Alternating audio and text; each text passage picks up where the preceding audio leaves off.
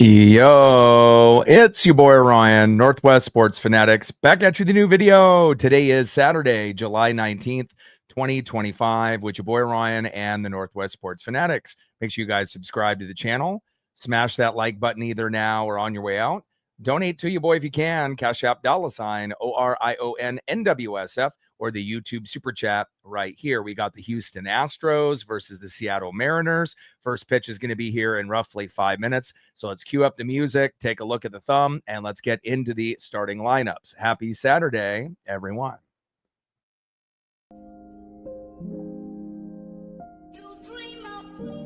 And on the thumb on the left is the stud for H-Town, Jose Altuve. And on the right, the best catcher in the game, big dumper, Cal Raleigh. Now let's get into the starting lineups here first for the visiting Houston Astros. Leading off for the Astros at third base, Isaac Paredes. Batting second, playing left field for the Astros, Jose Altuve. Batting third, catching today for the Astros, Victor Caratini. Batting cleanup, batting fourth, right fielder, Cam Smith. Batting fifth, playing first base, Christian Walker. Batting sixth, DHing today for Houston, Yanier Diaz. Batting seventh, playing center field, Chaz McCormick. Batting eighth, playing shortstop, Mauricio Dubon. And batting ninth, playing second base, Bryce Matthews. And on the mound for the Stros, with a 2-4 record, ERA of 6.48, it is Lance McCullers Jr. And now let's get into the starting lineups for your Seattle Mariners. Leading off for the Mariners at shortstop, J.P. Crawford. Batting second, playing center field, Julio Rodriguez. Batting third, catching tonight for Seattle, big dumper, Cal Raleigh. Batting cleanup, batting fourth, left fielder, Randy Arozarena. Batting fifth, DHing for Seattle, Jorge Polanco. Batting sixth, playing first base, Luke Raley. Batting seventh, playing right field, Dominic Canzone.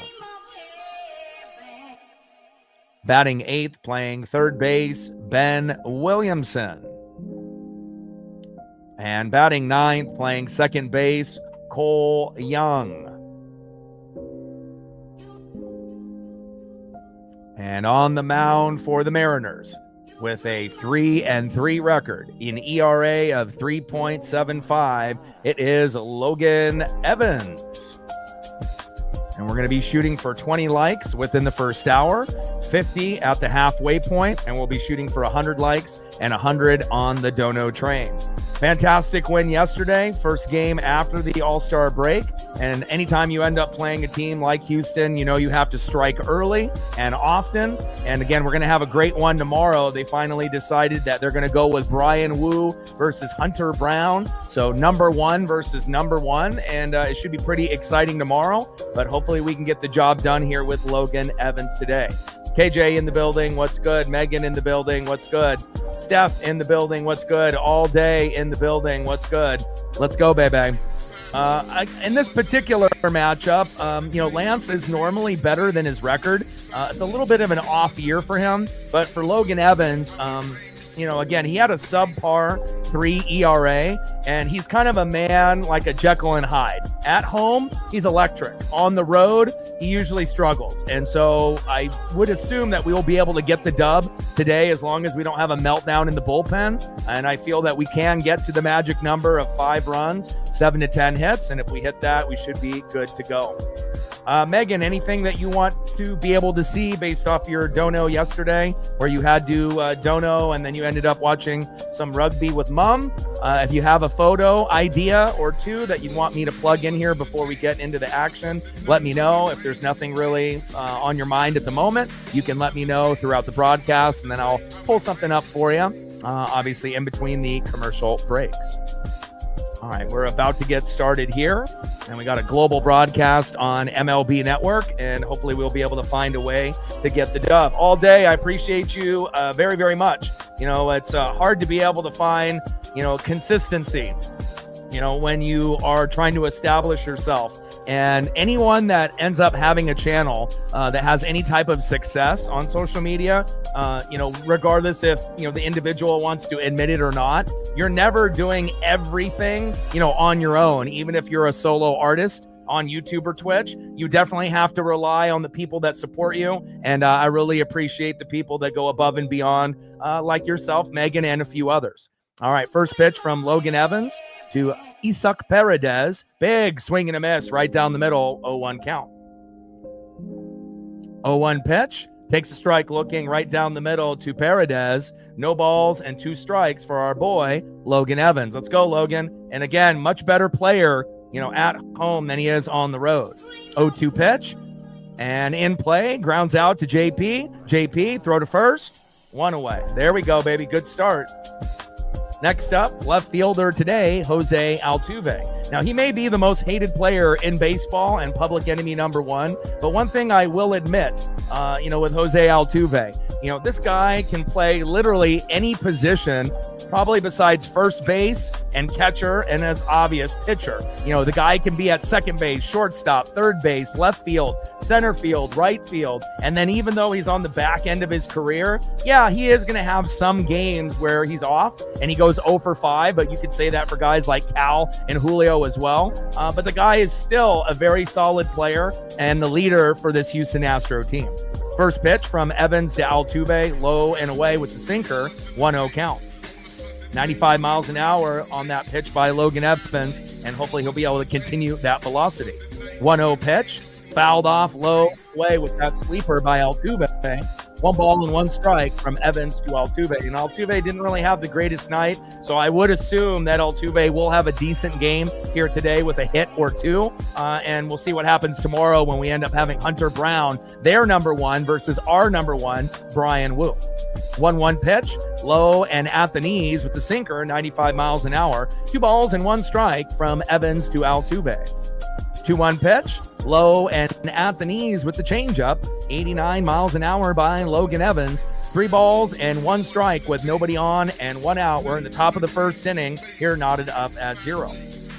Sorry that you got the twisted knee. Hope that you feel better ASAP. And Altuve, as I give him praise, gets a nice single to right. Again, when I watch teams so closely, I already know what's going to happen most of the time. And that's hit number 1 for Altuve. Don't be surprised if he gets 1 or 2 more today, but hopefully no home runs, because that's when usually we lose. And when he homers either once or twice, it usually gets tough. Nice job by Altuve. And let's see who's up next. We have Victor Caratini. And you're going to see him and Yanier Diaz go back and forth between catching and DHing. Obviously, we saw Caratini DH yesterday and Diaz catch, and now they flip-flop. And now we're having Caratini obviously catching, and Diaz will be DHing in game number 2. First pitch from Logan Evans to Victor Caratini, takes a strike outside of the zone. Bad call there by the ump. 0-1 count.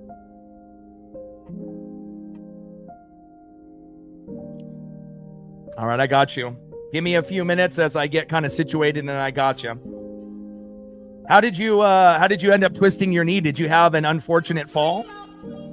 0-1 pitch in play. And just like that, Victor Caratini singles to right. And now we have a little bit of drama here early. Runners at first and third with one out. And again, Logan is going to have his ups and he's going to have his downs, but he is traditionally very good at home. So let's see if we can get out of this jam here early. We definitely need a double play immediately. Next up, right fielder in the 4-hole, Cam Smith. I need a slow dribbler right up the middle to J.P. Crawford or Cole Young, a throw to Luke Raley, and we get out of the inning. And normally I'm not asking for a double play right away in the first inning, but they're threatening. And, I don't want to be down 1-0 or 2-0 in the first inning, even though we haven't had a chance to bat yet. But again, we started slow, but found our way. Randy ended up getting a solo dinger. Then Mitch Garver got one. And then we had the explosion with the meltdown from the Astro bullpen. And then we pulled away. But today might be a little bit more difficult. 1-0 pitch, takes a strike looking low and in the zone. 1 ball and 1 strike to Cam Smith. Oh, I'm sorry to hear that. 1-1 pitch, big swing and a miss, low and away. 1 ball and 2 strikes from Evans to Smith. Let's go, Logan. So a designated hitter is someone that only hits, right? And they can't play defense, for that particular game. So when they're the DH, they're the DH until they get replaced later in the game. So technically, if the manager decides to keep them in the whole game, then they play the whole game and they just bat and they don't play defense on any position. But again, at some point, if they think that strategy-wise they want to go to someone else, or if there's a different pitcher like a lefty going to a righty or a righty going to a lefty and they want to substitute, then that may be something that managers will do later in the game after the 5th inning. But typically that's how it usually works in baseball. 3-2 pitch. Pitch is fouled off. Count here is full. We have drama early. Top of the first inning, runners at first and third with 1 out. And I knew that, Altuve was going to have a good game. And again, anytime he ends up having a bad game, chances are 99%, that next game, he's going to be on fire. And we'll see what happens in game number 3 with Brian Wu and Hunter Brown, both our number 1 pitchers tomorrow. So this is going to be very crucial. 3-2 pitch. And got him to strike out looking. Huge fucking play by Logan Evans, my boy. There we go. And we have had this issue, with our starters kind of getting in jams early. But a lot of the times, they get, 2 walks, or maybe 2 base hits like we just had here, but it doesn't turn into anything. And again, that's really where it's going to come down to. We just don't want it to turn into a home run or a big RBI. Next up is Christian Walker.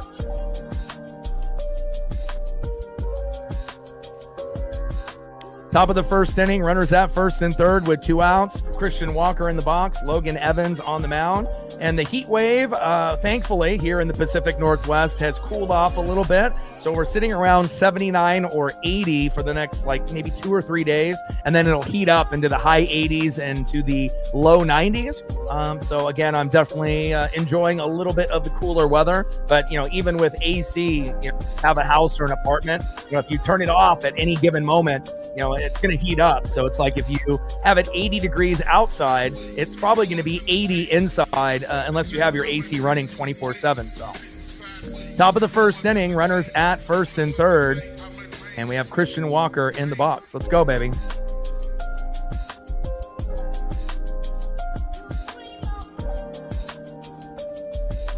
One pitch, big swing and a miss, high and away. 1 ball and 2 strikes to Christian Walker. Come on now.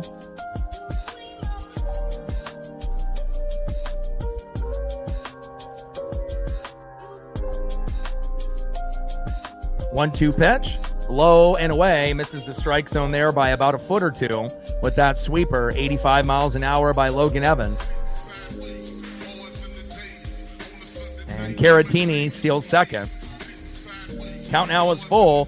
3 balls and 2 strikes with runners at second and third and 2 outs. And this is definitely one of the early critical points in the game, kind of setting the tone. Are the Astros going to go off early and often? And are we going to be looking up at the scoreboard all day, having to come back late? Or can we get out of this jam early and feed off the momentum with our batters coming into the bottom of the first inning? MLB Network, global broadcast, Astros, Mariners, always a great game, always a great series. And Logan Evans on the mound, Christian Walker in the box. 3-2 pitch. And that is low and away, and we're in trouble here. Now we got bases loaded with 2 outs. Hopefully we can find a way here not to give up the big play. Hopefully we can get a strikeout, a pop-up, or a ground out, or a force out at home. Just something simple to get out of this early jam. And it's not often that we have bases loaded. We've definitely had first and second and third, with our starting pitchers, and we were able to get out of it, but this is looking a little bit more serious early on, and I'm just hoping that Logan can find the right combination with Cal Raleigh under catcher to be able to get out of this early jam. Top of the first inning, bases loaded with 2 outs. Yanier Diaz in the box, Logan Evans on the mound. Brody in the building, what's good? Judah in the building, what's good?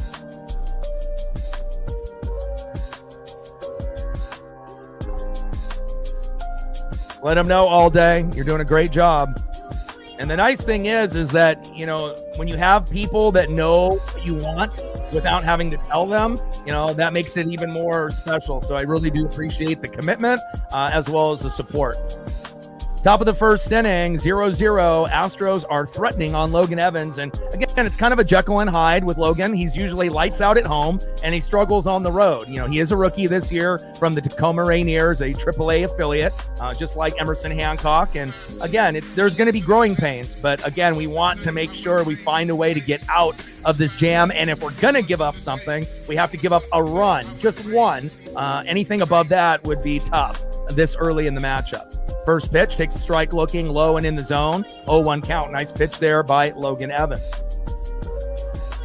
There we go. We're already at 25 more to go, and we're looking to try to get to that number at the halfway point or sooner. Logan Evans on the mound. Yanier Diaz in the box. 0-1 pitch. Cutter with the ball. Outside, 1-1 pitch in play. Oh, here we go. Julio is there.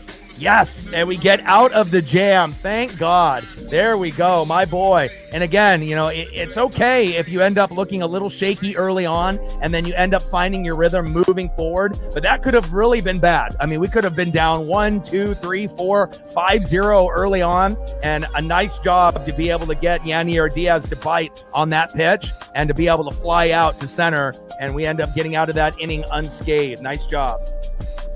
Next up for the Stros, Lance McCullers Jr. on the mound. 2-4 record, ERA of 6.48. He's usually better than this, so we'll have to take advantage if he's having a struggling year.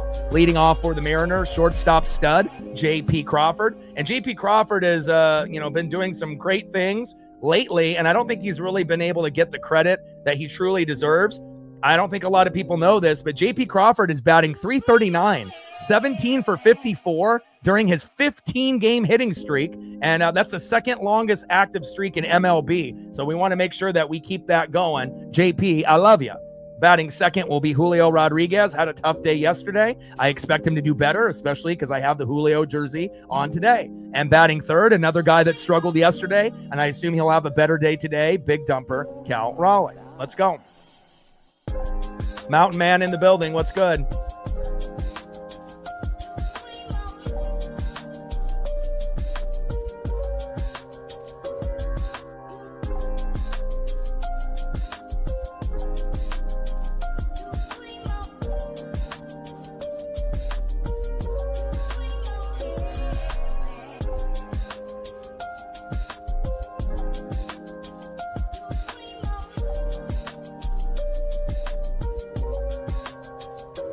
All right, I'm going to try to plug in a couple of these Luke Thompsons for you, Megan, from yesterday when you had to dono and go.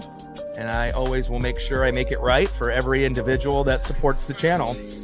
The best thing that you can do on the channel, besides liking it and sharing it and subbing to it, is obviously the ultimate honor is supporting someone's dream. And that is what you are doing. I appreciate that very, very much. I'll try to squeeze in a couple more, maybe at the next commercial break. Appreciate you. Lance McCullers on the mound, J.P. Crawford in the box. First pitch, high and away, four-seam fastball, 89 miles an hour, 1-0 count.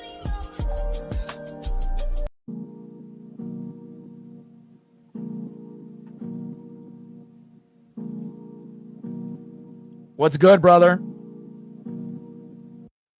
1-0 pitch, fouled off, high and away, 1 ball and 1 strike from McCullers Jr. to J.P. Crawford.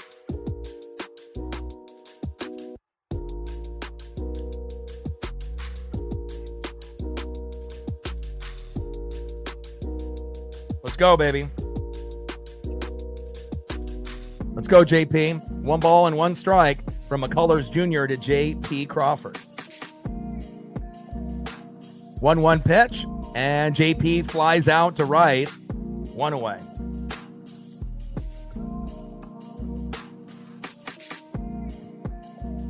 Next up is Julio Rodriguez. Let's go, baby. First pitch, high and away to Julio Rodriguez, 1-0 count. And again, I ended up getting an article sent to me from Reflect by Daniel Kramer, who's actually one of the insiders for the Seattle Mariners. And they were talking about Seitzer as well as Edgar Martinez and some of the hitting coaches, and being able to use a baseball tee and have it lifted at a very high angle rate, so that way that you could carry the baseball.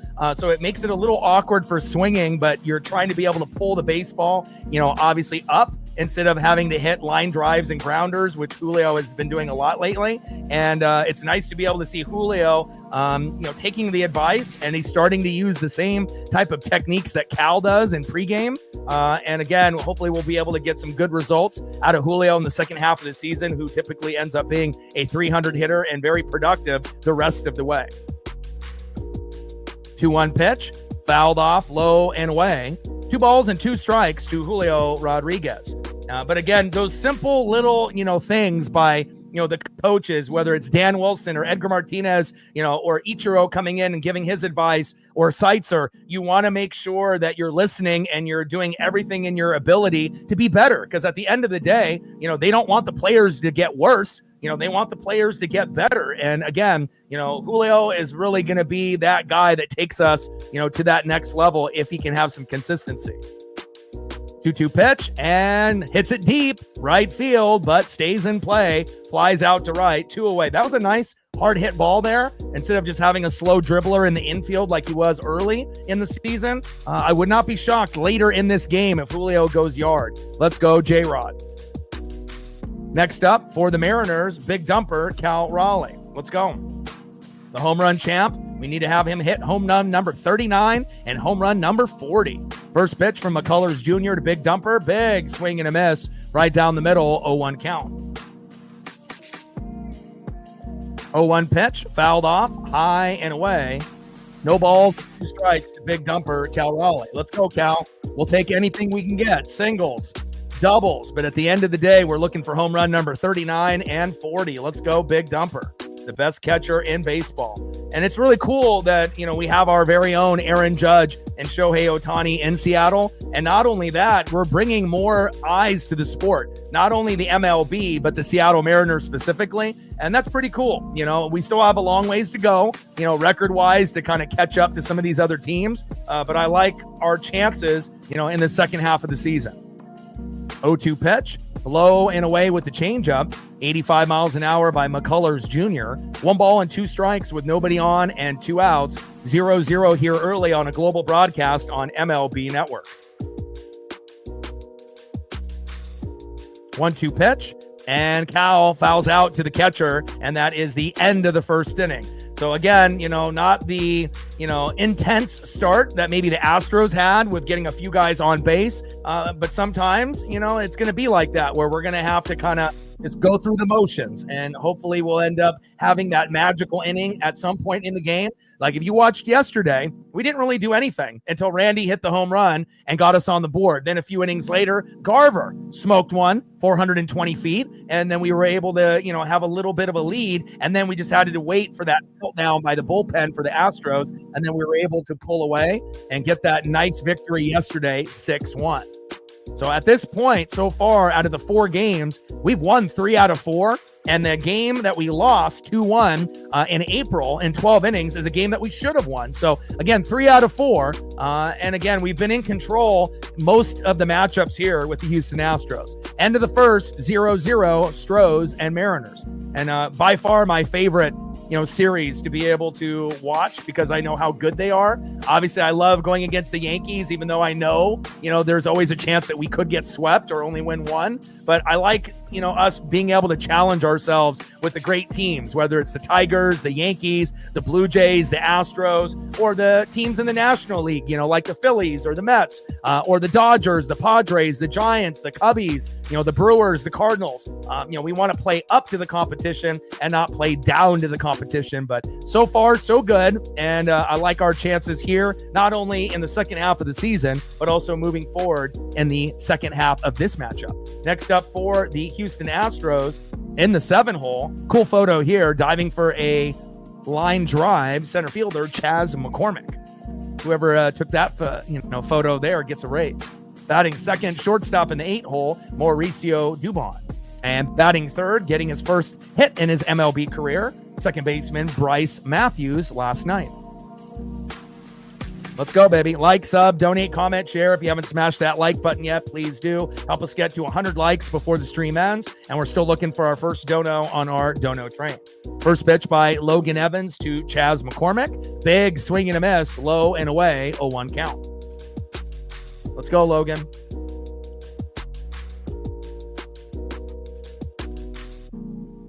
Oh, 1 pitch. Big swing and a miss, low and away. No balls and 2 strikes from Evans to McCormick. 0-2 pitch. Low and away with a cutter. 86 miles an hour there by Logan Evans. 1 ball and 2 strikes to Chas McCormick. And again, hopefully we can end up not getting ourselves into a jam with bases loaded early on. Hopefully we'll be able to have a little bit more of a smooth transition moving forward. Michael in the building, what's good?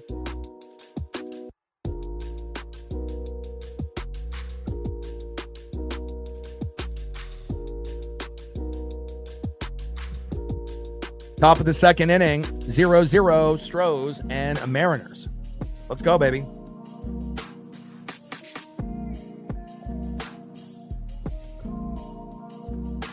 And again, sweeping this team would be great for us to be able to catch up in the division. I mean, this is the closest that we've been in quite some time. 1-2 pitch in play and flied out to right, 1 away. Good defense there by the Mariners. Next up for the Stros in the 8-hole, Mauricio Dubon. First pitch low and away with the sinker, 1-0 count. 1-0 pitch. Takes the strike looking high and away with a cutter, 87 miles an hour. 1 ball and 1 strike from Evans to Mauricio Dubon.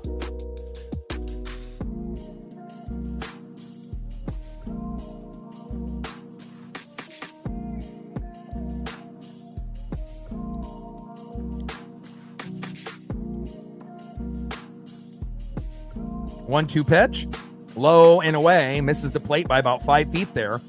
Sweeper, 85 miles an hour by Evans, missing the strike zone badly. 2 balls and 2 strikes with nobody on and 1 out. Evans on the mound, Mauricio Dubon in the box. Trident's up, let's go M's. And again, if we can end up winning this game somehow, some way, that would put us in great position to be only by a couple games back, in the division. Right now, we're only 4 games back, but, if we win today and win tomorrow, we can cut that down from 4 to 2, and then we see what we can do, obviously, as we get closer, into the next series. 2-2 pitch, low and away. Count now is full. 3 balls and 2 strikes with nobody on and 1 out. Top of the second inning, we're knotted up here at 0. Evans on the mound, Dubon in the box.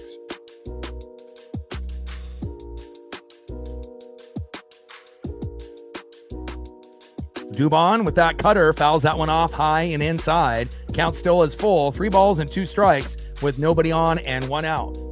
Let's go, Logan. We don't want to be able to have you get into a jam every single inning. And usually with the Mariners, once they get themselves into a jam, normally, at least lately, they've been able to be pretty good the rest of the way. And hopefully that will be the case here for Logan. 3-2 pitch, fouled off right down the middle with the cutter, 87 miles an hour by Logan Evans. Count still full, 3 balls, 2 strikes, nobody on, and 1 out. Top of the second inning, 0-0, Astros and M's. Trident's up. 3-2 pitch, and got him to strike out looking. My boy, 2 away. There we go. Way to bring the electricity, Logan. And again, he's a different type of pitcher at home than he is on the road. All his wins are at home. All his losses are on the road. All his great performances are at home. All his bad performances are on the road. So luckily we're at home here today. Next up is Bryce Matthews. First pitch, and Matthews lines out to center. Julio keeping busy, and that is a very quick inning there for the Seattle Mariners on defense. Nice job. Much better than that first inning while having bases loaded and the Astros were threatening. Captain and all day doing a great job. We're at 40 likes, 10 more to get to 50, baby. Let's go. Let's see who's up next here for the Seattle Mariners. Next up for the Mariners, a guy that has stepped up tremendously.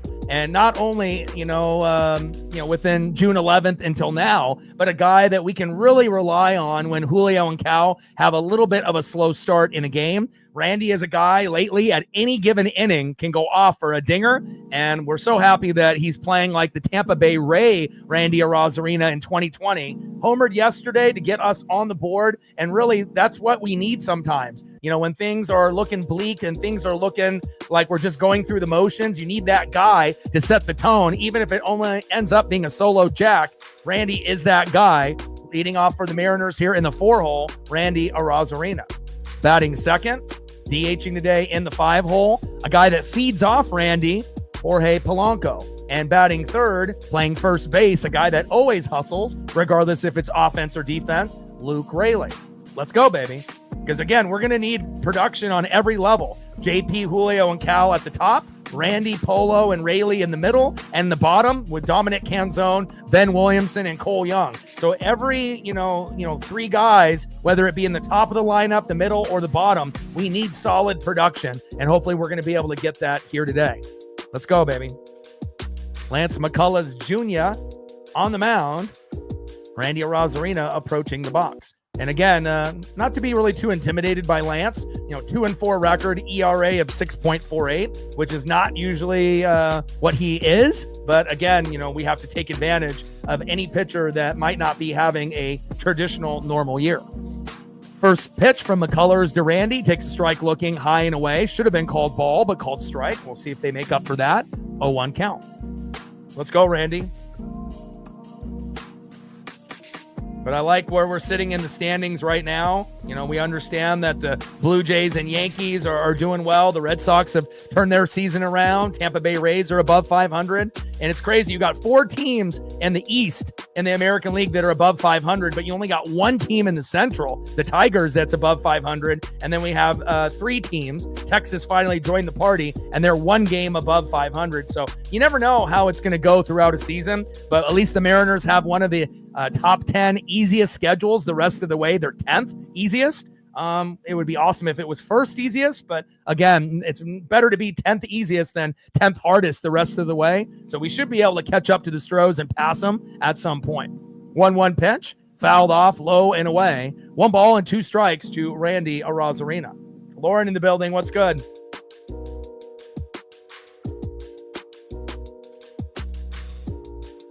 Bottom of the second inning, 0-0, Astros and Mariners. Let's go, baby. And the way that the playoffs are going to play out, more than likely, 1-2 pitch in play, and Randy Arozarena with a single to center. This guy has been so freaking hot since June 11th, and not only has he been one of the best Mariners, he's actually been one of the best players in MLB since June 11th, and his hot streak continues. Way to bring the electricity, Randy. Now, let's see if Polo can feed off of that. I would love for a 2-run blast right here to kind of set the tone and punch him in the mouth early. Let's go Jorge Polanco. But if he ends up getting on base with a walk or a single, I'll take that as well. Let's go. But the way the playoffs are kind of lining up, we'll probably have to play, like the Blue Jays. Typically, if depending on, we'll see where we're at, standing wise, but there's a pretty good chance that we would have to play the Blue Jays and more than likely the Yankees. And then, to be able to, find a way to be able to get where we want to get, you're going to probably be playing the Astros as well. So again, it's not going to be easy, but again, we usually do pretty well against the Astros, the Tigers, and Randy gets back to first, safe. Wow. Almost got thrown out there. Wow, that was wild. They're just showing the replay there. Randy tried to go for a double and had to hustle back to be able to take that single. I mean, he was running hard and he ran first. And are they going to call him out? Wow. Brutal. Are you kidding me? And Randy definitely overran that by a lot. And let me look at the replay here. Wow. Brutal. Randy. We can't have guys getting thrown out. And again, I don't know if I've ever seen someone overrun the bag that much off a single into center. I mean, it's not like we're at the end of the game and we're trying to win. But hopefully that'll be the last error, mental error that we see out of Randy, because we need him to hit. 2-0 pitch, takes a strike looking high and away. 2 balls and 1 strike to Jorge Polanco. And again, we've seen some blunders by Julio on the base paths, and obviously Randy had one there. And again, I'm not really sure what he saw, but again, got to be a little bit smarter there in that situation. 3-1 pitch, fouled off right down the middle. Count now is full. 3 balls and 2 strikes to Jorge Polanco. Missed opportunity there by Randy. Flying Monk in the building. What's good?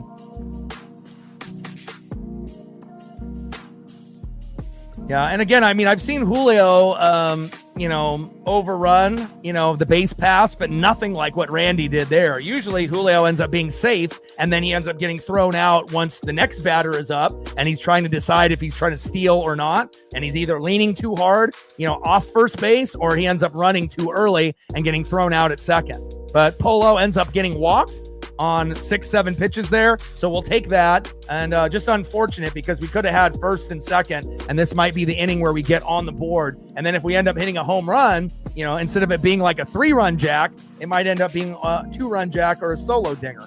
But I know Randy will make up for it later in the game. Next up, Mr. Hustle, first baseman Luke Raley.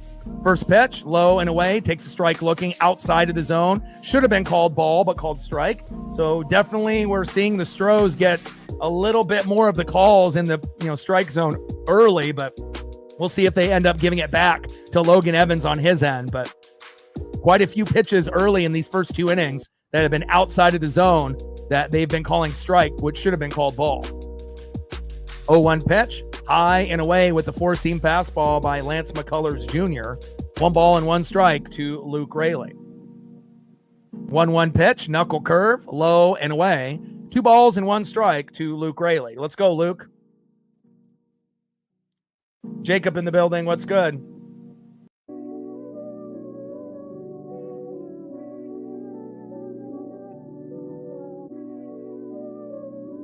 Lance McCullers Jr. on the mound. Luke Raley in the box. Let's go, Luke.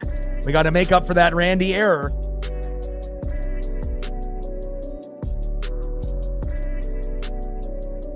Two 2-1 pitch. Low and in the zone. And that should have been called strike.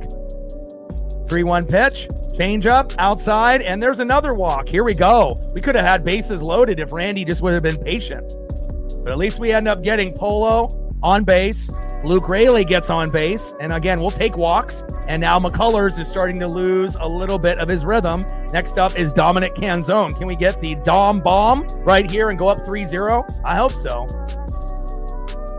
Let's go, baby. But at this point, we'll take anything. An RBI single. We don't need to get super greedy and try to get 3 right out of the gates. But again, sometimes the Mariners will end up striking early and striking fast and striking often. But again, sometimes we have to just take what they're going to give us. And right now, McCullers cannot hit the strike zone. So at this point, if we just don't swing, we might be able to get a couple runs in by just walks. And then eventually that, perfect pitch to whoever it may be right down the middle could end up getting us a huge RBI or big home run. 1-0 pitch, takes a strike looking high and away. 1 ball and 1 strike to Dominic Canzone. Let's go, Dom.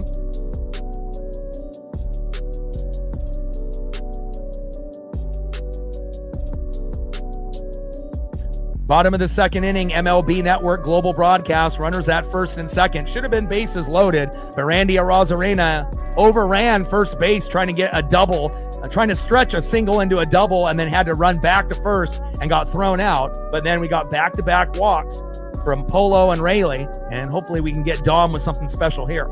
1-2 pitch, fouled off, low and at the knees. 1 ball and 2 strikes with runners at first and second and 1 out. But, no matter what happens, we should at least be able to get 1 in this particular inning, it looks like. Let's go.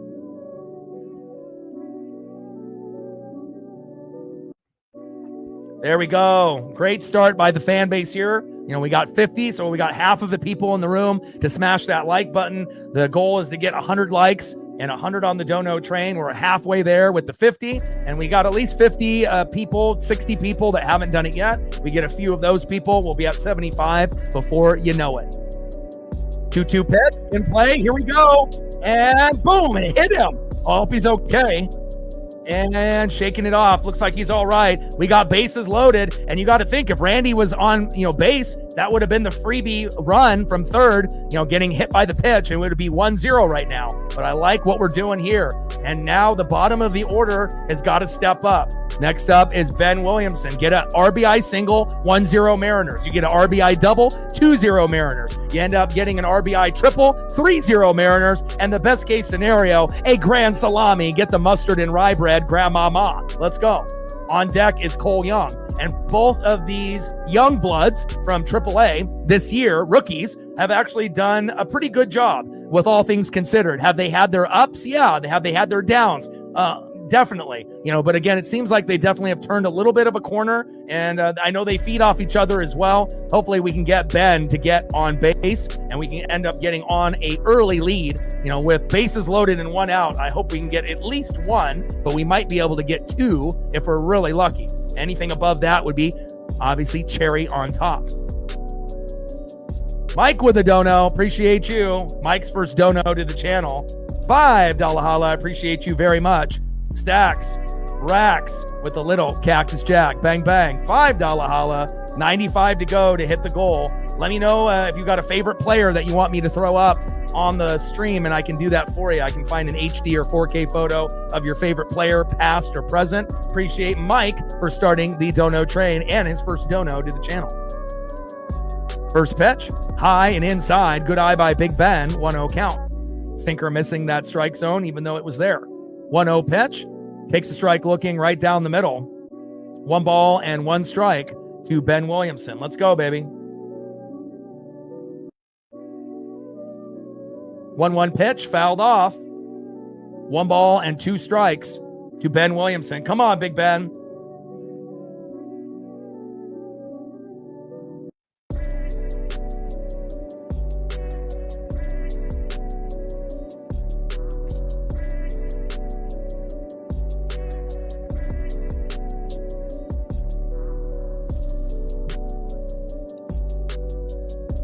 Flying Monk with a tenner. We're at 15, so your original captain post ends up being correct.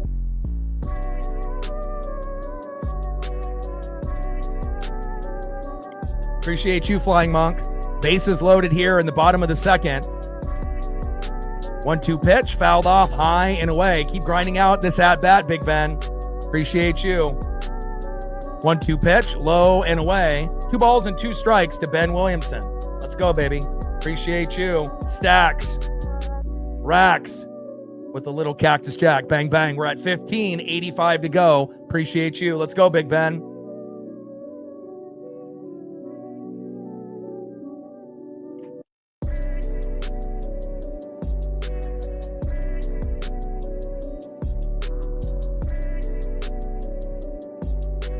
Come on, Ben. We want to strike early. Let's go.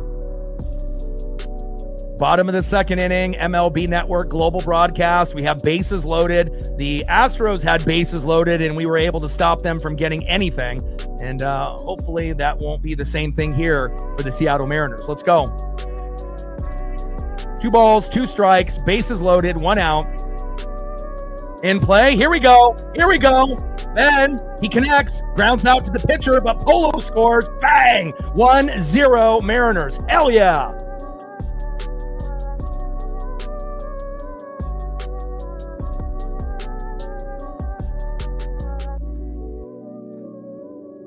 Let's go, baby. That's what I'm talking about, and again, you just have to find ways, even if it ends up, being a force out, a ground out to the pitcher, just finding a way to get someone to come home. Next up is Cole Young. Knuckle curve, high and away by Lance McCullers Jr. is outside. 84 miles an hour with that knuckle curve, 1-0 count. See if we can get another run here. Megan with a 20. Appreciate you. 1-0 pitch, low and away with that knuckle curve. 1 ball, 1 strike to Cole Young. Let's go.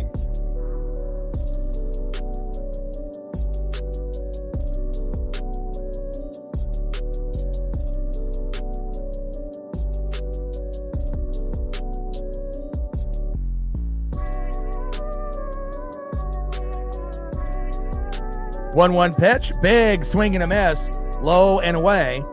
1 ball and 2 strikes to Cole Young. Megan with a 20. Nice little dono train that we've been getting here early. Appreciate that. Stacks on stacks, racks on racks with a little Cactus Jack. Let me know what you're thinking for photos throughout the stream, and I got you. Appreciate you. We're at 35, 65 to go on the dono train. 1-2 pitch, knuckle curve, low and at the knees.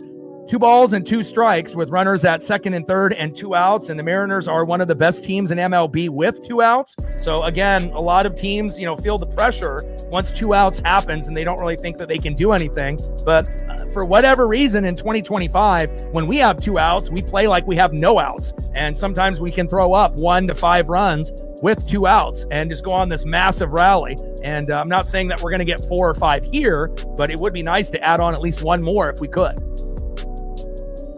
2-2 pitch, high and inside. Count now is full. 3 balls, 2 strikes with runners at second and third and 2 outs. Lance McCullers Jr. on the mound and Cole Young in the box. It's a Cole world, baby. Let's go, Cole.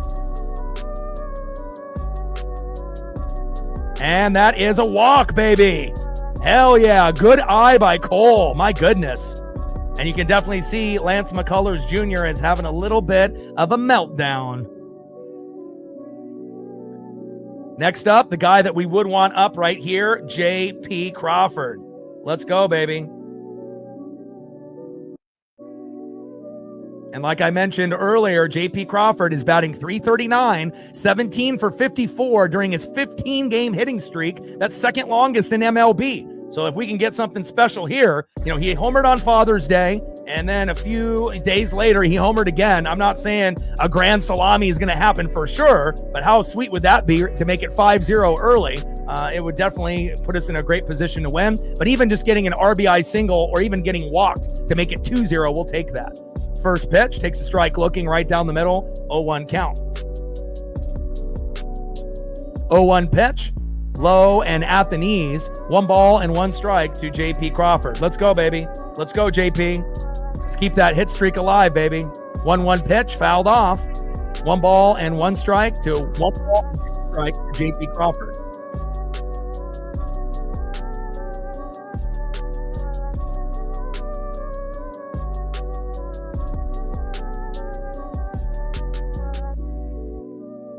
Yeah, we definitely have turned a corner, AM. Again, in the past, we had about, 1,000 to 1,500 regular viewers. Now we're about 5,000 regular viewers. And we've been able to get a nice uptick with the likes and the subs and the views and the donos. So, things are finally starting to, kind of go in our way. And, with the All-Star game and the Home Run Derby, we hit almost 50,000 views in those 2 streams combined. So again, it's a nice feeling to finally get appreciated for the hard work that I've been putting in.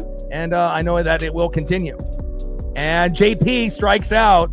Tough, and again, normally JP will get a big RBI there to make it at least 2-0 or 3-0. ends up striking out. But again, we ended up getting at least one, and that's something that the Astros can't say because obviously they had bases loaded and we were able to hold them to 0. So again, I don't really want to say necessarily missed opportunity. Obviously, not every time you have guys at first and second and third are bases loaded, you're going to bring them home. And again, the Mariners, are one of those teams, unfortunately, sometimes with runners at first and second and third, or bases loaded with no outs, we get nothing. And normally teams will get at least something, but again, we'll take what we can get from them early on. And even though we only got one, it's better than a 0. And at least we get off the schneid. We have the lead. Now they're looking up at the scoreboard to us, and hopefully we'll be able to add on a homer here sooner than later.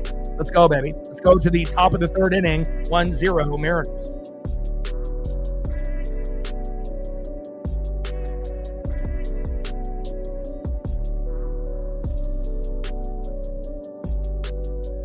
See if I can get Flying Monk. He's got some wine that he wants me to be able to share with you guys. Probably something that he's either sipping on right now or something that he's going to go buy at the store maybe later tonight.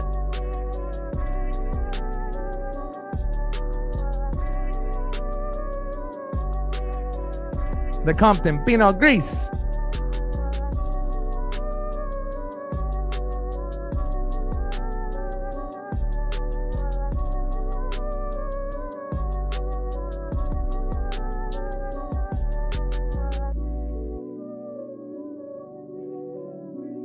Let's do a little deep dive on what they're actually using to make some of these. And when you end up getting these locations here in the Pacific Northwest, or wherever they may be, you definitely have to make sure that you have a right location, based off weather and maintenance to be able to make delicious wine. And we definitely have that here in Oregon and Washington. Appreciate you very, very much.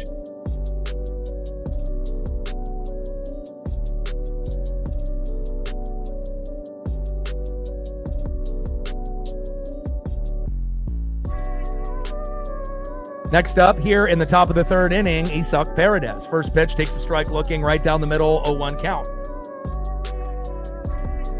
0-1 pitch, low and away with the changeup, 88 miles an hour by Logan Evans. 1 ball and 1 strike to Isak Paredes. Let's go, baby. Oh, congratulations, man. Yeah, Wu is pitching, and again, they didn't really know where they were going to go, if they were going to go with Kirby or go with possibly Logan Gilbert or Brian Wu. 1-1 pitch in play, and Paredes singles to left. Nice hard hit ball by Isak Paredes, who's actually been, kind of a lifesaver for this team, since, we know that Kyle Tucker's on the Cubs, Bregman is on the Red Sox, and Yordan Alvarez has been hurt almost the whole year. So Altuve, who's up next, obviously has needed a partner in crime, and Paredes has been that guy that has stepped up more than anyone else on the team up to this point. And we already know Jose has a hit already, and hopefully we can limit the damage here.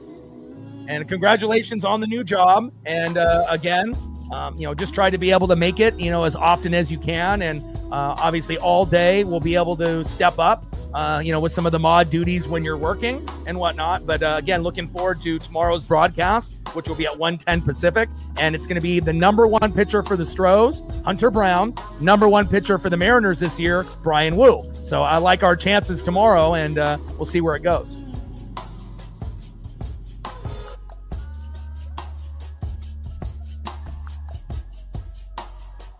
Let them know, baby. Let's go.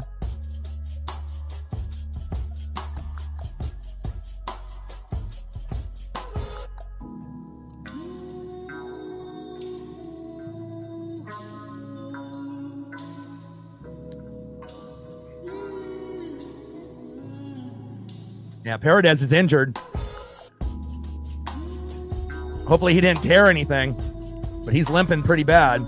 But you could already tell him when he was halfway to first base, he was kind of hopping awkwardly. So look at the Astros injured list. 7 pitchers, 3 infielders, 6 outfielders, and that includes Yordan Alvarez. And that's kind of crazy that this team has such a good record with essentially nobody except for Altuve as far as the regulars. 2 of the stars are gone, Tucker and Bregman. Jordan, a stud, obviously has been injured almost the whole year, and Jeremy Pena has a rib issue. So normally we talk about Jeremy Pena, who was my favorite player on this team besides Tucker before he went to the Cubs. And again, what the Astros have been able to do, with all of these injuries, it's pretty fucking impressive. I don't think a lot of teams would be able to have the record that they have with all of those injuries or players that they lost from last season. 1-1 pitch. Low and away. 2 balls and 1 strike from Logan Evans to Jose Altuve. 2-1 pitch. Low and away with the sweeper. Count now is 3 balls and 1 strike to Jose Altuve. And now with Paredes, maybe the second best player to Altuve right now. Now Paredes is injured. So now Jose is going to try to single-handedly win this game by himself. We know others will step up, so. But again, this is a heated rivalry, no doubt. But I got to give credit where credit is due. If you actually look at, the record and the numbers, there's not very many teams in MLB that could be so depleted like the Astros and have an above 500 record. Pretty impressive. But I will say this, out of all the teams in the AL West, Mariners, Astros, Rangers, Athletics, Angels, we have the highest upside out of any team in the division, not only this year, but moving forward. 3-1 pitch, fouled off, low and away. Count now is full. 3 balls and 2 strikes to Jose Altuve. District Nation in the building. What's good? I love me some James Wood. He got the raw end of the stick, having to be the first guy in the Derby. I think that if he would have went second or later, who knows? Maybe James Wood makes his way to the final or at least ends up going to the next round. I wasn't too happy about him going first. Should have been Jazz Chisholm. 3-2 pitch. Big swing and a miss on Altuve. Nice pitch by Logan Evans. Got him, baby. 1 away. Down goes Altuve. Great pitch there by Logan Evans. My man, bringing that electricity. 1 away. Next up for Logan Evans is going to be Victor Caratini. First pitch, high and away. 1-0 count. Yeah, there's not really a whole lot of people, that grind out MLB streams. There's, going to be a couple Yankee streamers. Valhalla does Dodgers. Obviously, you have, Blue Jays today with, doing the Blue Jays. Obviously, I represent the Mariners, but there's not too many. Obviously, we know the NFL market is oversaturated, but, for baseball, there definitely is, not as many people that are dedicated to this game. But again, I appreciate anyone that has love for the MLB, and obviously I do every sport here. 1-1 pitch, takes a strike looking right down the middle. 1 ball and 2 strikes to Victor Caratini.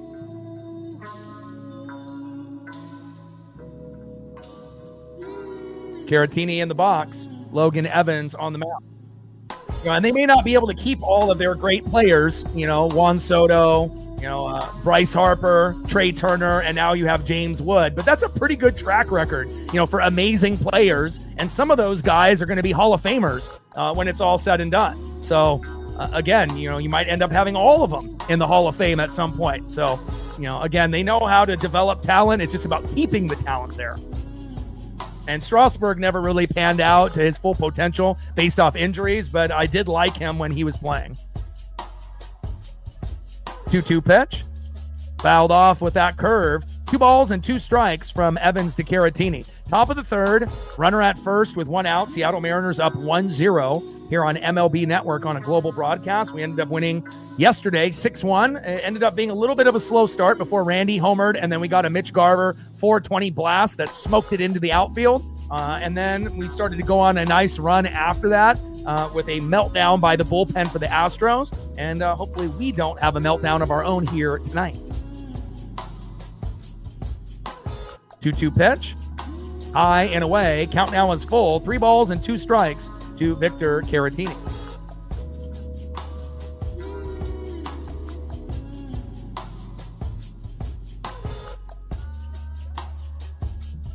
Three-two pitch in play, and a nice base hit there. And now we have runners at first and third with 1 out. Nice job, Victor. I see you. Next up in the 4-hole, right fielder Cam Smith.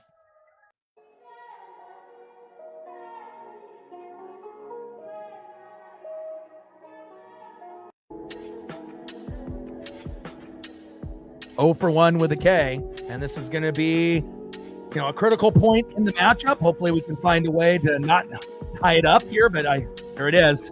Again, momentum is going to be one of those things with the Astros. First pitch, Cam Smith says, I got it. Right up the middle, single to center, short scored, and Caratini to second. Now we have a 1-1 tie. It's never going to be easy when we play this team. And again, Logan is one of those guys. He's typically lights out at home, and he struggles on the road. Unfortunate. And again, having pitchers duck and not get hit in the face, I don't mind, Logan trying to duck for cover, but sometimes if you stay upright, you might be able to catch, a line drive, but also you could catch it with your face and end up being injured. So now we got runners at first and second for Christian Walker. Nice RBI by Cam Smith. Don't do it again.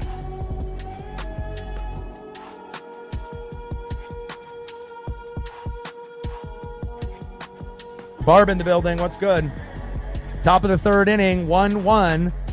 Runners at first and second. Christian Walker, first pitch, and lines out to center. Julio has been a busy man there in center field. 2 away. Next up for the Astros in the 6th hole, DHing Yanier Diaz. And again, we don't want to give up any more than just the tie at this point. Again, the Astros are too good to be shut out. They're always going to be able to put up something. But again, with all the injuries they have had in 2025, we should be able to capitalize. First pitch from Evans to Diaz, fouls it off. Low and away, 0-1 count. But Evans has definitely looked a little bit shaky, but you also have to give credit where credit is due, obviously, with the Houston Astros. They know how to hit, even their backups.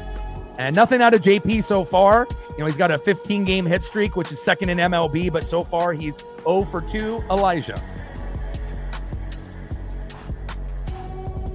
But I would assume he'll get at least a hit before the day is over. 0-2 pitch, big swing and a miss, and Diaz strikes out swinging. Oh!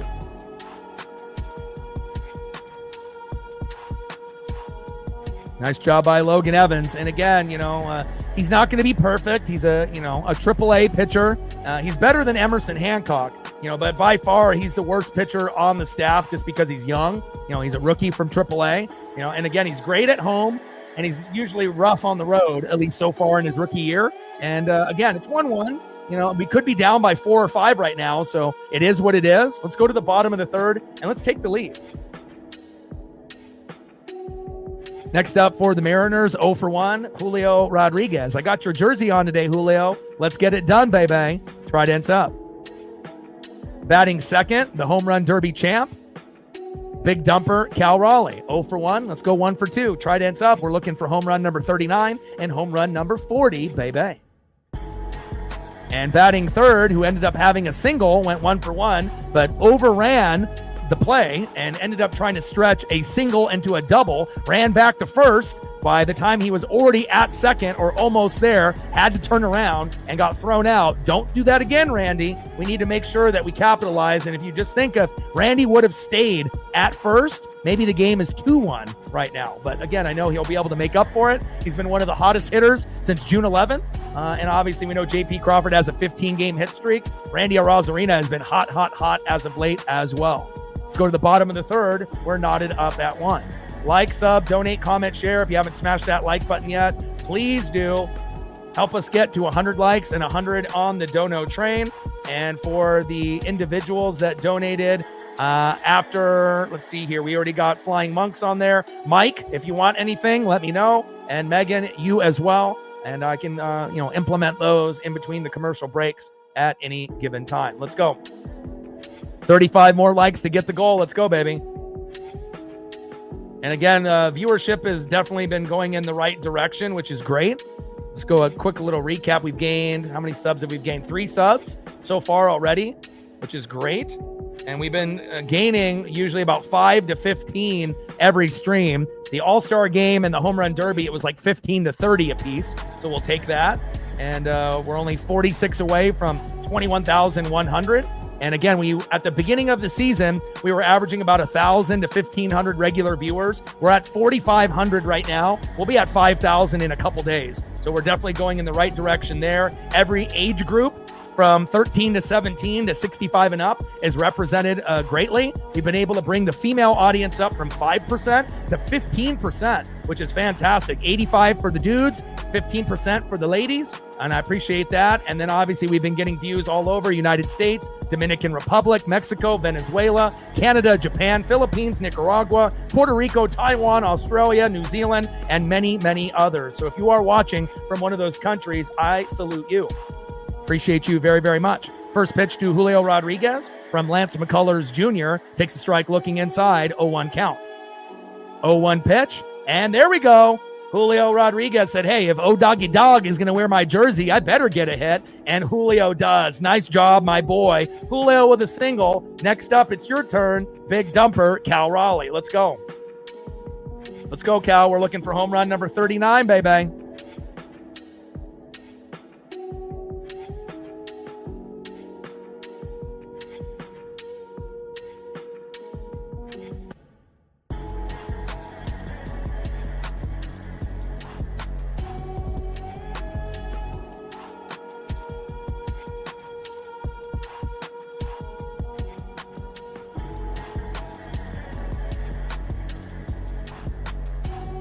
One-0 pitch.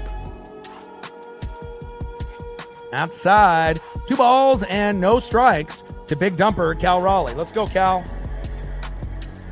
You've already made Seattle proud, your family proud, your dad proud, your brother proud. And again, I don't think I've ever seen a family of catchers, and that's what has made it so special. And we're tied for first for most home run derby wins. Ken Griffey Jr. with 3, Cal Raleigh with 1, and it wouldn't shock me if Cal ends up participating a couple more times before his career is up. He'll be able to match Griffey, maybe even overtake him, possibly depending on how long he plays. But it really depends on how many home run derbies he actually wants to do, and usually there will only be a certain amount. Usually like 3 or 4 is the cutoff before usually people call it quits. 2-0 pitch. Fouled off. 2 balls and 1 strike to big dumper Cal Raleigh. Stand with Ukraine in the building. What's good? 2-1 pitch.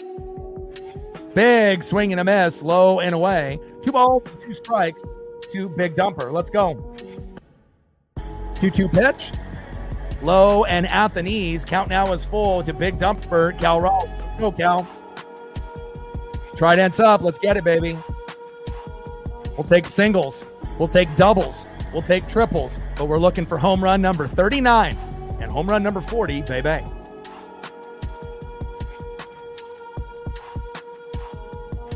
And we've definitely, if you go back and look at the streams, this is kind of a regular thing now. Before, it was in that like 20 to 50 range, then 50 to 75 range, and again now it's normally in that 100 or more range, which is nice. And again, we definitely gained quite a bit of momentum during the All-Star weekend or All-Star festivities. It really wasn't on the weekend, obviously on a Monday and Tuesday, but you know what I mean. And Cal Raleigh ends up flying out to right, 1 away.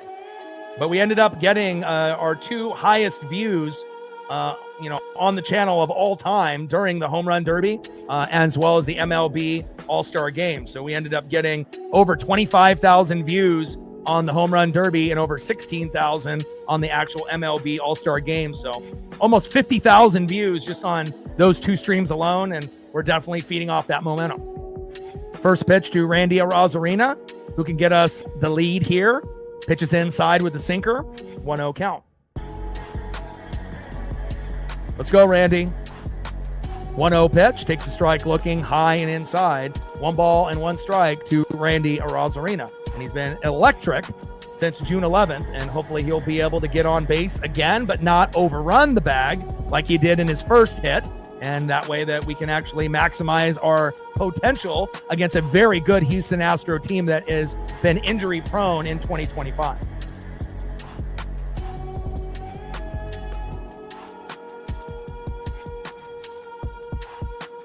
One pitch in play. Arozarena grounds out to the fielder's choice to second. Rodriguez out at second, 2 away.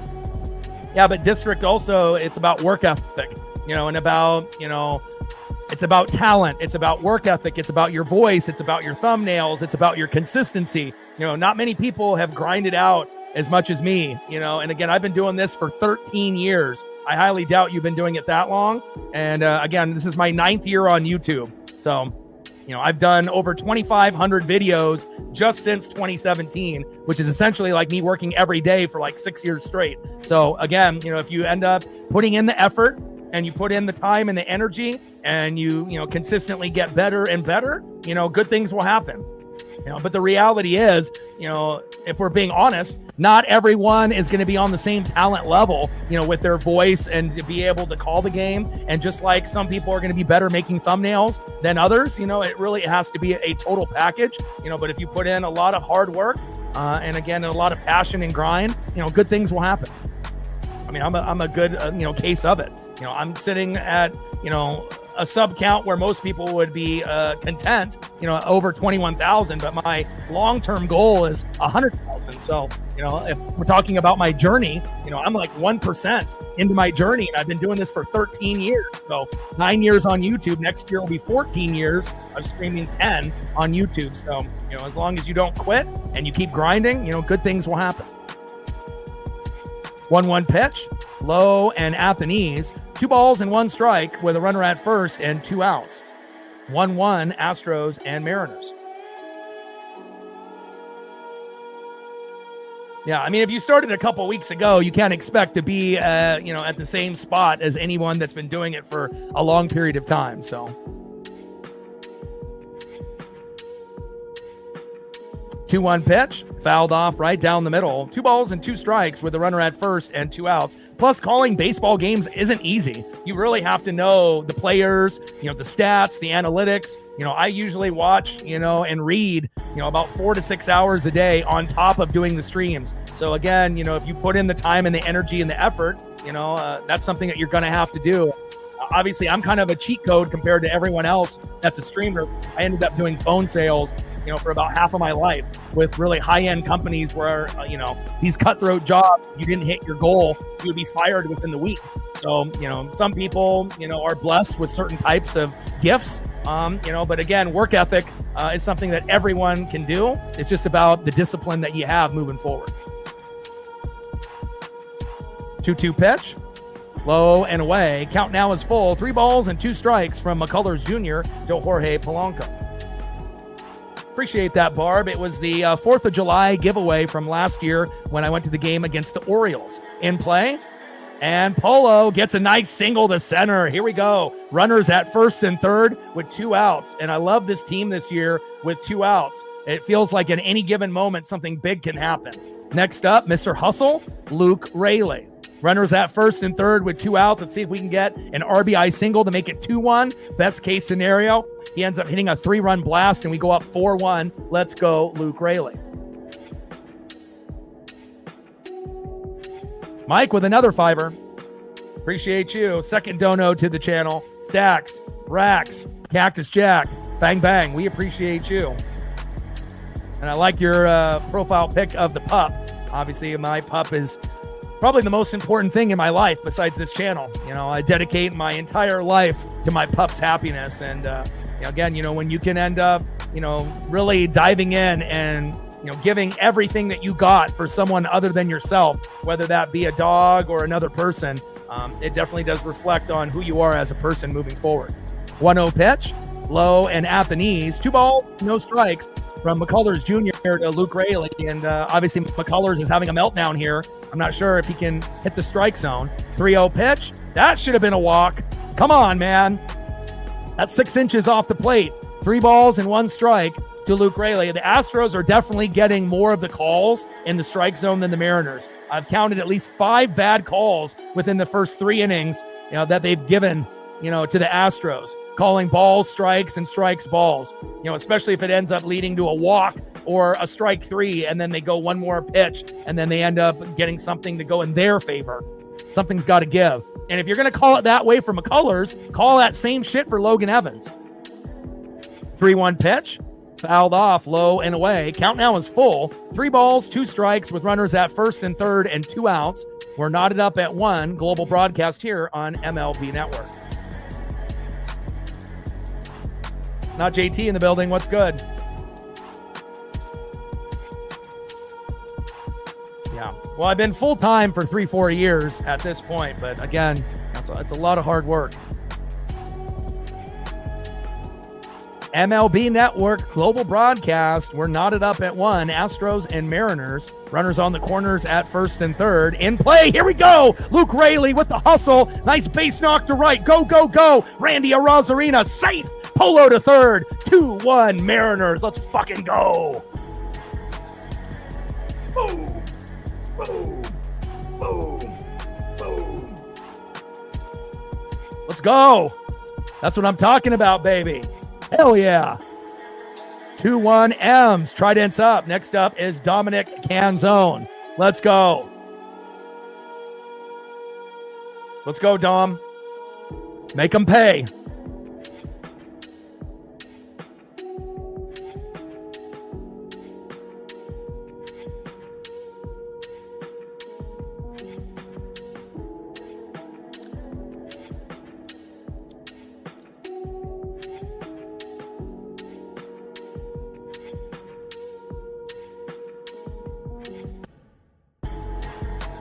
First pitch to McCullers as the Canzone takes a strike looking, 0-1 count. Yeah, but again, it's all about being able to, love something more than just yourself. And again, it definitely has helped my mental health journey, moving forward. I definitely was in some dark places a few years ago, even pre-COVID.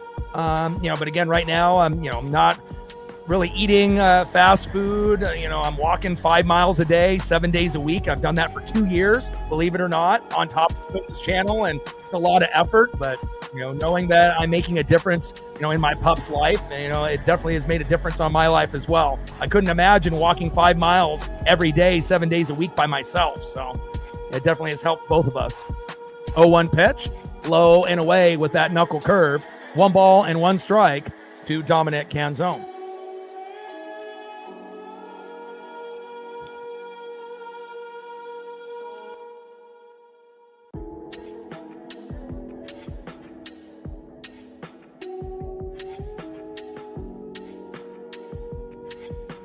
One pitch. Here we go. Dominic Canzone. Heater all the way to left field. Doubles the center. Polo scores. Raley scores. 4-1 Mariners. Boom. Boom. Boom. Boom. Boom. Let's go. Boom. That's what I'm talking about, baby. Let's go. No, not just your original suggestion that you had from your photos from yesterday. But no, I haven't heard anything yet. So if there's something that you want to see, let me know, and I got you. 4-1 Mariner lead. Nice job by Dominic Canzone doing what he does. Nice job, Dom. Next up is Ben Williamson.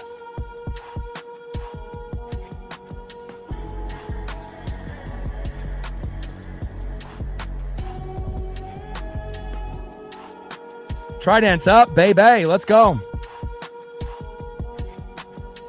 And that might be it for Lance McCullers Jr. Yep, his day is done. Nice job, Mariners. We got him to exit the matchup in the 3rd inning.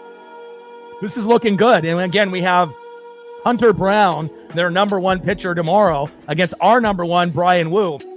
And as long as we don't have a meltdown, right, in the back end of the game with like Carlos Vargas, we should be good to go. And then we might actually have a chance, if we win this game, which looks like we have a good chance at this point, to sweep the Astros. And if we do that, we're only going to be a couple games behind them. And then if we end up doing well in the next couple series, within maybe about a week and a half to 2 weeks, we might end up having the lead back in the AL West. Let's go, baby.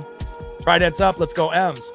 But I feel like if you do have a relationship, with a kitten or a puppy or a cat or a dog, it really does save your life, so to speak. There's been a lot of times, with mental health and depression and anxiety and COVID and just the way that the world is right now, how they're trying to separate all of us from the left side to the right side. And, with all the racism and sexism and all the bullshit that's going on, sometimes, it makes you just kind of look at the world in a different type of light, you know? And again, it's not like everyone is a bad person. It's not like everyone is evil, but definitely with a lot of the shit that's going on in the world right now, it makes you not really want to associate with people as freely, you know, as maybe you did in years past. And again, sometimes having that comfort, you know, of, you know, a dog or a cat or a kitten or a pup sometimes goes a long ways. I mean, I'd rather hang out with my pup than most people that live here in my hometown state, besides a couple of my,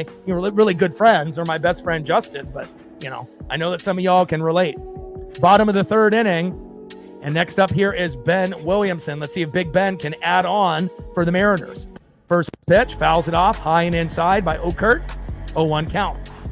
And we were able to rough Okert up yesterday. Let's do it again. 0-1 pitch, fouled off high and away. No balls and 2 strikes with a runner at second with 2 outs. We're in the bottom of the third, 4-1 Mariner lead. I love it, baby. Let's go.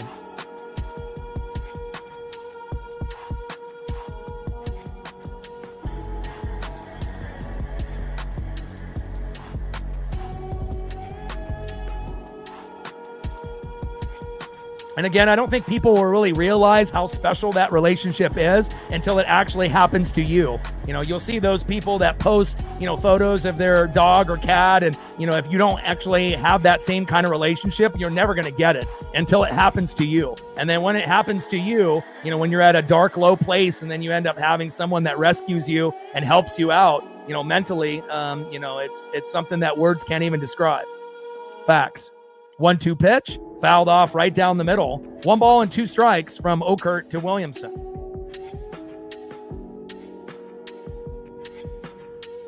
One-two pitch. Fouled off high and away. 1 ball and 2 strikes with a runner at second and 2 outs. Let's see if Ben Williamson can get another RBI single here in the bottom of the third. Let's go, baby.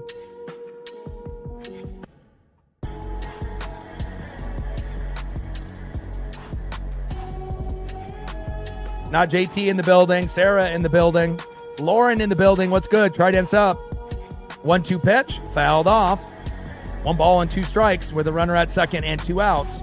1-2 pitch, low and at the knees. 2 balls and 2 strikes to Big Ben Williamson. So far, so good. We haven't had a pitcher get the boot, you know, by the third inning in quite some time. So I like the way that this game is going. Having to hit the bullpen early. 2-2 pitch, fouled off, right down the middle. 2 balls, 2 strikes with a runner at second and 2 outs. 4-1 Mariner lead.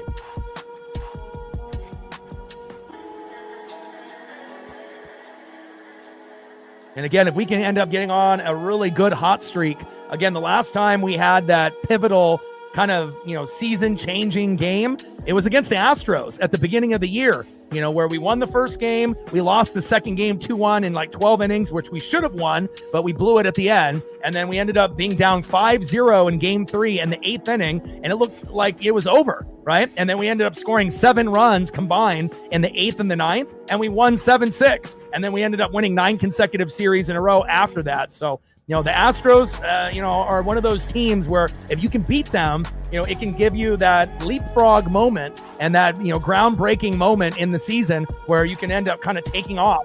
And hopefully if we sweep this team, if we win today and win tomorrow, maybe we can end up starting another win streak in the second half of the season.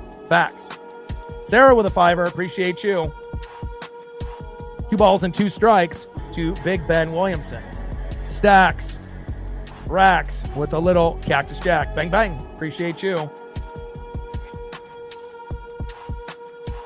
2-2 pitch, and Williamson lines out to first, and then finally the inning ends, and that is out number 3.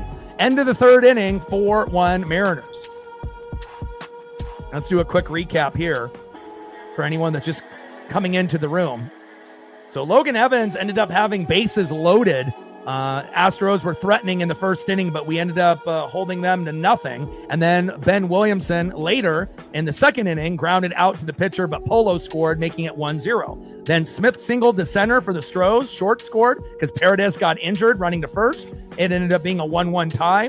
And then in the bottom of the third, here just a few minutes ago, Luke Raley singled to right. Arozarena scored, 2-1 Mariners. And then Dominic Canzone with a beautiful double to center. Polo scores and Raley, always hustling. And we're at a 4-1 lead. And the best part, Lance McCullers Jr. has exited the matchup. And now they're already on their first bullpen guy, Okert. And it's looking pretty good right now for the Seattle Mariners.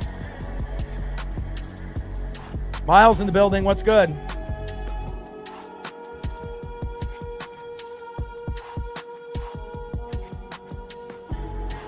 Trident's up. Let's go, M's. Cal Raleigh, you the man, baby. And this is probably going to go down as one of the best home run derbies ever. Just the fact that he had his dad and his little brother, and they all are catchers. And obviously his dad is a coach, and it wouldn't surprise me if baby Cal, baby Raleigh, ends up playing, catcher, going up the ranks into high school, college, and who knows? Maybe one day we'll see baby Raleigh in the pros or, in college, and maybe he'll end up being a coach like his dad as well. But, when you can make it a family affair, and we're not talking about the couple at the Coldplay concert that were cheating on their husbands and wives and getting caught, but when you can end up having your father and your baby brother, involved in something special like that, that made that win that much more special, in my opinion. Next up for Logan Evans, center fielder Chas McCormick. 0 for 1. First pitch, fouled off, high and away, 0-1 count. Logan Evans on the mound, Chas McCormick in the box. Let's go, Logan. 0-1 pitch, low and away with the cutter, 87 miles an hour. 1 ball and 1 strike from Evans to McCormick.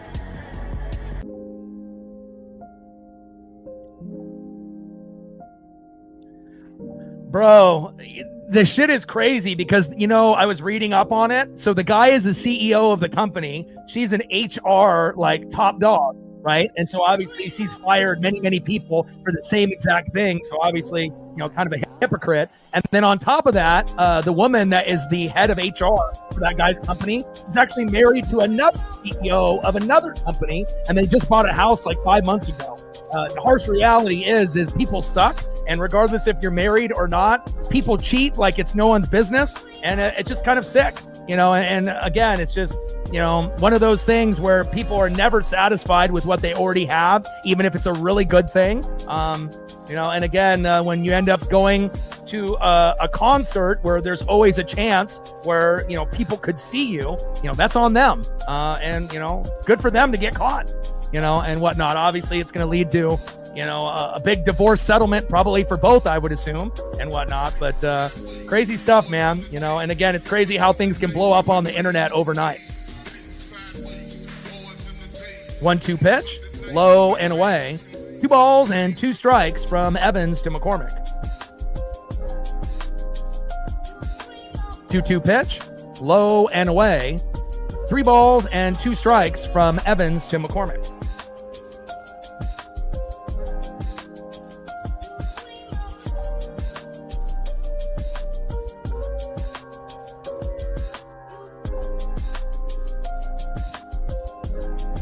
Three-two pitch, fouled off with that cutter, 88 miles an hour by Logan Evans. Count now is full. 3 balls, 2 strikes, nobody on, and no outs. 4-1 Mariner lead, and we got Evans on the mound. Chas McCormick in the box. Let's go, baby.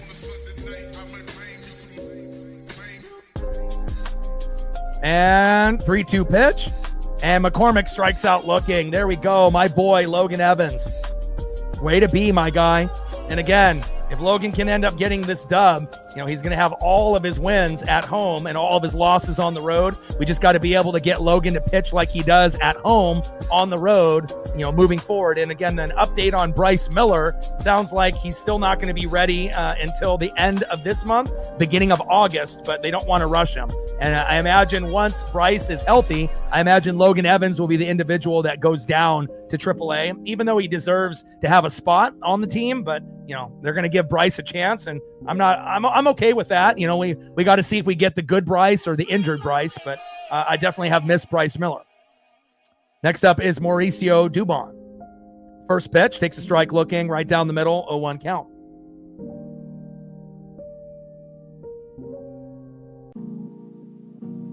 0-1 pitch. Takes another strike, looking high and inside. No balls and 2 strikes to Mauricio Dumont. 0-2 pitch. Low and at the knees. Should have been strike 3. Another missed call by this ump. That's 6 now.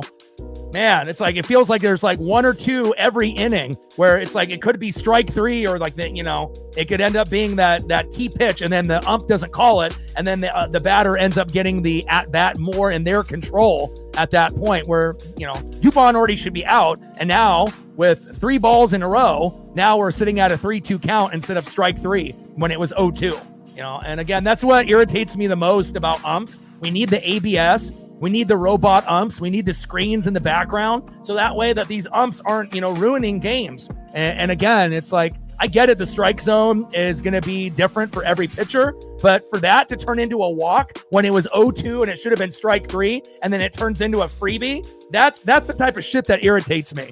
Again, it's like, if you call it the right way, it's already strike 3, 2 outs, and then you end up not doing that, and then he throws 4 balls in a row after that, and then you bail him out with a walk. Bullshit. So we've had at least 7 bad calls go against the Mariners early on, but at least we have a 3-run lead, so I guess we can't bitch too much. Next up is Bryce Matthews. First pitch, high and inside, 1-0 count. But at least it wasn't as bad as the Yankee series. That was probably the worst officiated umping I've seen all year, especially in that last game where it was strike 3, would have been game over. They called it a ball. Next pitch, they end up getting a 2-run RBI. Next inning, they end up getting the key hit. They win. And again, it's the first time the Mariners have lost a game where it should have been strike 3, game over, and they didn't give us the call. And again, we just want the calls to be fair on both ends. And unfortunately, umping is one of those things. It's one of the hardest things to do in sports, but it just seems like there's more bad umps than good ones in MLB. And again, I know, being an NBA, NHL, NFL, college football, or MLB referee is not easy. It's not like I could do it. But again, it's just like you want a little bit more transparency and consistency, and I think the ABS will be able to do that for us moving forward. 1-0 pitch, takes a strike, looking right down the middle. 1 ball and 1 strike to Bryce Matthews.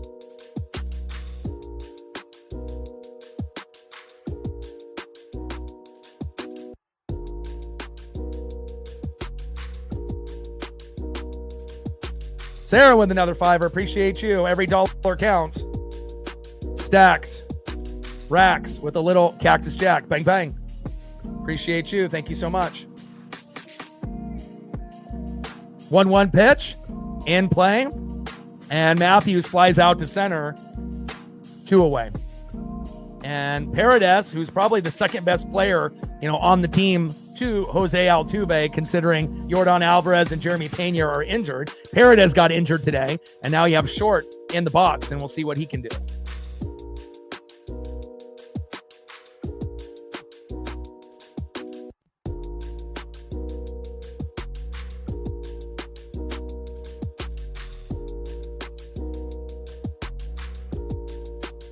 First pitch is Short. Big swing and a miss. 0-1 count.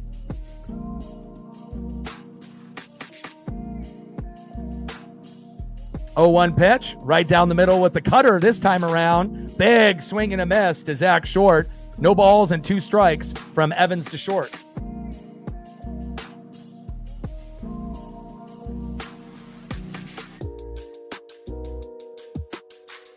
Oh, 2 pitch, in play.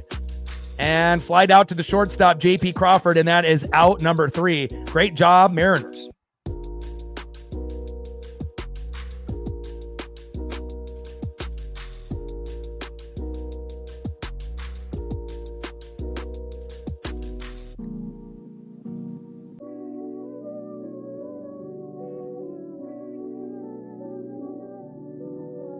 Like, sub, donate, comment, share. If you haven't smashed that like button yet, please do. Help us get to 100 likes and 100 on the dono train before the stream ends. Let's see who's up next here in the bottom of the 4th for the Seattle Mariners. Next up, 0 for 0 with the base on ball, Cole Young. Batting second, 0 for 2 with a K. We want the hit streak to continue, J.P. Crawford. And batting third, 1 for 2 with a single, center fielder, Julio Rodriguez. Tridents up, let's go, Julio. And if there's anything photo-wise I can get you, Sarah, Megan, Mike, let me know. Got you.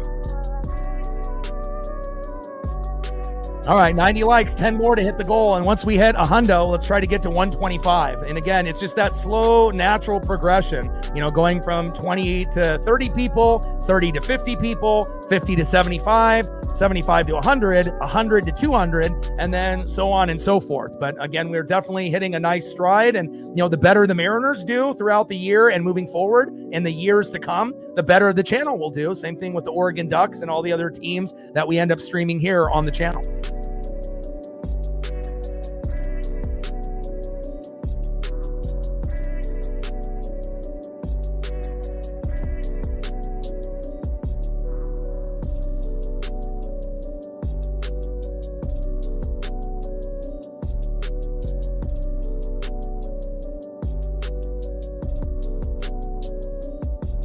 We can squeeze in a couple football photos here for Megan.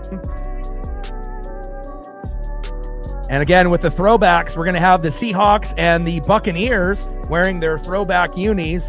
Seahawks going to be wearing their dark unis, and the Buccaneers wearing their whites for the first time ever. And I can't wait to be able to watch that matchup. And I know you're excited about that matchup as well. Should be must-see TV. And it's definitely going to be by far the best throwback matchup of the year. And again, I've been waiting for them to wear the 1976 whites, with Steve Spurrier, as our quarterback from back in the day. Obviously, we've, worn the, Doug Williams orange and whatnot, but it doesn't hit the same way, as the white jersey, from back in the day with Tampa. We've seen Steve Young wear it, before he went to the Niners early in the career. And again, 50th anniversary for not only the Seahawks and the Buccaneers. They both came in the league in the same year, 1976. And again, should be a lot of fun once we get to the NFL season. Appreciate you very, very much. And I'll squeeze in a few more at the next commercial break. 1-1 pitch, high and away. 2 balls and 1 strike from Okert to Cole Young. Let's go, Cole.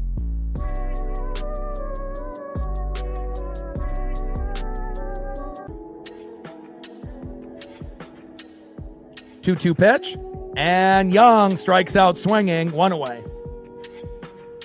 Nice job by Okert there. 4-1 Seattle lead. Next up is J.P. Crawford. Let's go, J.P.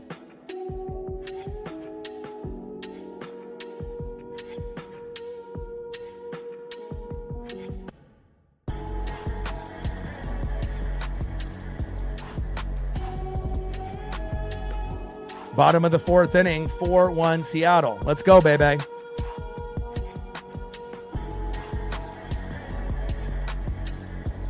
I got you. Let's go, Crawdaddy.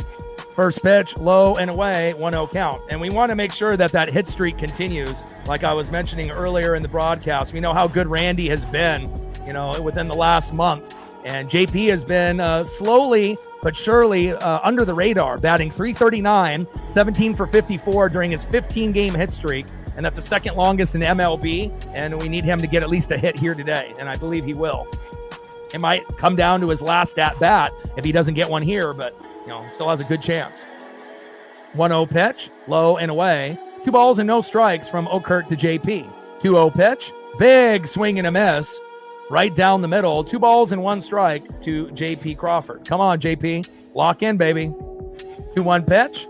Big swing and a miss right down the middle again. 2 balls and 2 strikes with nobody on and 1 out. 4-1 Mariner lead. 2 balls, 2 strikes, 2-2 pitch. Fouled off right down the middle by J.P. Crawford. Count still remains 2 balls, 2 strikes with nobody on and 1 out. Okert on the mound. J.P. Crawford in the box.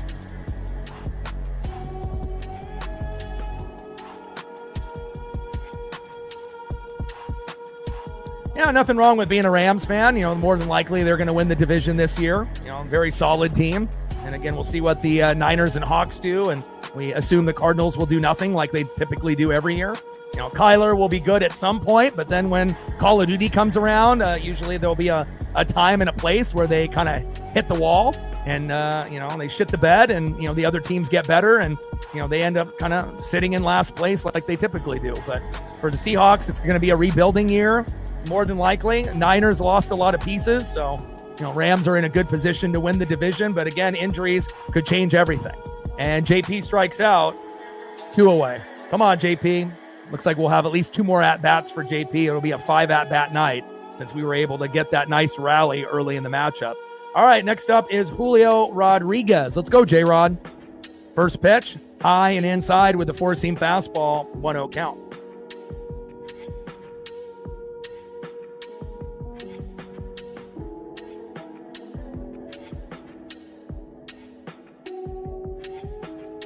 Yeah, I mean, we're only in the 4th inning. So, I mean, anyone that's got any parlays or any bets on guys that need a hit, you still got half of the game left. So, definitely very possible because once the starters go out, we don't know if we're going to have good bullpens, and good bullpen pitching. Obviously for the Mariners, it depends on who they bring in. But, more than likely it might end up being like a Vargas or a Legomina today. And, those guys are really streaky. Sometimes, decent and other times terrible. So we'll see what happens. 2-0 pitch. Takes a strike swinging right down the middle. 2 balls and 1 strike to Julio Rodriguez.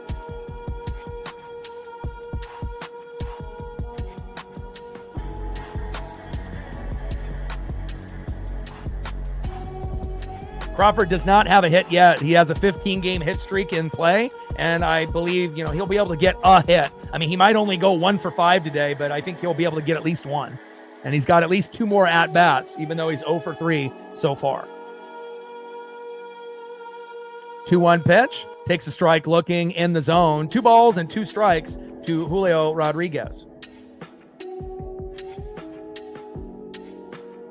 Let's go, J-Rod. And it was a good decision to be able to stay home and take care of your mind and body and let Randy go to the All-Star game. And again, a good article by Daniel Kramer, talking about how Cal uses this tee that is raised extremely high, so that way he can end up having his trajectory go deeper instead of having line drives. And it's been working great for Cal. Julio finally has been taking the advice and listening, to guys like Seitzer and Edgar, and now is starting to use the same tee with the baseball that's on a high, angle rate that Cal Raleigh is using. And obviously Cal, it's worked brilliantly for him. And for Julio, again, he's normally good anyways in the second half of the season, but definitely if we can get the Julio that played in that Tiger series moving forward, it could definitely increase our chances of making a deep run in the second half of the season. 2-2 pitch. High and away. Count now is full. 3 balls and 2 strikes to Julio Rodriguez. And again, for as critical of, as Mariner fans have been, including myself, Julio has been working the count a lot better lately. And down goes Julio Rodriguez for out number 3. But he already has a hit, and he's been pretty good on defense today. And we'll see if he can end up getting another big hit or 2 before the matchup is over. End of the 4th inning, 4-1 Seattle.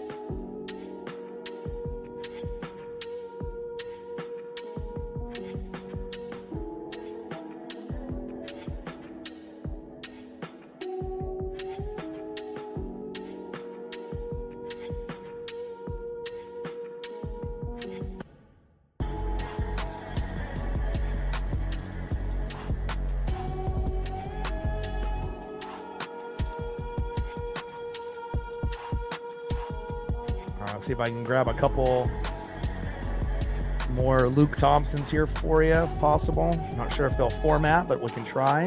First 2 I did formatted, but then the last 2 didn't. But we'll see.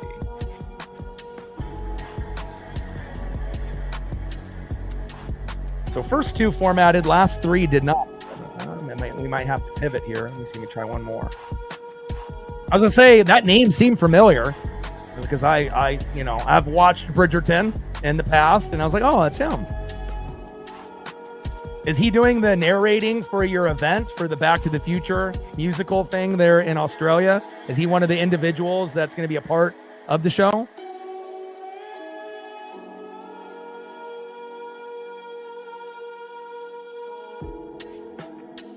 Let's see, I can throw out at least one more photo for you.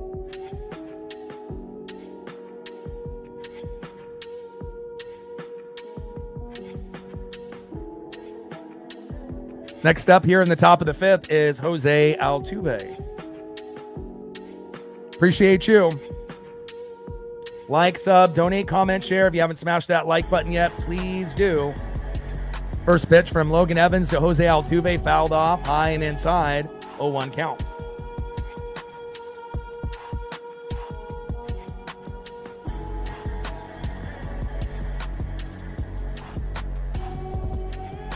Yeah, I got, I have to look back to see Heaven, Lost, Silo, Better Off, Love, Sizzle, With You, Echo, Drizzle, and then I had to make some adjustments because the program itself, they made some updates, with the way that the system works, and it definitely makes it a little bit harder for me to do everything that I want to do, with the photos and whatnot, but we'll see what I can pull out at some point here. 0-1 pitch, low and at the knees, 1 ball and 1 strike from Evans to Altuve.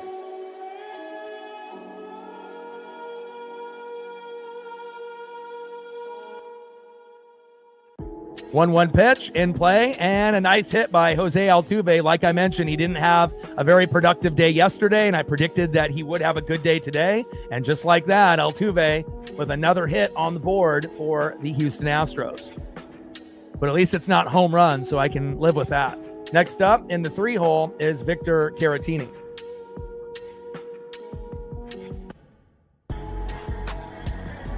I usually don't play the feeding the ducks anymore that often, but I can do it for you, Judah.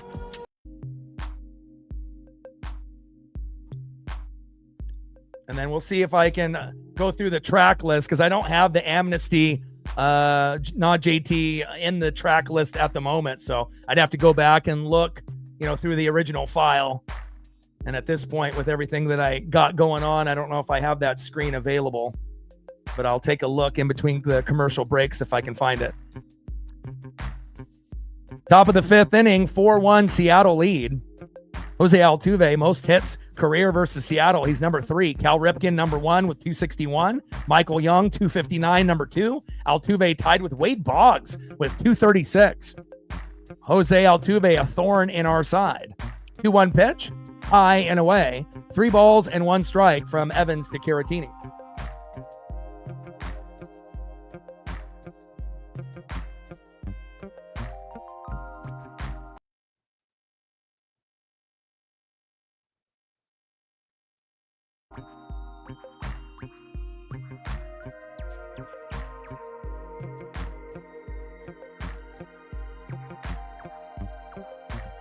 Three-one pitch, and that is a walk. All right, we got to make sure that we don't let this one get out of hand. Again, they're going to get to a point here where if they get a nice hit, they could tie the game up very quickly. Next up is Cam Smith.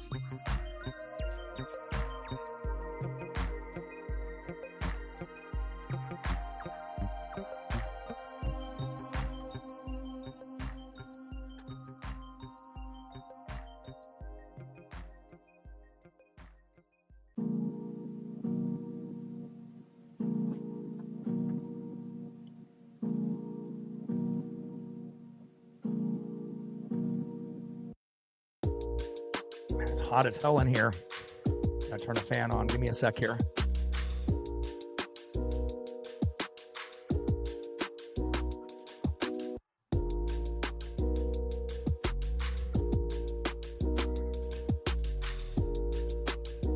All right, Logan Evans' day might be done now. And again, usually that's the rule, right? When you have runners at first and second and no outs, or second and third and no outs, and you're in the 5th, usually that'll be the time where we bring someone in. And Carlos Vargas, like Captain mentioned, is coming in. And, sometimes Vargas will get us out of a jam if we only need like 1 out. But when we bring a guy like that in with no outs, I don't know. Sometimes it might be better off just sticking with, Logan Evans. But again, we'll find out. We have 4 runs, 5 hits, no errors. They have 1 run, 6 hits, and no errors. But again, I think most of us would agree we don't really like Carlos Vargas. I mean, it wouldn't hurt my feelings one bit if he wasn't on the team. But again, hopefully we get the good Vargas. Otherwise, the score is going to be tied up in like 2 minutes. Again, with no outs, it's more than likely they're going to get at least one at the very minimum, unless we get incredibly lucky with like some kind of fucking double play or something. But realistically with a Vargas, this score might end up being 4-2, 4-3, or 4-4 by the time we get to our at-bat in the bottom of the fifth. I'm hoping this will be the good Vargas and he only gives up one run or none, but, we've seen Vargas blow a lot of games for the Mariners this season.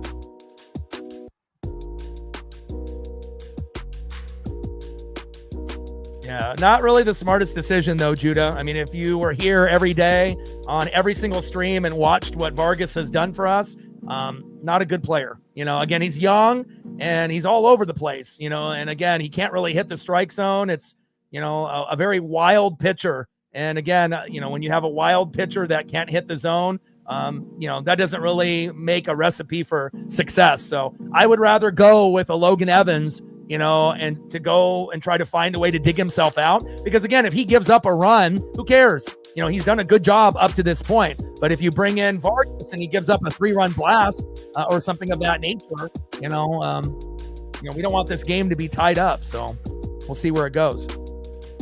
But hopefully we get the good Vargas here.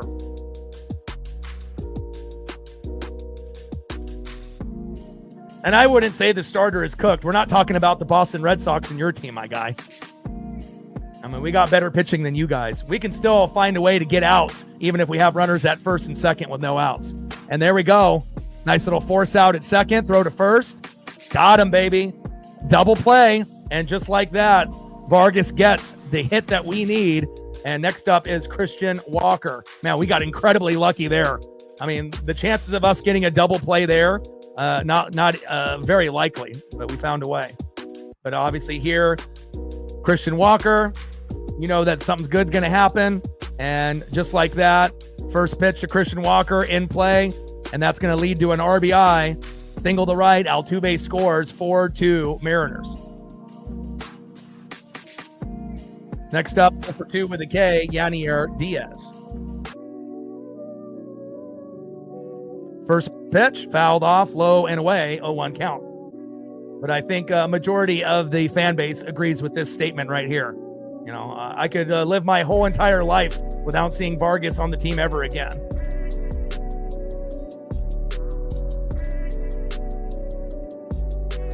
Yeah, so if we have better pitching than 90% of the league, why would we want to bring in one of the worst players on our team? We'd rather just stick it out.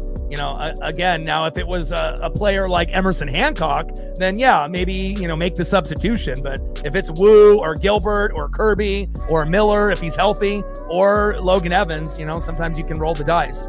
0-1 pitch in play, and Diaz singles to center, Walker to second, and Walker safe at third on a throwing error. That's the last thing we fucking need. Now we got runners at first and third with 2 outs. 4-2 Seattle. Next up is Chas McCormick. First pitch from Vargas to McCormick, fouls it off high and inside at the knees, 0-1 count.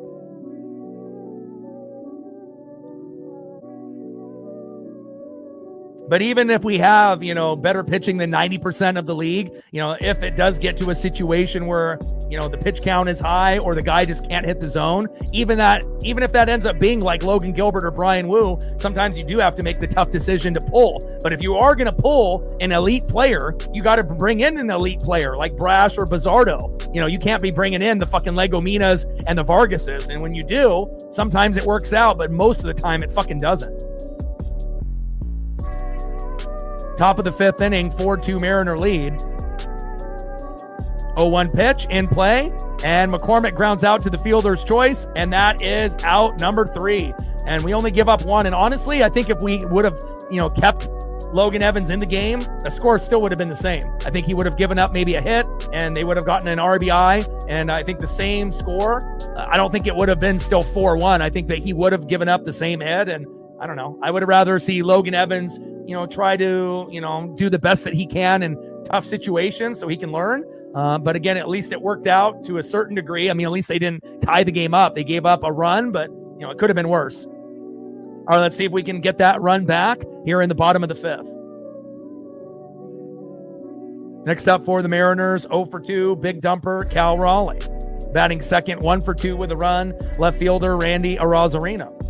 And batting third, 1 for 1 with 2 runs and a base on ball, DHing Jorge Polanco. Trident's up. Let's go M's. Omar in the building. What's good?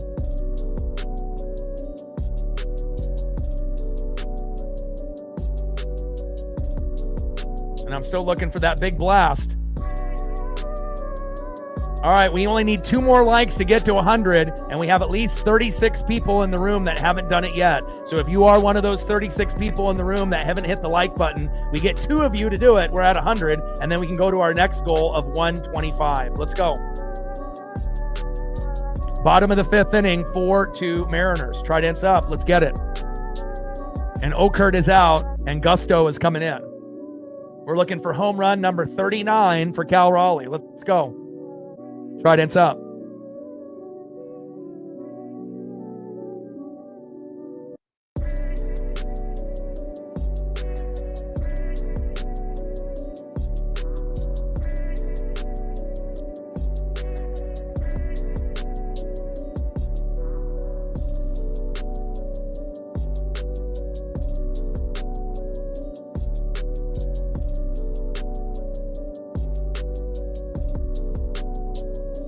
Yeah, I mean, you have to understand also, too, ERA doesn't mean shit. You know, you can have an ERA of, 2 or 3, or even, a number of 199. Oh, he doesn't look that bad. But if you actually are watching games from beginning to end like we do, back, and he flies out to center.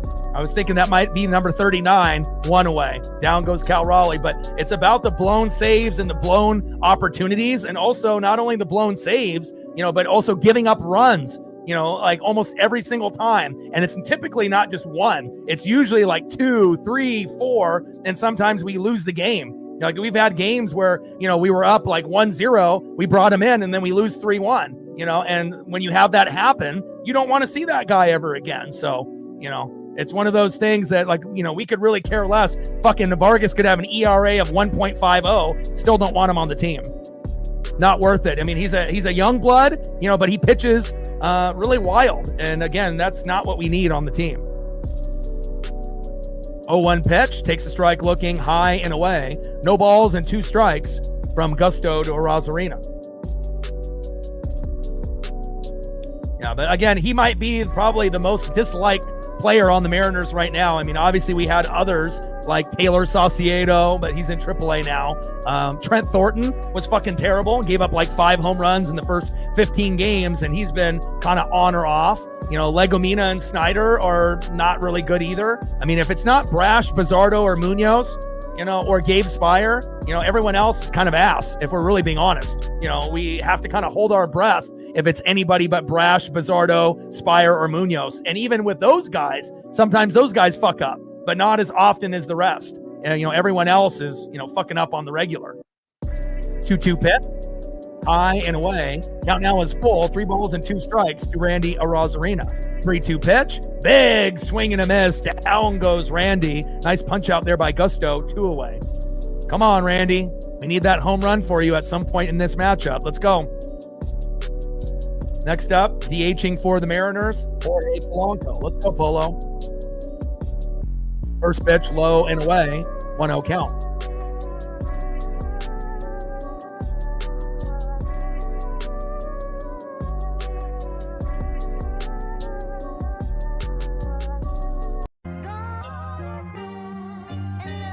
Let's go, Polo.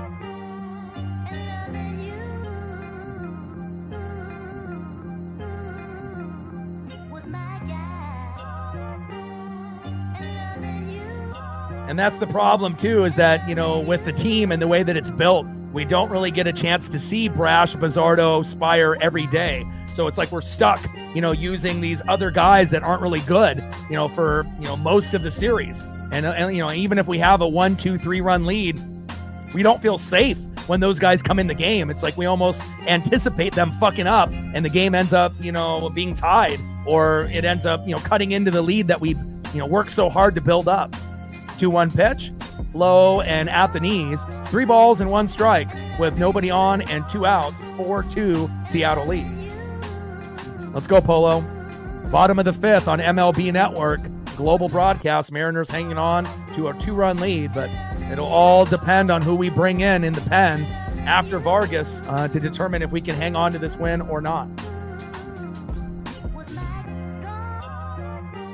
And that is out number 3. End of the 5th inning, 4-2 Seattle. Let's see who's up next here for the Houston Astros.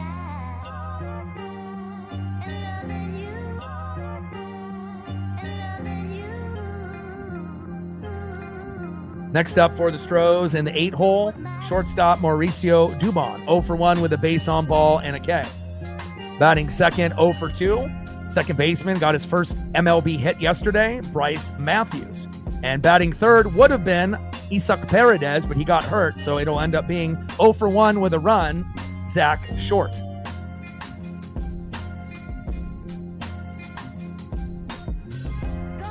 And again, another thing about the Mariners and Vargas that we don't like, typically when Vargas gets in the game, since we've had issues in the pen, Dan Wilson, for whatever reason, thinks that it's a good idea to use Vargas for more than 1 inning.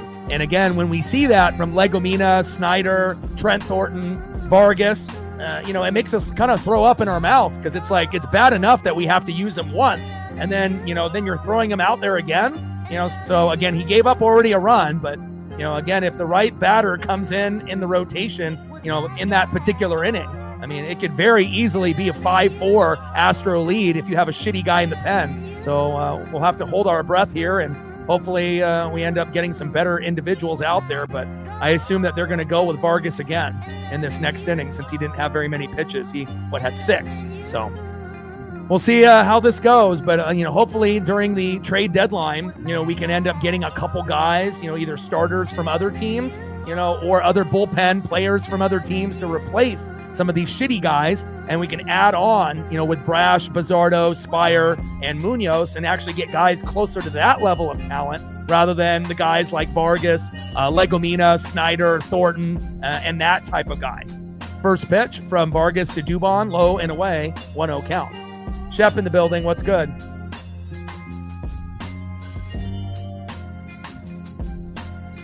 One 1-0 pitch, low and at the knees. 2 balls and no strikes from Vargas to Dubon.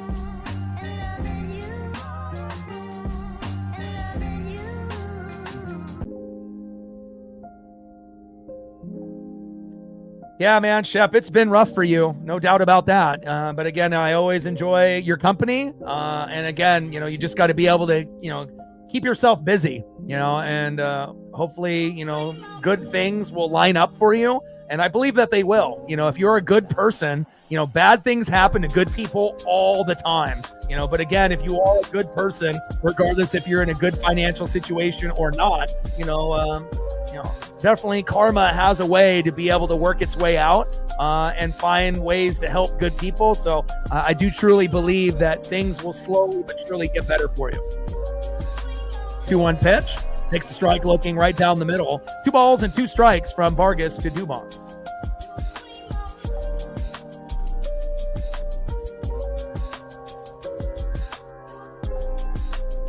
Nice job by All Day and Captain, handling the mod duties. We've gained a few more subs here today. 2-2 pitch in play.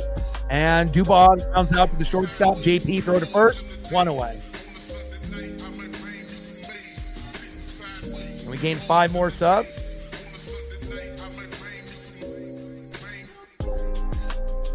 We gained 10 subs today already. Now we're at 21,059. 41 subs to go to 21,100. Next up is Bryce Matthews.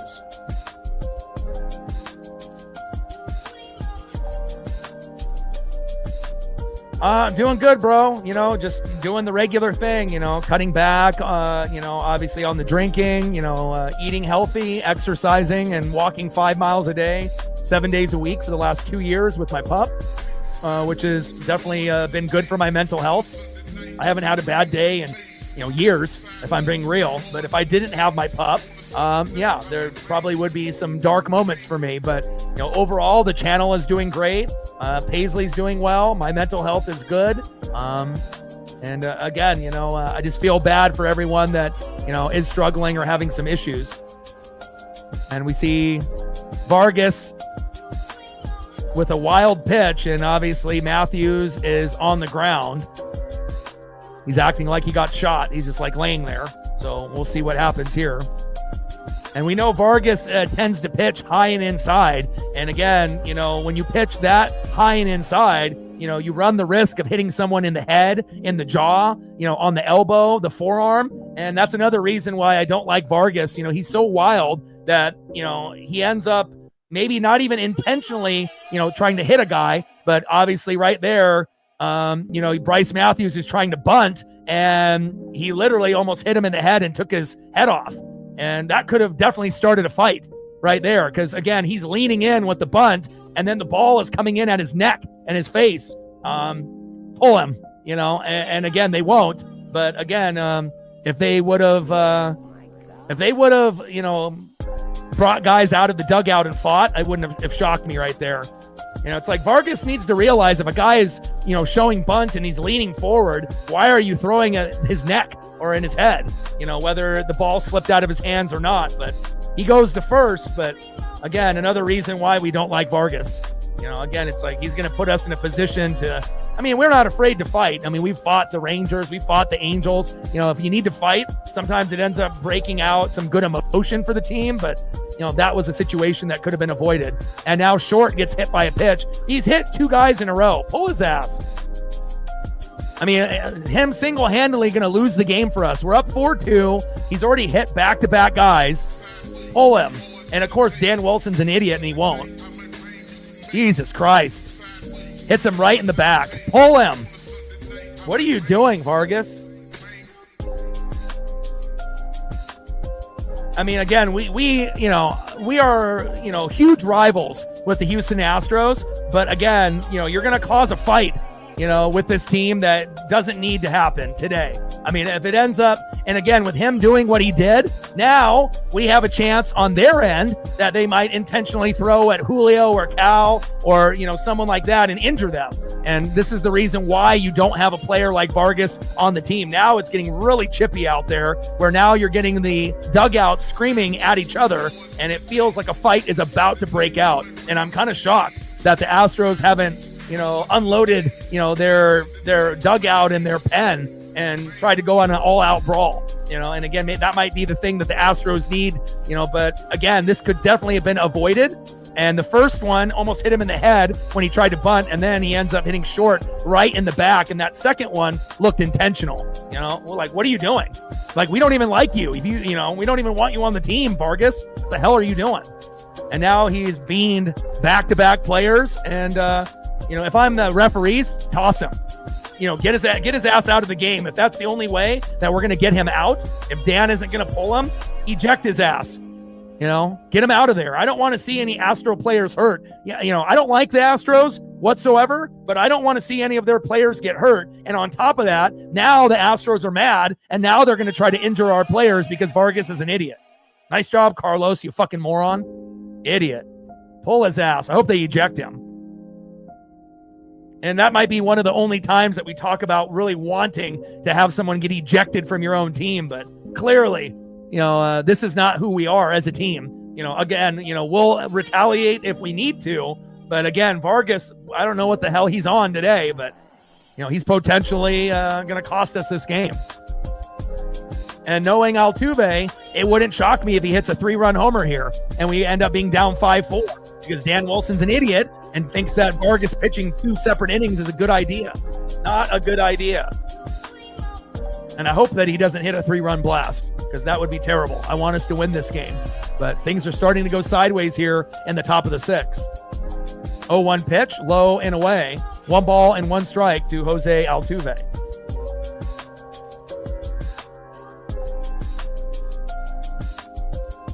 Again, Altuve did not have a very good day yesterday, so I already knew he was going to have an electric day today, and I wouldn't be surprised if he's pretty good tomorrow as well. You know, even though we're going to have Hunter Brown, their number 1, versus our number 1, Brian Wu. But today, 2 for 3, single, double, and a run. Not shocked. I watch Altuve all the time, so I kind of know his tendencies, and he's either all in or all out. 0 for 5 or like 3 for 4 or 4 for 5. I mean, that's typically what Altuve does. And not only that, if Jose is really on, he might have a day where he ends up hitting like a home run or 2, out of 4 or 5 at-bats. And luckily that hasn't happened yet. But again, it wouldn't shock me if he ends up making a big play. And he does right here. 1-1 pitch in play and brings in another run. Jesus Christ. Pull him. And just like that, when we had a 4-1 lead, you have Vargas pitch for 2 innings. Why? And, now hopefully Judah will understand why we don't like Carlos Vargas. It's just the same shit over and over and over. I could care less if his ERA is 1, 2, or 3. Every time he motherfucking comes in the game, bad shit fucking happens. Terrible. Christ. Well, at least we, you can see for yourself, with the scoreboard, if you're not watching the game, why we don't like him. Gained another sub. That's 11 for this stream. There we go. 40 to go to 21,100. And Vargas exits the game, but not after, ruining our chances to win this game. And not only that, you piss them off. And now they're going to try to retaliate, guaranteed. And if they don't retaliate now in this game, they're going to retaliate tomorrow, and I don't want to see that. Like, I don't mind if they fight. I'm always up for a knuckle sandwich. If they want to fight, we'll scrap. Mariners are not afraid, but again, when it's like something that could have been avoided, like if they hit us first and then we retaliate and then it turns into a fight, so be it. But I don't know what Vargas was thinking there. Like a guy is showing bunt and he's leaning in and you're throwing at his head, eject him. And then he hits the next guy in the back, like blatant. Like what are you doing? Like, you don't have a personal rivalry with this team. You're a garbage player. We don't even want you on the team. What are you doing? Like, I get it. You just had a kid, but maybe you need to go to AAA and spend more time with him or her, because you're definitely hurting chances every single time that he steps on the mound. Terrible. And I thought Trent Thornton was terrible. Vargas is by far the worst one. Again, Thornton has, turned around a little bit, from the beginning of the year. I still don't trust him, but I trust him more than Vargas. Vargas is by far the most untrustworthy, guy on the team. Fucking terrible. Motherfucker. Gained 2 more subs.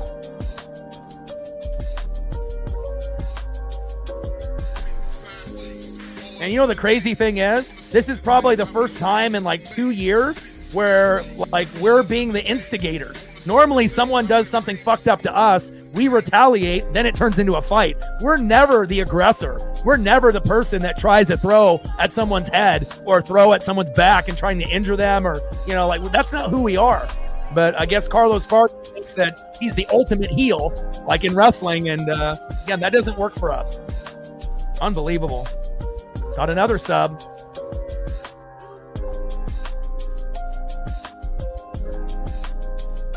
.1-0 pitch in play, and Caratini with a single, and we're tied up at 4. Christ. Jesus. This game could have been easily won by the Mariners, and it shows you with one shitty player in the pen, just like that, like I predicted, the game would be tied, or they take the lead. And now they will take the lead, more than likely, unless we get a double play here. And now you bring in another guy in Gabe Spire, who isn't really that trustworthy. He used to be our second best guy in the pen, but now it's Bizzardo. And Brash is one, and, Spire is one of those guys that, sometimes he's good, but a lot of times, not so much. Spire. Fucking A, dude.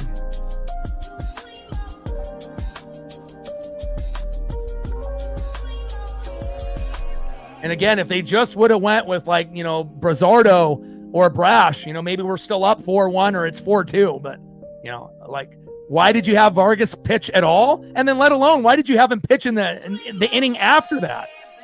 I feel like Dan does not understand how to manage this team. Like, you have to understand who's good and who isn't. Like, you can't be friends with every fucking guy on the team. And again, Vargas definitely needs to go to AAA or just get cut from this team. I don't even want to see him on the team, if I'm honest. He's fucking terrible. 2-1 pitch, fouled off right down the middle. 2 balls and 2 strikes with runners at first and second with only one out. And Vargas, ended up putting us in this hole when we were in firm control up 4-1, and now it's 4-4, and the Astros are threatening to take the lead. Motherfucker, dude. So now you understand, Judah, why we don't like Vargas. It's not about the ERA. It's about that type of shit that happens on the regular. It would have been much better off sticking with Logan Evans. I could care less if Logan Evans' pitch count was 110. It's better off, having a guy like that actually is a good person and a good player rather than bringing in a fucking nightmare off the bench. 2-2 pitch, fouled off right down the middle. 2 balls and 2 strikes to Cam Smith. 2-2 pitch, fouled off right down the middle. 2 balls and 2 strikes with runners at first and second with 1 out. We're knotted up at 4, and Carlos Vargas blowing this game for us like he always does.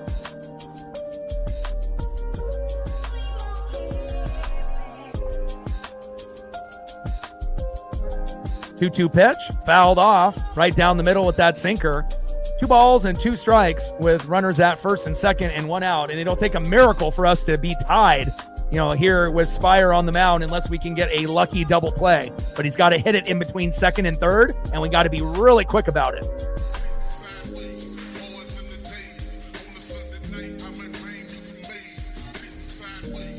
Should have never brought him into the game to begin with. But this is the thing, that Dan does it all the time. It's not like a brand new thing for him to pitch 2 innings. He does that quite often, with not guys just like Vargas, but with Thornton and others. So now if we have, guys that are good, as Smith flies out to center 2 away. Now, if we have Brash pitch 2 innings or Bizardo, we're okay with it. But if it's, Spire or anybody else, it's like you're definitely running the risk of something bad happening. Next up is Christian Walker. The sports gods letting you know that we do not fuck with Carlos Vargas. Top of the 6th, runners at first and second with 2 outs. We're knotted up at 4. Next up is Christian Walker.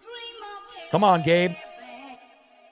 And again, Gabe hasn't really been very good lately. Again, he's okay. He might be the 3rd best guy, but I don't trust him anymore. He went from a player that I trusted to a player that I didn't trust, and then it's kind of been back and forth, within the last couple months. But hopefully Gabe can find a way to get us out of this inning with a tie rather than them with a 5-4 or 6-4 lead. 1-0 pitch, fouls one off, right down the middle. 1 ball and 1 strike to Christian Walker. Gabe Spire on the mound, Walker in the box.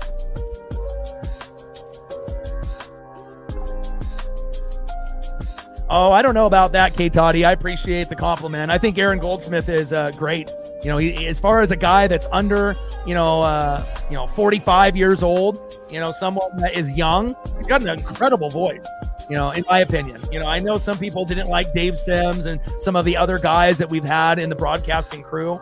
I think that I am one of the best in the world at what I do on YouTube and whatnot, as far as not being a professional announcer for a professional team, being an amateur announcer, on YouTube. I do feel I'm one of the best at what I do, but, I appreciate the compliment and whatnot, but I do think Aaron is very talented. Especially for, a guy that's young. You got to think most baseball announcers are kind of grandpas, and they're a little older and whatnot, so... 1-2 pitch, fouled off, high and away.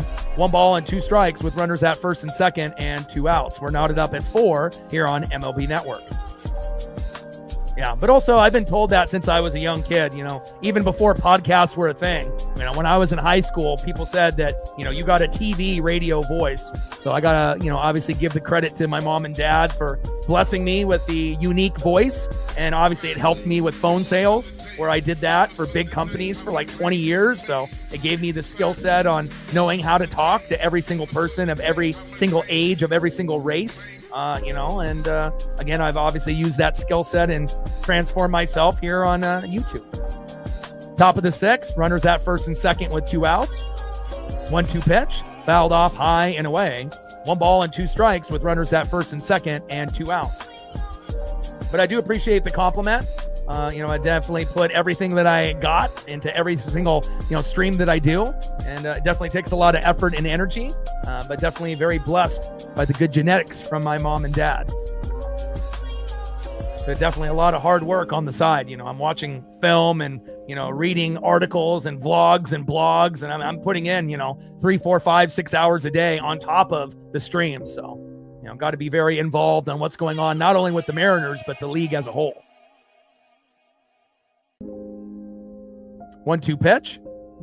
Low and at the knees. 2 balls and 2 strikes from Spire to Walker. 2-2 pitch. Low and at the knees again with that slider.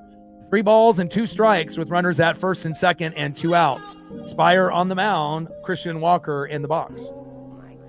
But I feel like, the NFL market is oversaturated, and, it's easier to call like an NFL or, college football game if you know what you're talking about. But I feel like, with baseball, it's definitely more difficult. You would definitely have to know the terminology, the enunciation, the pronunciation. It definitely is a little bit more challenging. But again, if you're willing to work hard, and put in the work, you can make it happen. Come on, Mariners. We got to get out of this fucking hole. Come on, Gabe. 3 balls, 2 strikes, runners at first and second and 2 outs. We cannot give up the big 3-run blast. And Walker singles to right. Altuve scores. And just like that, like I predicted, 5-4 Astros lead. That's why you don't bring in Vargas and shouldn't be on the team. Brutal. And it took so much to be able to have that 4-1 lead and just to see it simply erased off dumb pitching by Vargas. And we haven't seen Vargas do that all year, where he's like almost intentionally tried to hit 2 of their guys. I mean, if we're going to fight this team, we don't need you to fight our battles, Vargas. We can do it on our own. And he definitely ruined all the momentum that we had. And now we're down by a fucking run with runners at first and second and 2 outs. And honestly, I don't know if we're going to be able to come back mentally. Like, I hope that we will, that we can find a way to scrap and we can win like 8-7 or 7-6, but it's going to take a hell of an effort by the guys. And also depending on who we bring in after Gabe Spire. I mean, I don't really know if this is going to go our way. I hope so. But Vargas definitely, put us in a position to lose at this point. 0-1 pitch, fouled off high and inside. No balls and 2 strikes with runners on the corners at first and third with 2 outs. Spire on the mound, Diaz in the box. Oh, man. Fucking Carlos Vargas, motherfuck.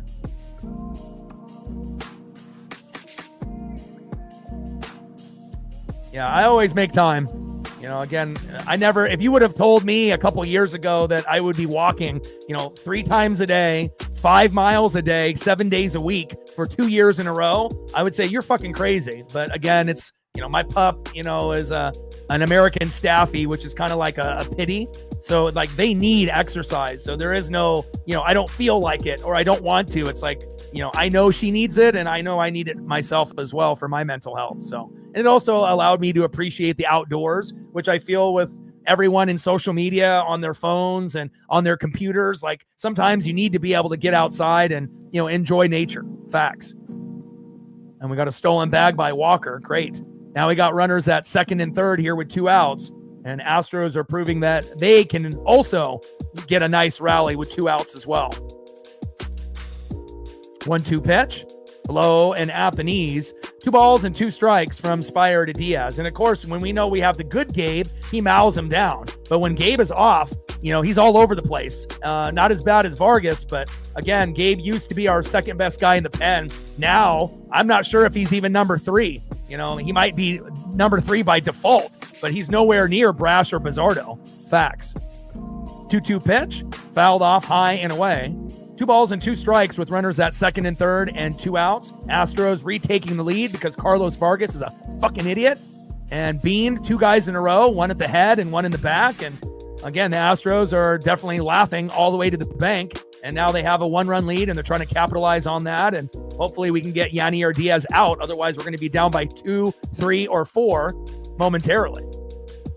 Got to find a way to get this last out.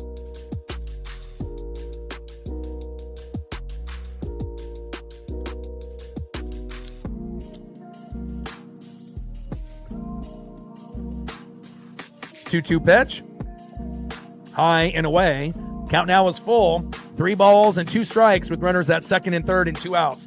And again, normally the rule, if a pitcher gets tired, and they end up having runners at first and second with no outs, sometimes you got to pull them. In play, and Diaz flies out number 3. Fucking A. That was like the longest goddamn inning ever. And now, instead of being up 4-1, now we're looking up at a 5-4 deficit. Thank you, Vargas, you bum. All right, let's see if we can get back into the groove of things here.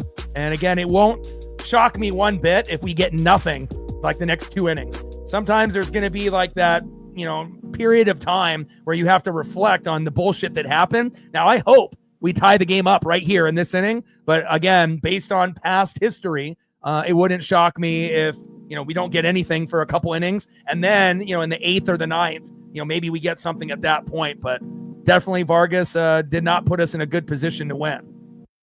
All right, let's see who's up next here for the Mariners.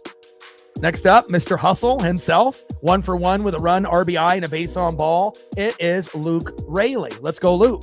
Batting second, 1 for 1 with 2 ribbies. Dominic Canzone. We need a Dom Bomb, baby. And batting third, 0 for 2 with an RBI, Big Ben Williamson. Trident's up. Let's go, M's.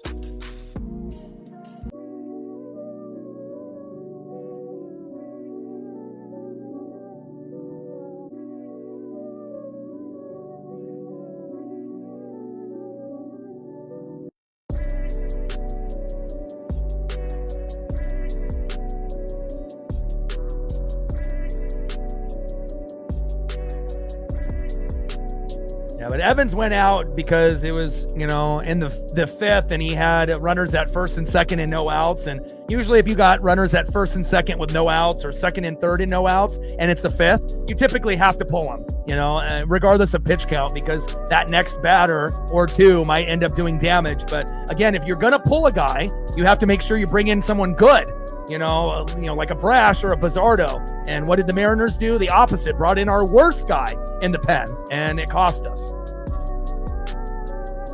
And JP is in the game, but again, JP is not going to bat every single inning. Be patient, my guy. And again, just because you want JP to get a hit for you to win your parlay doesn't mean it's going to happen. Gained another sub. Let's go, baby. 15 subs gained already. See if we can hit 20. 36 subs to go to get to 21,100.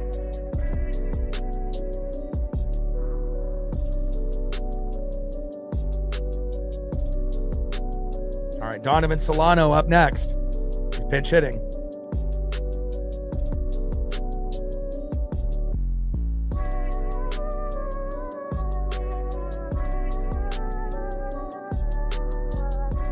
Solano hitting for Rayleigh. All right, let's go, Don. First pitch fouled off by Donovan Solano, 0-1 count.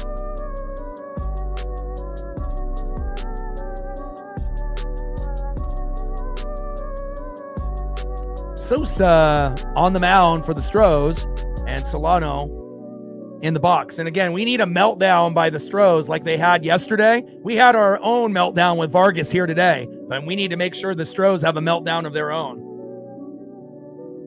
0-1 pitch, fouled off. Low and in the zone. No balls and 2 strikes to Donovan Solano. Bottom of the 6th, we're down by a run. We were up 4-1 a couple minutes ago, and then now you look at the score and we're down by a run. But again, that will definitely happen when you have a shitty pitcher come into the matchup.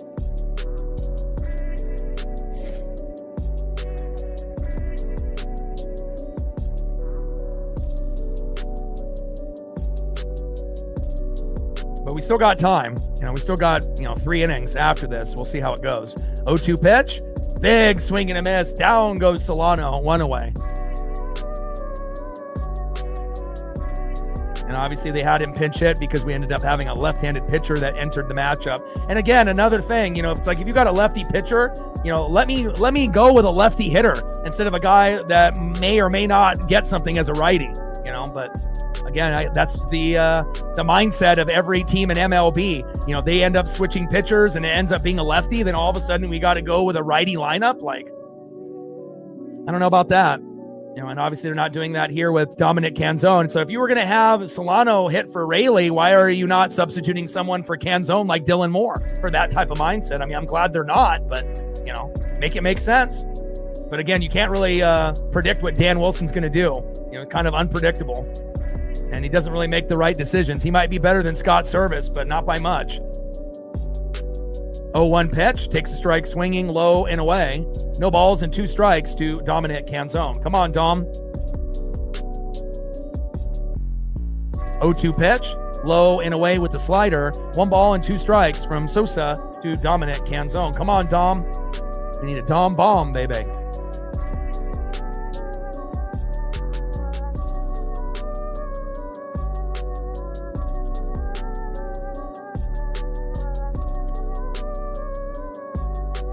Well, it's not like someone, ended up leaving the game and they're going to come back in. It's just that they're not up yet.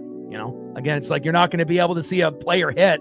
He just has to wait his turn. So, JP will play the whole game. We just have to wait to his at bat, and it'll be coming up in a few minutes. 2-2 pitch. Low and at the knees. Should have been called strike 3, but it is not. Count is full. 3 balls and 2 strikes to Dominic Canzone.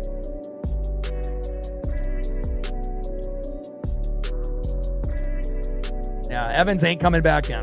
Once a pitcher exits, that's game over for him. 3-2 pitch, and that is a walk. There we go. Dom gets on to first with a walk. I like that. Next up is Ben Williamson. And you should be able to see JP this inning if we can get Williamson or Young on board. Let him know all day.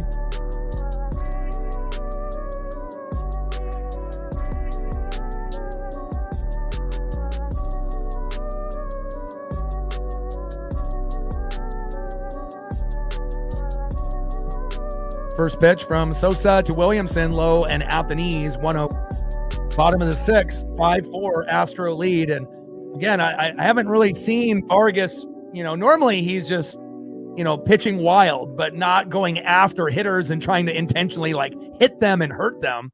And I'm actually surprised the Astros didn't fight us yet. But again, and I'm also kind of shocked that they haven't retaliated yet, but they're probably waiting, to do it to Julio or Cal. And that's the last thing that we need is Julio or Cal to get fucking hurt. And if they end up throwing at those guys, then we will fight. Then that, even though Vargas started it, the Mariner players are going to have to fucking finish it. And down goes Ben with a little dribbler there. Throw to first, 2 away. Next up is Cole Young. On deck, if we can get up there, will be JP Crawford. If we don't see him now, it'll be obviously leading off next inning. Let's go, Cole. First pitch, low and away from Sosa to Young, 1-0 count. It's a Cole world, baby. Let's go.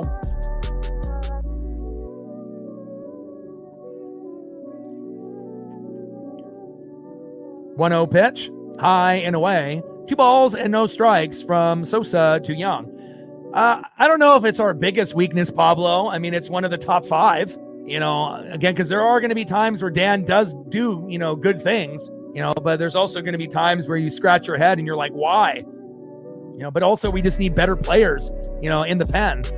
Again, there's just too many guys that are liabilities in the pen. And if we had better talent, then we wouldn't be in these situations as often.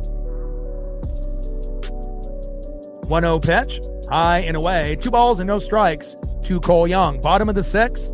5-4 Astro lead. But again, there's going to be times where Dan, does great things. And then there's going to be times where Dan does, moronic dumbass things. And it kind of seems like lately Dan has been doing more dumb things than good things. And the players have been, kind of bailing him out, based on some of his decisions. But again, it all really comes down to having better players. So that way, when he brings in a guy, we don't have to have the Vargas experience, which is absolutely terrible. 2-1 pitch. Takes a strike looking right down the middle. 2 balls and 2 strikes from Sosa to Young. Come on, Cole. And we can get a rally with 2 outs, but man, for a game when you're up 4-1 and you're feeling pretty good, that lead can be erased very quickly. And the Astros are, injury riddled all over the place. Haven't had Yordan Alvarez almost the whole year. And down goes Cole for out number 3. And again, my prediction so far was correct. Didn't get anything in that inning.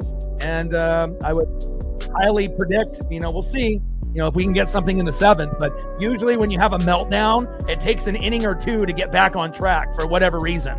And again, Vargas definitely put us in a bad headspace. And hopefully the other players will find a way. And hopefully the Astros don't try to throw at Julio or Cal's head and try to injure them. Because if that happens, we don't want to have guys get hurt or have to get into a fight. And then all of a sudden we have a couple of our good players ejected or suspended, based on Vargas being an idiot. But, I'm definitely on high alert now because, again, I'm kind of surprised they haven't thrown at us yet, but I think they're waiting to do it to a certain guy or two. So the rivalry just never ends with this fucking team, huh?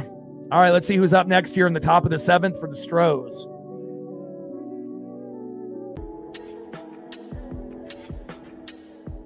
Next up for the Astros, 0-for-3 with a K, Chas McCormick. Next up after him, 0-for-2 with a base on ball and a K. In the 8-hole, Mauricio Dubon. And batting third in the 9-hole, second baseman Bryce Matthews. And now they're bringing in Casey Legomina. Christ. And Legomina, is kind of like Spire and Vargas, where you just don't really trust him.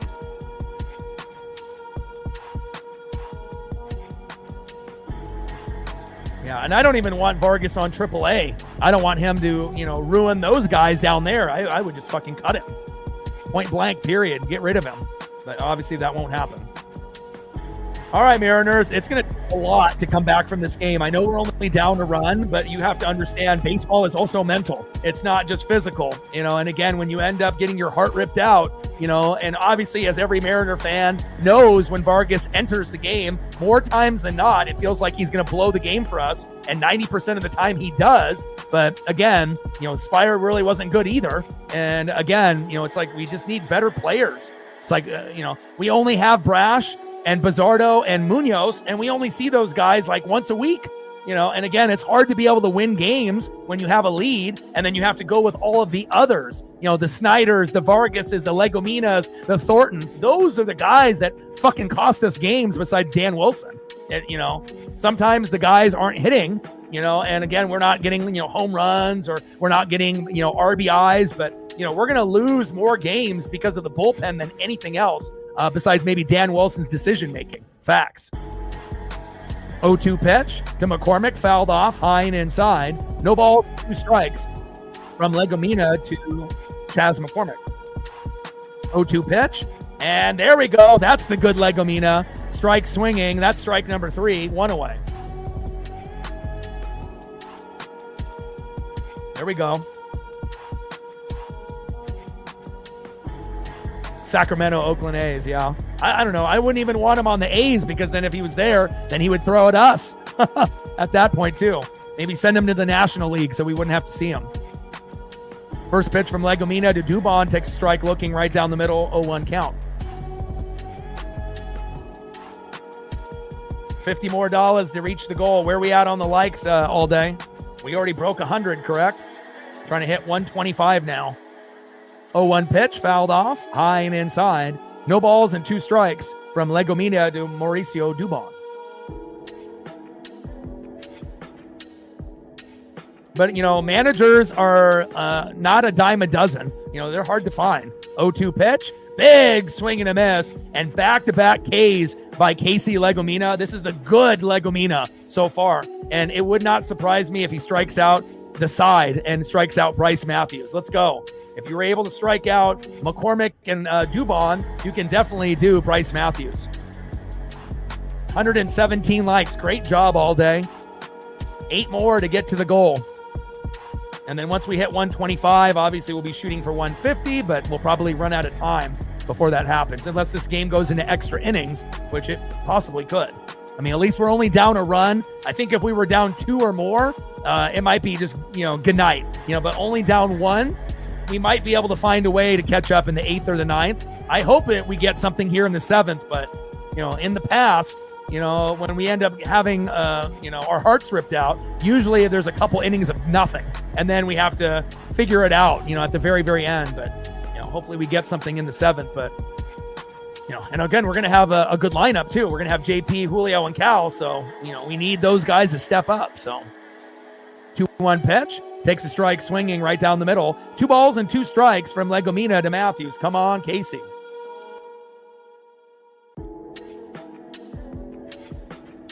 I heard about that. The guy got sucked into the machine and fucking died. Yeah, I'm always reading about what's going on in the world. And there we go. The prediction comes true. Matthews strikes out swinging, and that is strike 1, strike 2, strike 3, see ya. Strike 1, strike 2, strike 3, see ya. Strike 1, strike 2, strike 3, see ya. And retires the side. Nice job. I mean, when's the last time that we've seen someone do that? Be that efficient as a guy coming on in the bullpen that wasn't named Brash, Bizzardo, or Munoz. Impressive. We might have to move Legomina up slightly in the pecking order. I'm not sure if I would put him as our 3rd best, over Spire, even though Spire, I don't know what I would put him. It's pretty much like Brash, Bizzardo, and everyone else is kind of like in a mix together. But that was impressive by Legomina. Now I need to see that more consistently. And if you can do that consistently, then maybe Legomina is our 3rd, but at this point I can't put him there yet, but that was an amazing inning. All right, here we go. We need to get something in this inning, but again, they're going to have to fight adversity. JP needs to get ahead. He's got a 15-game hit streak on the line. He's 0 for 3 with 2 Ks, and he's probably got 2 more at-bats. You got to get it done here, JP Crawford. Batting second, 1 for 3 with a single and a K, Julio Rodriguez. Let's go, J-Rod. Trident's up. I need a homer. And batting third, 0 for 3. We need someone to hit a homer, number 39. Trident's up. The best catcher in baseball, big dumper, Cal Raleigh. Let's go. Come on, Cal. Now King is coming in for Sosa, and hopefully we can find a way. What an emotional roller coaster. It always is when we play this team. It's never fucking easy. It ends up being, like tight. And then if a team has a meltdown, then, usually one team will take advantage. We did yesterday. They did today. But at least we have a couple innings to catch up. And luckily, we're only down 1, not 2, 3, or 4. Because if we were, it's probably game over just based off momentum. But being down 1, it's doable.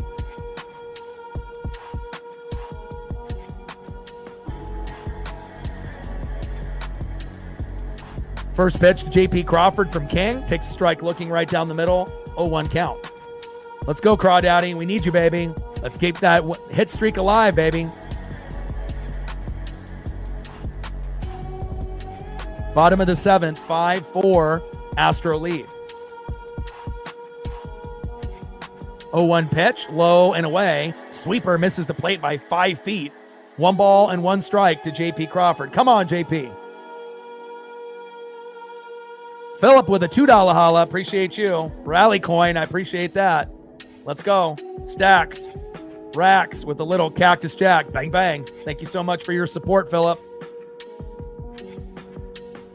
1-1 pitch. Fouled off. High and away. 1 ball and 2 strikes to JP Crawford. Come on, JP.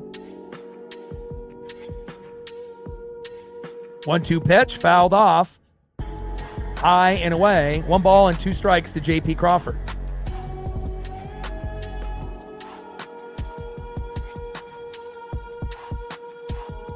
All right, Mariner Moose. We need that luck. We need that help. Let's go.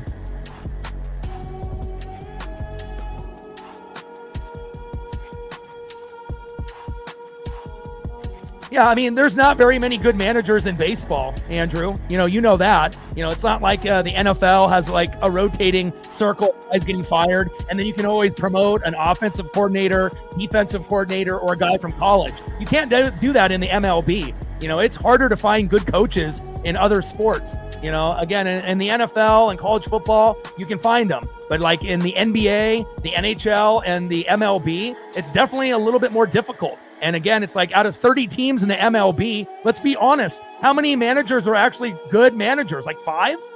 So again, it's not easy. But again, I think Dan is better than Scott because, we already kind of knew what Scott was about. 1-2 pitch. And Crawford grounds out to third, throw to first, 1 away.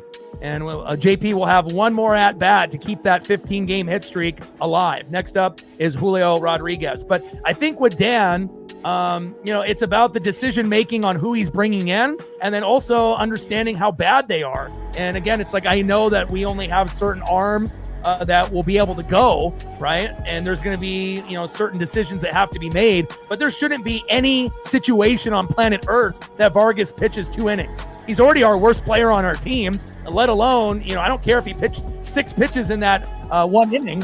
Why would we bring him back out? And even Gabe isn't reliable anymore, and he used to be our number 2, and now he's unreliable. 0-1 pitch, and Julio, there we go, baby, in play, reaches, there we go, safe. There we go, we'll take that error by the Astros, and that's a routine play there. Nice hustle by Julio Rodriguez, nice job. And again, there would have been times in the past where Julio would have maybe jogged to first, right? But now he's learning from Luke Raley where, hey, maybe I need to hustle all the time. And just the simple fact that Julio hustled, you ended up getting the error. And hopefully this will help us bring in a tying run here in the 7th. Next up is big dumper Cal Raleigh. And a lot of times when you have a play like this, Cal can hit a homer and then we can go up 6-5. There's been many times where, Julio has gotten on, whether, he deserved that, bag or not. Obviously it was an error on the Astros, and then that next batter, or the batter after might be able to do something special. But Cal now batting from the right side, and we'll see what happens here. 1-1 pitch, fouled off, high and away. 1 ball and 2 strikes with a runner at first and 1 out. Come on, Cal.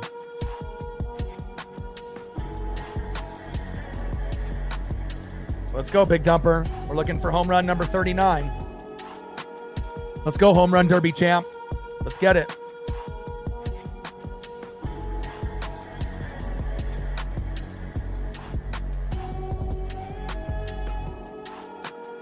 Yeah, but also too, Andrew, with the point that you're making, do you watch every single game, every single pitch from beginning to end? And if the answer is no, then you're not really seeing every single thing that a lot of us are seeing here.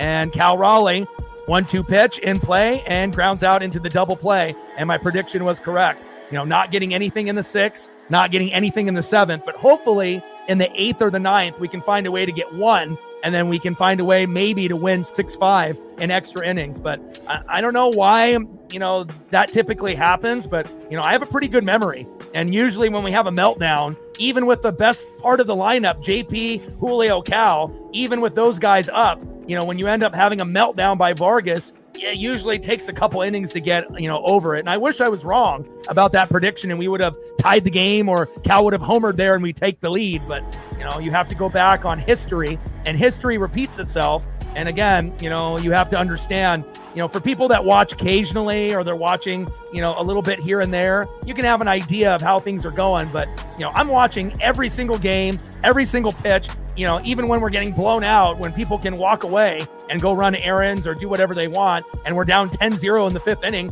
I have to keep going. So I have to look for the bright side of things that are going on. But if we're really evaluating, Dan Wilson, and he's never been a manager before, and I get it, but he's got guys, Seitzer, Edgar Martinez, he's got other guys that are there that can help him, make the right decisions. And I just feel that more times than not, he hasn't really made very good decisions, especially with, keeping a guy in, pulling a guy too early or too late, and bringing in the wrong guy from the bullpen. I feel like lineups, overall have been pretty good, and there's going to be certain days that are going to be better than others where we have to go with a strong righty lineup, which we don't really have a righty lineup, because when we go against lefties, we get our ass kicked most of the time. And then when we go to a lefty lineup, sometimes, we win and sometimes we play great. Other times we shit the bed, but it's decision making. And I feel like Dan isn't very good at it. And I know he's, this is his first year and expectations are going to be high. And I still think overall he's better than Service, but not by much. And at some point we're going to have to try to find someone a little bit better. So, but we'll see where it goes.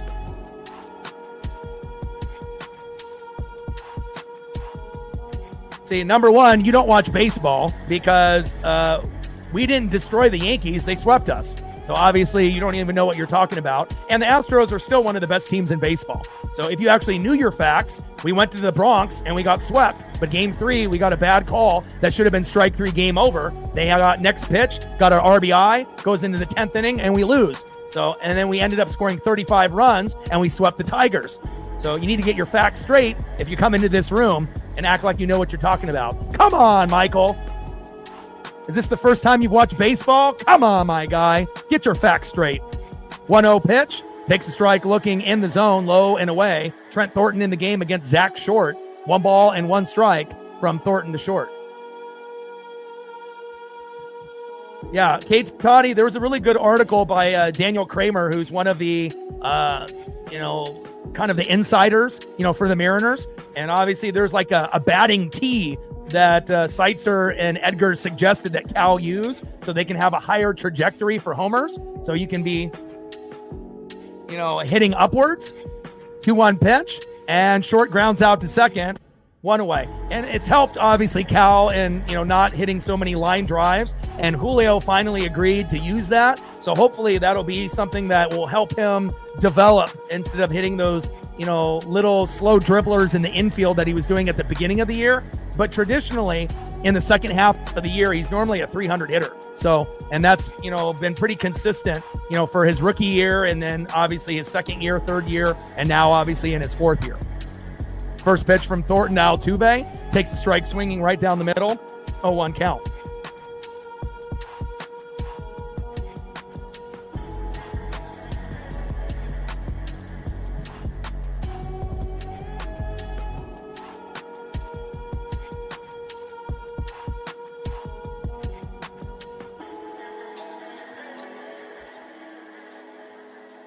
Oh, 1 pitch in play, and Altuve popped out to third, 2 away.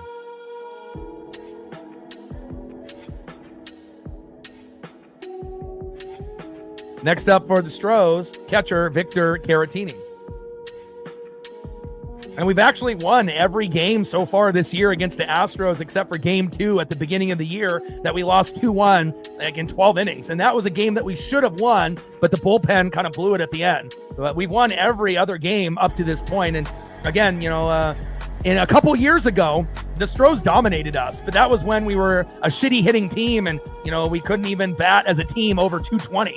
And we were the number 1 strikeout team in baseball. It's really easy to beat up a team when they can't fucking hit. But in the 2025 Mariners, we've improved dramatically, from being a team that would bat 180 to 220. And now we're batting typically 245 to 255, for the season, which is light years above and beyond what we were doing the previous 3 or 4 years. So it's just about getting the right guys on at the right time together.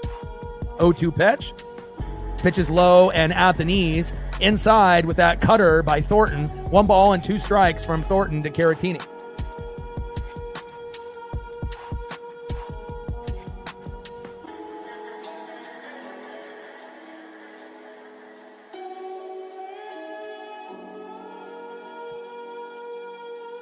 All right, let's go to the bottom of the 8th inning, and let's see who's up here for the Mariners.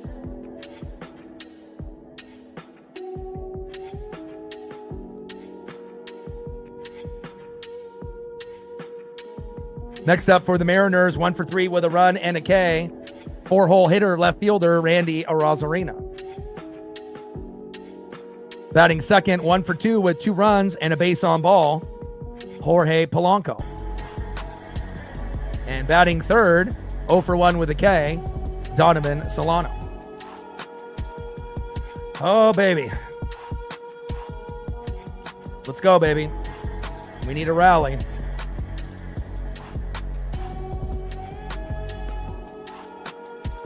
Yeah, he definitely has. And we still need him to continue to get better and better.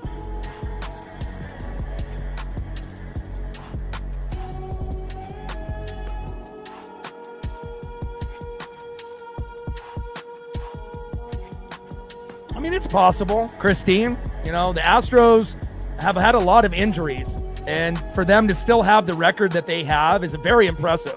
Not having Yordan Alvarez for a good chunk of the year with the wrist. Obviously, Pena has the rib issue, and he's not in right now. Paredes was probably the second best player to Altuve. He got hurt today. And again, Bregman is no longer on the team. He's on the Red Sox. Tucker is on the Cubs. So again, this team has been impressive, but at some point the schedule is going to get a little bit tougher, and it wouldn't surprise me, if we get hot, that we end up catching up. It's going to take a lot of effort, but honestly, it doesn't really matter if we win the division or not. It's about getting to the dance. And if we win the division or go to the wild card and win that, either way, winning or getting a wild card and getting second place in the division, as long as we get into the dance, we like our chances against the Astros, against the Blue Jays, against the Yankees, against the Tigers, and probably the Yankees is the toughest opponent out of all those teams, just based on, home and away and, our kind of, past history with New York. But again, if we end up going to the playoffs and having to match up, I like our chances. So, it's not like we're some bottom feeder team. We have a really good roster. Obviously our bullpen could be a little bit better. And, the trade deadline, if we end up getting Eugenio Suarez back to the Mariners, that could be the single, move that, takes us from being wild card second place to leapfrogging the Astros and getting first, or, getting a wild card and making a deeper run instead of getting eliminated in the first round, maybe making it to the ALDS, ALCS. I don't think we're necessarily World Series contenders at the moment, but anything is possible. I mean, we still got half of a season to go. That's facts.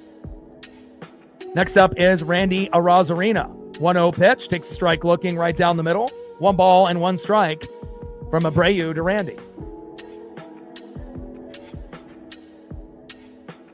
Yeah, and plus, at least for us in a fan base, right, we never cheated, right? None of our guys do steroids or PEDs. We got guys that we actually can look up to. I mean, except for guys that after they left our team, they're douchebags like Alex Rodriguez. But we don't claim him as a Mariner. But we got, Ken Griffey Jr. There we go. Get in there. Safe.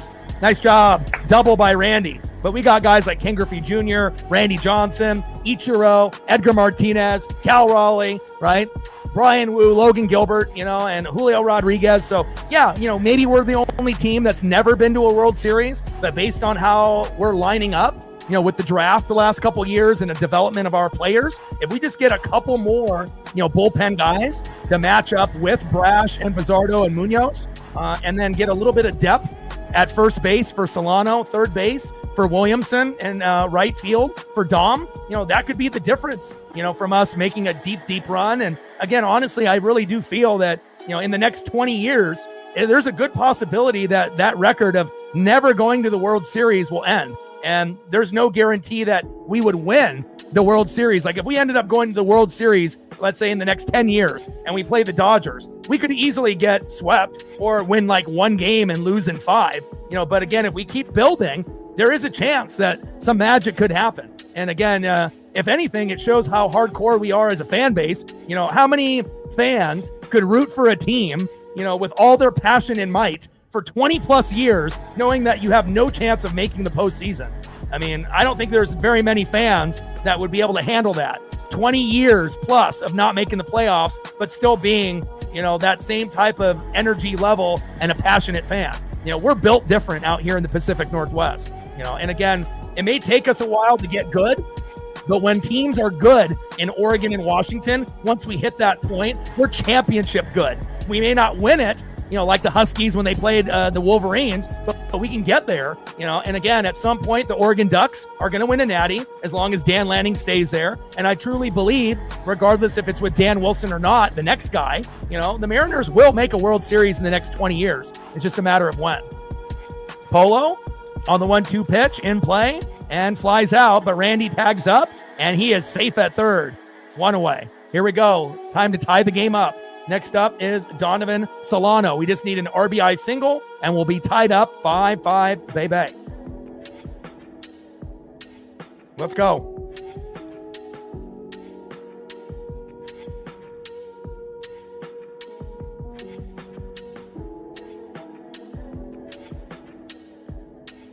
Yeah, but it doesn't matter if there's players, that are on the team now that weren't there back then, but Altuve, and the people that, if you cheat, you cheat. I mean, your legacy is ruined forever. If you do steroids, and Solano got hit by a pitch, there we go, runners at first and third, but if you cheat, that's, forever. people are never going to let that go. And the crazy thing is the Astros could have won without the cheating. So, they were good enough to win without it. But the thing is, what makes the Astros cheating worse than anybody else is that they cheated in multiple ways. The trash cans, so that way that one bang was like, a curveball, 2 bangs was like a knuckle. Like, they knew what pitches were going to, be going on. But on top of that, it was stealing signs, smartwatches that, people were using. And on top of that, buzzers that they were using, knowing, if the buzzer, was, vibrating on their chest, oh, that's going to be a curveball. And if you already know what pitches are going to be coming, that's the ultimate cheat, knowing what's coming before it comes to you. So again, there's a reason why, the cheating by, the Houston Astros is not the same as the cheating by the Red Sox, in that same time period. They ended up using smartwatches and were cheating, but you don't hear people talking about the Red Sox as much as they do about the Astros. Facts. First pitch to Dominic Canzone, takes a strike swinging low and in the zone, 0-1 count.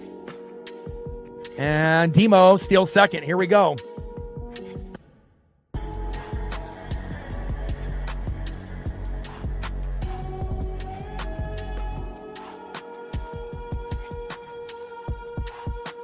Enough of you, amateur. 0-1 pitch, big swing and a miss. No balls and 2 strikes to Dominic Canzone. 0-2 pitch from Abreu, fouled off low and away. No balls and 2 strikes with runners at second and third and 1 out.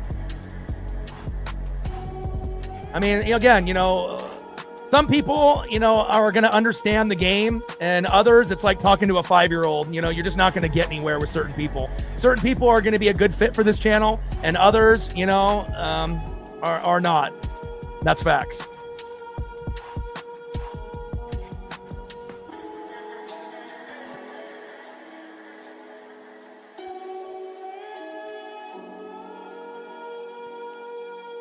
Oh-2 pitch, big swing and a miss, and down goes Dominic Canzone, 2 away.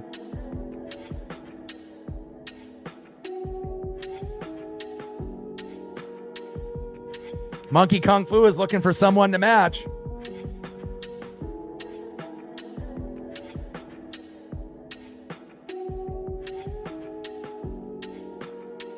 Next up is Miles Mastrobuoni.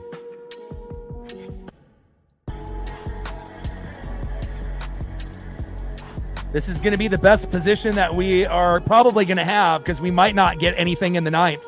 So again, you have to understand, if we're going to find a chance to win the game and take the lead or at least tie it up, let's see if Miles can come up. And again, Miles has been pretty fucking good as far as a bench guy. Probably our best bench guy on the team, for a guy that, gets to play every 3 or 4 games and get like 1 at bat, sometimes 2. He's not going to get a hit every time. But again, he doesn't try to be someone that he's not. He's not trying to hit home runs. He just tries to pull the baseball in between the gaps. And if he does that, which he has done quite a bit this year, we can tie this game up. And if we can just get it to 5-5, we're going to have a chance to win 6-5 and 9, or possibly 6-5 and 10, 11, or 12, and make up for Vargas blowing this fucking game.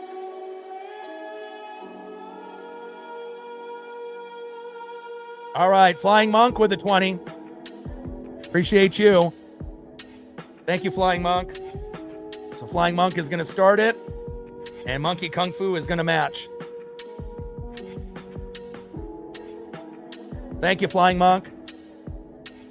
$20 holla for Flying Monk. Thank you, guys.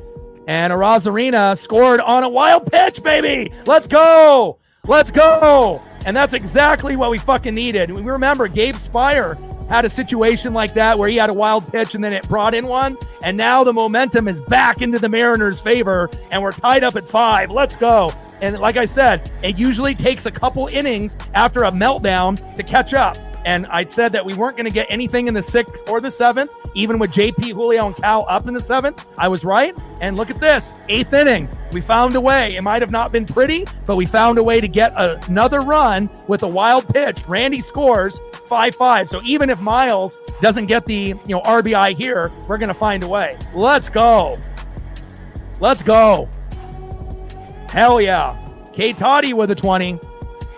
Don Zimmer, Earl Weaver, great names. Appreciate you. Let's go, baby. And Master Boney strikes out swinging, but we got the wild pitch that we needed. Hell yeah. Let's go. We have a chance, because if we didn't score there, we might not be able to tie it up in the ninth. Stacks, racks, Cactus Jack, bang, bang. Appreciate you. Flying Monk with a 20. Toddy says, hey, I'm going to do it too. Stacks, racks, Cactus Jack, bang, bang. Appreciate you. Thank you so much. Let's go. Huge comeback. And again, mentally, it's hard to come back when that shit happens. Let's go.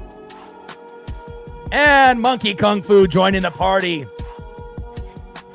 Yaneski Betancourt. Let's go. Stacks, racks, Cactus Jack, bang, bang. And I don't mind, being able, let's go. Yeah. Well, we just got 60 right there, 20, 20, and 20. So whatever we were at prior to that, maybe all day would know where we're at this moment. But yeah, I have no idea where we're at. Let's see, 5, 25, 30, 35, 40. Hold on, 5, 25, 30, 35, 40, 40, 60, 80, 100, 102, I believe. But that might be wrong. I don't know. I think 102, though. Thank you, Monkey Kung Fu.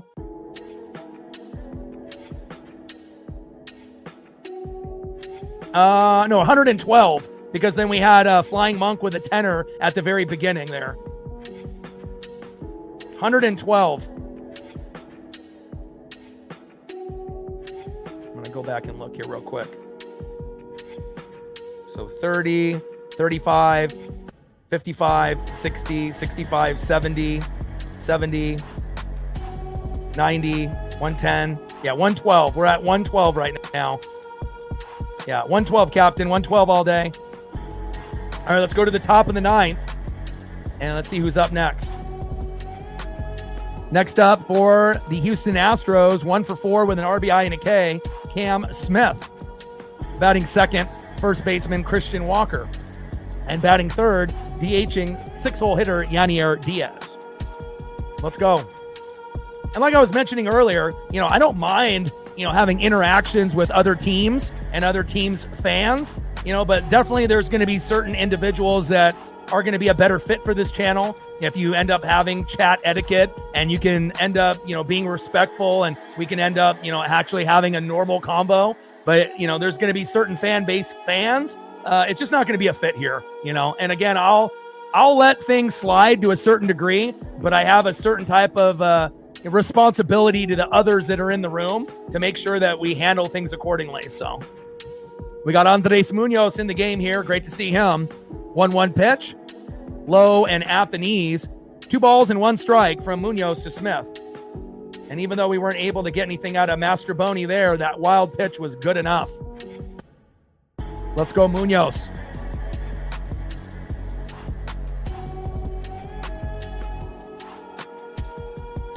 Two-one pitch in play. Smith lines out to right. 1 away. There we go, baby. Andres Munoz, you the man, baby.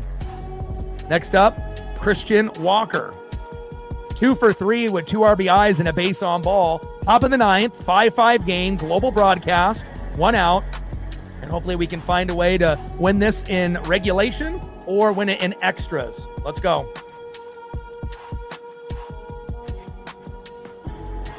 First pitch from Munoz to Walker. Big swing and a miss, high and inside. 0-1 count. 0-1 pitch to Christian Walker, low and away. Slider, 84 miles an hour by Munoz. 1 ball and 1 strike here in the top of the ninth. We're knotted up at 5. Can't believe we had that wild pitch. But again, it's always going to be a fun matchup when we play this team. It's like we hate the Astros. They fucking hate us. Kind of same thing goes with like the Yankees. We don't like them. They don't like us. But it definitely brings out the best in us. Same thing with the Rangers and the Athletics and the Angels. But there's something a little bit more special, when we play the Yankees and we win. Same thing with the Astros. We understand how good those teams are and traditionally how great they've been. And again, it's always going to play up to the competition when we play those teams instead of playing down. 2-1 pitch, fouled off. Low and at the knees. 2 balls and 2 strikes from Munoz to Walker.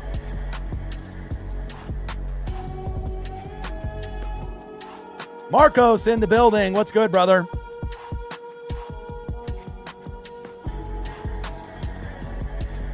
Three-two pitch, and good eye there by Walker, and that is a walk. Christian to first. Now next up is Yanier Diaz. Now we either need a punch out and a punch out, or Yanier Diaz to hit a slow dribbler right up the middle to JP Crawford, throw to first, and then we get out of this inning. Let's go Munoz.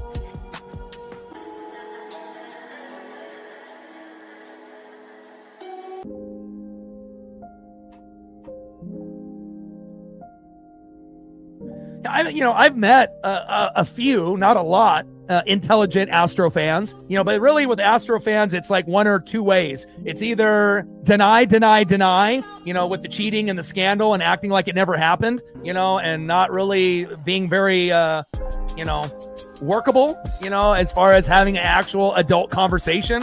And then you'll have the others that understand what happened. And then, obviously maybe, just grew up in that area and that's the team that they rooted for and whatnot. But I wouldn't say that every Astro fan is terrible. I think there are some good people, and smart individuals that are Astro fans. But anytime you're a fan of an organization that cheated, it's going to be hard to be able to vibe with other fan bases, when you cheated. We're never going to let that go, especially if you end up being the rival number one to that team, the Seattle Mariners. We're never going to let that go. But the Rangers, the Athletics, the Angels, every other fan base ain't going to let that shit go either.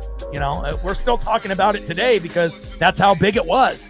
Buzzers, garbage cans, smartwatches. It's not like they did one. They cheated 3-4 different ways. So, again, if that's a team that you root for, that's what you have to understand that you're going to get in return. People are not going to let that shit go. 1-2 pitch, high and away. 2 balls and 2 strikes from Munoz to Diaz.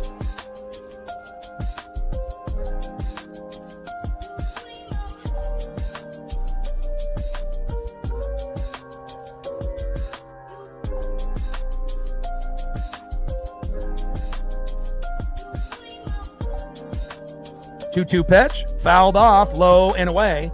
2 balls and 2 strikes with a runner at first and 1 out. Top of the ninth, 5-5, Astros and Mariners.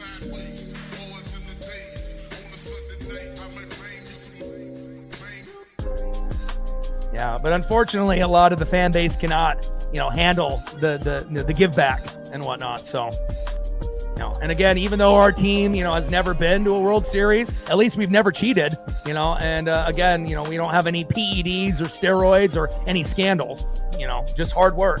And players, maybe, not having the, career that they thought they were going to have, like Ken Griffey Jr., 10 years of elite baseball, 10 years of, being injured and then getting fat, coming back to the Mariners and retiring. But, again, no cheating, and we can live with that. First pitch from Munoz to McCormick. Big swing and a miss, low and away. 0-1 count.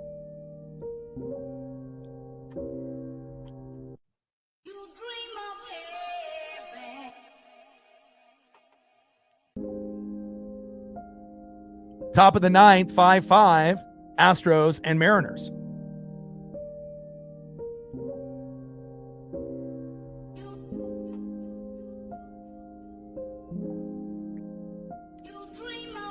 And they say, hey, if you're not cheating, you're not trying. But, again, if you get caught, it never will go away. Marcos with a 20. My boy. 0-1 pitch. Big swing and a miss. High and inside. No balls and 2 strikes with a runner at first and 2 outs. Appreciate you, Marcos. My boy. Marcos has been an OG friend of mine that lives here in Oregon. Man, we've been buddies for, I don't know how long, 15, 20 years. Appreciate you. Stacks, racks with the little Cactus Jack, bang, bang. And it's always special when you can get your friends, that you've either worked with or that you're friends with to come in and support your dream. And Marcos has been one of the only, local individuals that actually watches and supports and has been loyal since day one. Shout out to Marcos Pineda, my boy. If there's anything you guys want to see photo-wise after the game, obviously from all the donos, let me know, and I'll be able to sprinkle those photos in. I'll stay on, maybe for another, 10 minutes or 15 minutes after the game is over, hopefully after we win. 1-2 pitch, low and away. 2 balls and 2 strikes. 2-2 pitch, and got him. There we go. What a comeback, baby. Here we go. Andres Munoz doing the job, baby. Let's go. Bring electric. And again, now we have a chance here in regulation to kick the door down and win this game, even though Vargas put us in a position to lose when we were up 4-1. Now it's 5-5. Let's see if we can make some magic happen. Next up for the Mariners, 0 for 2 with a base on ball and a K, Cole Young. Batting second, 0 for 4 with 2 Ks, JP Crawford. JP Crawford has a 15-game hit streak on the line, so we need JP to get a hit here to keep the hit streak alive, which is the second longest streak in MLB right now. Let's see if he can go 1 for 5 and not go 0 for 5. Get off the schneid. And batting third, 1 for 4 with a K, Julio Rodriguez. Let's go, J-Rod. Be the hero. Take what they give you. Trident's up. Let's go.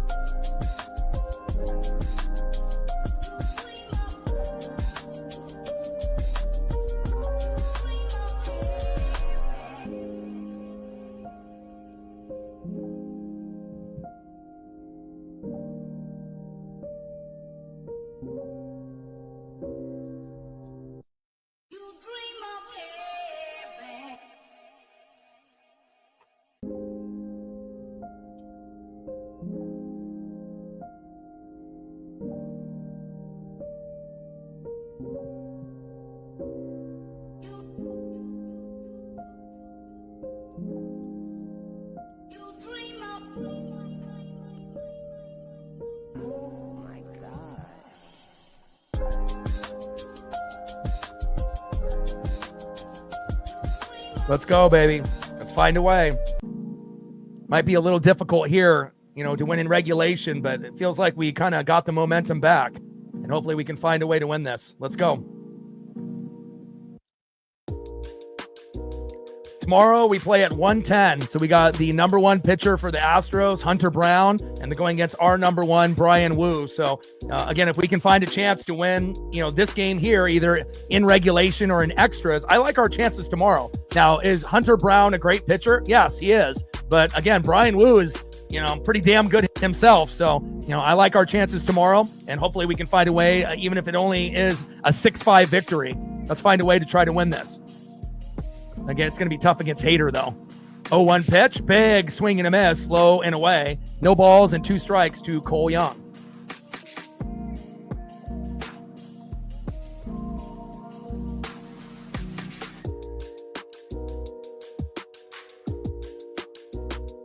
Awesome. Yeah, I've been watching since 85, so I've been watching since I was 3. I'm 43, so I'm, on that same kind of boat. And we actually have quite a few people that have been fans for 20, 30, 40, 50 years, in that, maybe not 50, but, obviously with the start of the franchise, but, lots of individuals that have been a fan for, many, many, many years, 30, 40 plus years of this team. So facts. 1-2 pitch, low and away. 2 balls and 2 strikes from Hader to Young.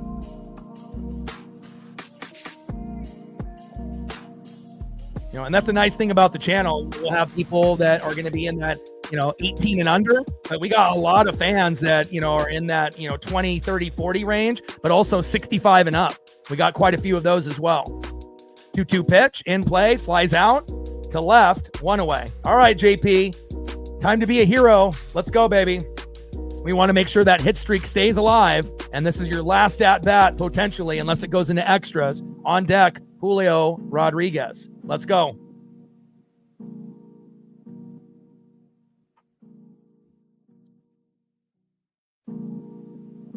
Yeah, but I think the oldest person on the channel that watches on a regular basis, I think, is 90. So again, it's like, a nice variety of age groups and races and age and people that are all over the globe that, appreciate, sports and wrestling and everything that we do here on the channel.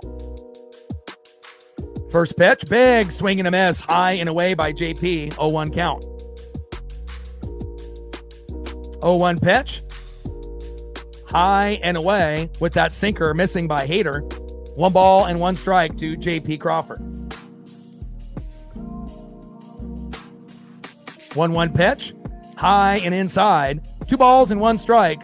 from Hader to JP. That's not going to happen. Cal is going to be a Mariner for life. The thing is like he took a player-friendly deal so that way that we can lock up Logan. He'll be the next guy that we lock up. And again, he's a guy that, appreciates the Pacific Northwest. And I would be shocked if he doesn't play his whole career in Seattle. For him, it's not about the money. He could have gotten more money with his deal earlier in the year. He took a player-friendly deal to make sure that we can get others, even though that the ownership and the, overall management isn't very good for Seattle. But again, Cal is, definitely one of those players that might, go down in history as one of the best catchers of all time when it's all said and done, especially if he plays for another like 15 years and ends up not having any major injuries. All right, here we go, baby. JP doesn't get a hit, but we'll take the walk. Next up is Julio Rodriguez. Come on, Julio. I'm not saying that you're going to walk it off with a 2-run blast, but how cool would that be? Bring that electricity, Julio, but just get on base. First pitch from Hader to Julio. Takes a strike looking right down the middle. 0-1 count. 0-1 pitch. Big swing and a miss. Low and at the knees. No balls and 2 strikes. To Julio Rodriguez. Bottom of the 9th, global broadcast on MLB Network. We're knotted up at 5. Runner at first with 1 out.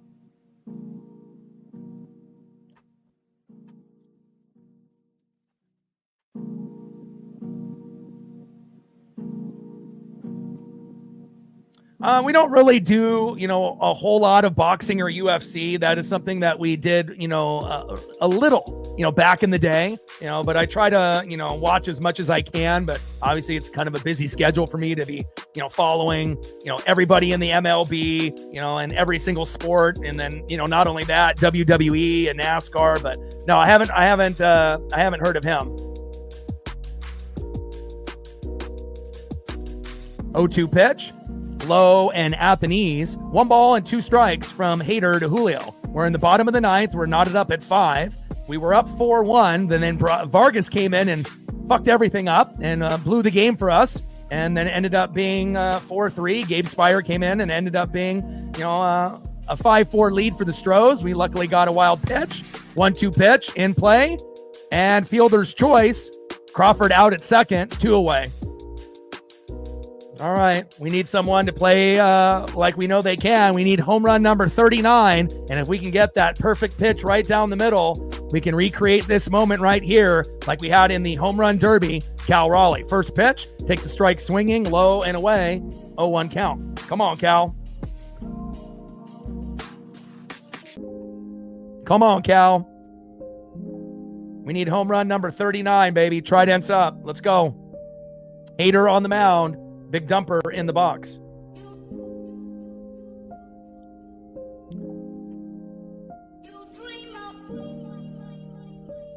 Oh, 1 pitch, and Raleigh lines out to third, and that is out number 3.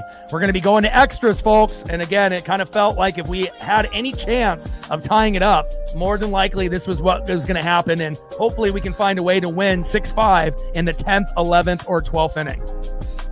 Oh, man, playing this team, it's like, it never is easy, again, until we get to a point where they have a meltdown with their bullpen. And then again, we didn't really play that well yesterday. We got a home run by Randy, then we got a home run by Mitch Garver. Then we had the meltdown by their pitchers, and then we found a way to be able to capitalize. And again, this year, we've only lost 1 game to the Astros. So we've dominated them up to this point. But again, this is going to be one that we're going to have to earn. And we do have Hunter Brown versus Brian Wu tomorrow, number 1 versus number 1. So again, if we want to be able to catch up in the standings, we got to win here today to give us a chance for the sweep tomorrow. And remember, we did put up 35 runs on the Tigers, the best team in baseball record-wise. And again, after we swept them, every single Tiger player, even including Scooball, sucked ass in the All-Star game. So again, we can have that effect on other teams, and hopefully we can find a way to get the job done here in the 10th.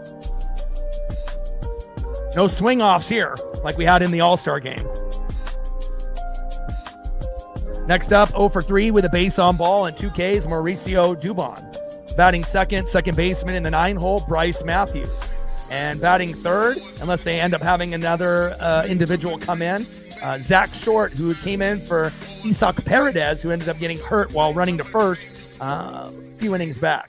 And hopefully Paredes is okay, because he's probably been the second best guy on the team besides Altuve for guys that haven't been hurt. Obviously, Jordan has barely played this year, and he's got a wrist issue, and then Pena has a rib issue. So, again, they're definitely not full strength, but, again, I'm impressed on how good they've done without a lot of their stars. But, again, this one is definitely going to be one that we're going to have to earn.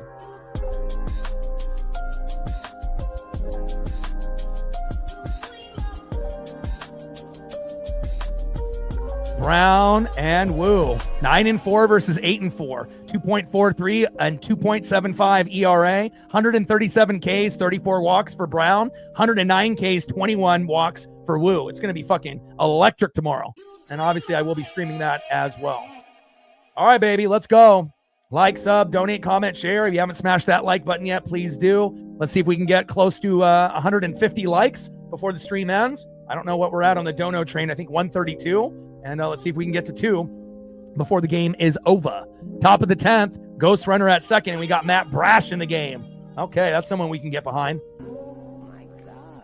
Now, Brash has been a little shaky in the last couple starts where he's come in and, given up home runs or an RBI. But overall, he was the best guy we have in the pen besides Bizzardo, and obviously Munoz as our closer.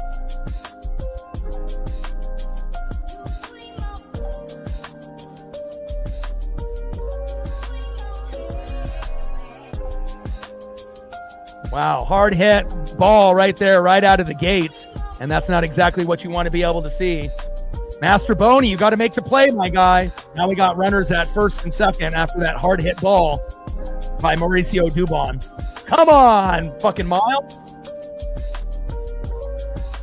Next up is Bryce Matthews. And we're definitely going to need some kind of double play to get out of this inning. Oh, come on, Brash. Brash was so lights out. I mean, he didn't even give up a run for it's like ERA was 0 after 50 plus games in for Munoz and Brash. But, lately both guys have been a little shaky, still trustworthy as Matthews lines up for a bunt. And obviously they're trying to be able to maximize their opportunity here. 1-0 count. Come on, Brash. I mean, at least Brash isn't trying to throw at someone's head when they're bunting, like Vargas did. Yeah, love me some Wu. 1-0 pitch. In play. And got him at first. There we go, 1 away. Runners now advance to second and third. What's crazy, too, is when Wu ended up having that no-hitter, that his grandpa ended up dying, later after that game ended and whatnot. So I'm not sure if that was, something that was kind of connected there and whatnot. But, he knew his grandpa was going to pass and whatnot. And, still to go out there with that kind of performance, and it wouldn't surprise me if Brian Wu ends up getting a no-hitter at some point in his career. He's that good. First pitch. They got Taylor Trammell now pinch hitting, the former Seattle Mariner. First pitch is high and away, fouled off by Taylor Trammell. 0-1 count. 0-1 pitch, low and away. Brash missing that changeup by about 3 feet. 1 ball and 1 strike to the former Seattle Mariner, Taylor Trammell. 1-1 pitch, high and away. 2 balls and 1 strike from Brash to Trammell. Come on, Brash. Got to be able to keep this game tied up at 5-5. We don't want them to take the lead. Oh my God.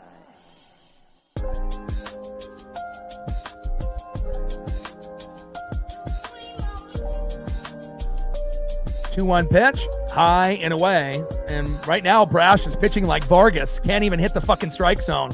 And I don't know what happened. Maybe it was just the time off, and going into the All-Star break. But again, Munoz and Brash, and Spire, have been a little shaky. Really, the only one that hasn't been is maybe Bizzardo, who used to be one of the worst guys in the pen last year with, Taylor Saucedo. And now he's literally the second best in the pen. Sometimes he's even better than Brash, which is kind of a crazy thing to say, but it's true. Up to a few days back, he had the 3rd highest innings pitched in the American League. 3-1 pitch. Big swing and a miss, low and at the knees. Count now is full. 3 balls and 2 strikes to Taylor Trammell. Come on, Brash. Come on, baby. Brash on the mound. Former Mariner Taylor Trammell in the box.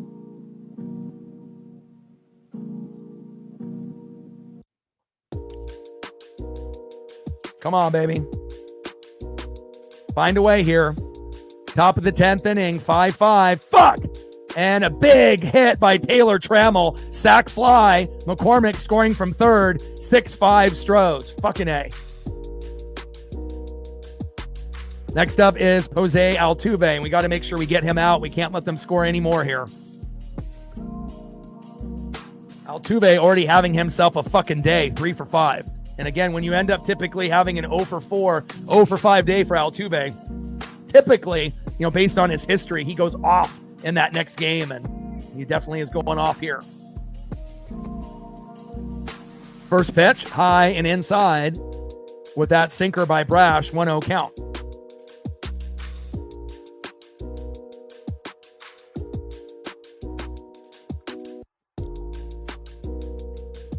One-0 pitch, low and away. Christ.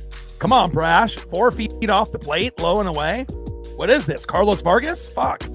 2 balls and no strikes with a runner at second and 2 outs. Astros up by 1. But again, if we keep it at 1, we can play this cat and mouse game of, them going up by 1 and then us, coming back. And that's an automatic intentionally walk. Come on, Brash. Holy hell. All right, next up is Victor Caratini. And obviously, that Diaz and Caratini kind of flip-flop back and forth between DH and catcher. Caratini having himself a good day like Jose Altuve, 3 for 4 with an RBI, base on ball, and a K. And we're definitely in a critical position here in the top of the 10th. And again, it's like if our best guys in the pen can't get it done, we better make some strong, aggressive moves at the deadline for a first baseman like Naylor, bringing back Eugenio Suarez at third, giving us some depth in right field. And we definitely need 2 or 3 or 4 guys in the pen to help us out to replace some of these other guys that have not been doing well. Now we have a mound visit with Woodworth, Cal, and Brash, just trying to settle him down. And that's another big thing about Cal Raleigh that is so undervalued. If Mitch Garver was our catcher, there's no way in hell that we would be able to make the playoffs without Cal. And even with Cal, there's no guarantee that we for sure make it. But again, it's not only about the hitting, from the left side and the right side and throwing guys out from the knees, defensively being a good player there, but it's just about the leadership to, try to calm down every pitcher, starter, or bullpen.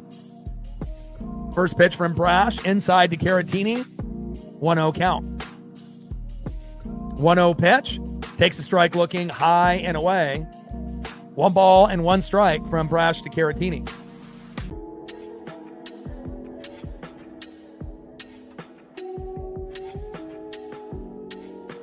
Top of the 10th, Astros up by 1, 6-5 with runners at first and second with 2 outs. And definitely a little concerning when you see your best guys in the pen, struggling lately. And really the only guy that is 100% trustworthy right now might be Bizardo. And then I would say Brash and Munoz are probably right now like 90%. And then Spire is probably like 70. And then everyone else is kind of like 50 or less. 2-1 pitch. High and inside.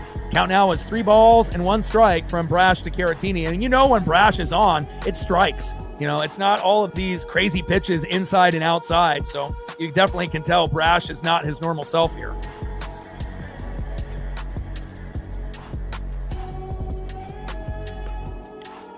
Holy hell. And another walk. What the fuck? Holy shit. All right. Bases loaded now with 2 outs. And this is not something that we typically see with Matt Brash. He's one of the best bullpen players, not only on the Mariners, but in the entire league. And so to see him struggle like this is a little shocking. But again, if we can just keep it at 1, we're going to have a chance. If they end up getting 2 or more, it's over, more than likely. Next up is Cam Smith.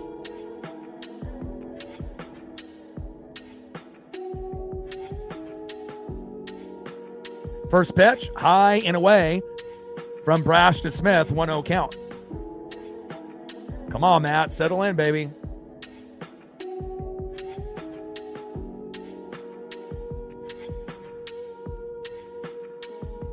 One-0 pitch, low and at the knees. That one probably should have been a strike, but called ball. And again, the umps have definitely called this game like 70-30 for the Stros. We've definitely had, 5 to 10 missed calls on our end. For the Astros, they probably had 3 or 4, but it hasn't really been that great of an officiated matchup. Maybe not as bad as that Yankee series, but definitely not getting a lot of the calls, especially the ones that are on the line. 2 balls, no strikes from Brash to Smith.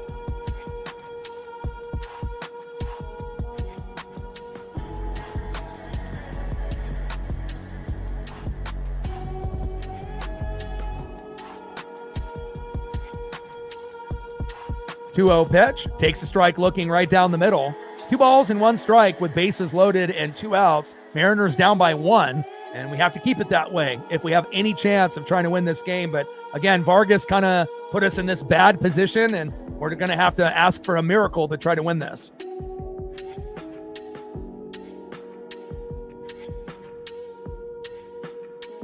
Yeah, it's definitely the weakest part of the team. Bullpen, and then I would say Dan Wilson. And again, we just need a little bit more depth at first, third, and in right field, but specifically at first and third. 2-1 pitch, big swing and a miss right down the middle to Cam Smith. 2 balls and 2 strikes with bases loaded. Matt Brash on the mound, Cam Smith in the box. We need 1 more strike to get out of this. Come on, baby.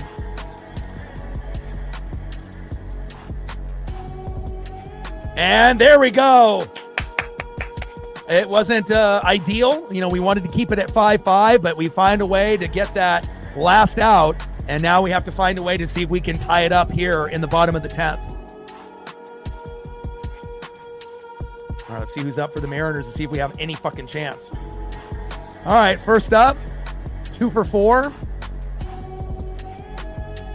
2 runs and a K, Randy Arozarena. Batting second, 1 for 3 with 2 runs and a base on ball, Jorge Polanco. And then pinch hitting for the first baseman position, Luke Raley, Donovan Solano, Dylan Moore. I don't know about that.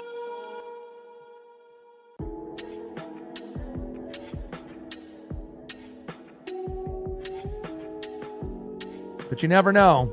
Sometimes, the players that you have no confidence in, sometimes will be the unsung hero, and other times they're just going to be absolutely terrible, which is what Demo has been pretty much since the beginning of the year. And for a guy to have almost 10 homers, in the first part of the year, he had 8, kind of like when Polo was hot, when he had 9, in April and was batting like 350 to 450. It was awesome to see. But since then, Demo has been so bad that I'm not even sure if he's even worth a AAA spot. Like I said, I hope that he ends up finding some magic here because we're going to need it. But we got Randy, we got Polo, and we got Demo.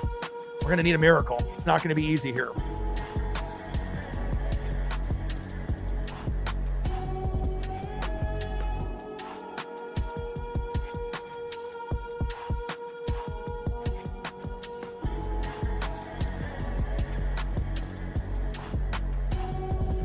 Oh, man, what a game. Fucking A, dude.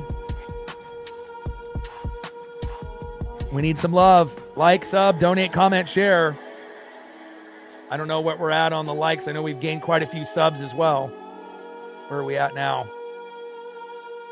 6 more subs since the last time I checked.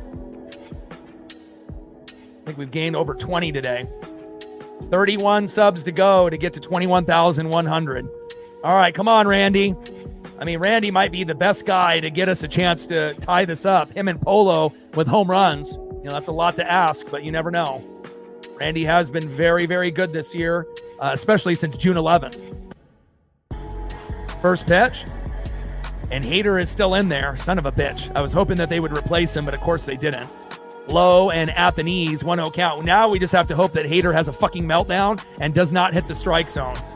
1-0 pitch, low and at the knees. Great eye by Randy Arozarena. 2 balls and no strikes from Hader to Randy. Ooh, 2-0 pitch, high and away. You smell that? It's a meltdown. 3 balls and no strikes to Randy Arozarena. Here we go. Randy doesn't even need to swing. And again, hopefully they're smart about this. I know the 3-0 count, you always assume, they're going to throw it right down the middle. And they might be able to get a strike on that fourth pitch, but typically that fifth pitch will end up being a ball if you throw 3 to start off that particular at-bat. But we'll see how this goes.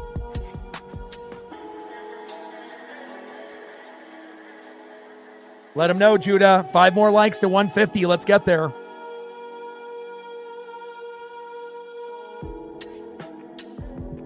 .30 pitch. Ball. Another horrible call. Pitch is outside of the zone. Holy hell. That's more than 10 blown calls in this game for the Mariners. This ump is fucking terrible. Especially when it ends up being something where it would be a ball 4 or like, a strike 3, and you're not giving us the call. And now it's going to go back into the favor of the pitcher. Terrible. 3-1 pitch. Fouled off low and away. And what should have been ball 4, right, to Randy Arozarena now ends up being a 3-2 count that favors Hader. Bullshit.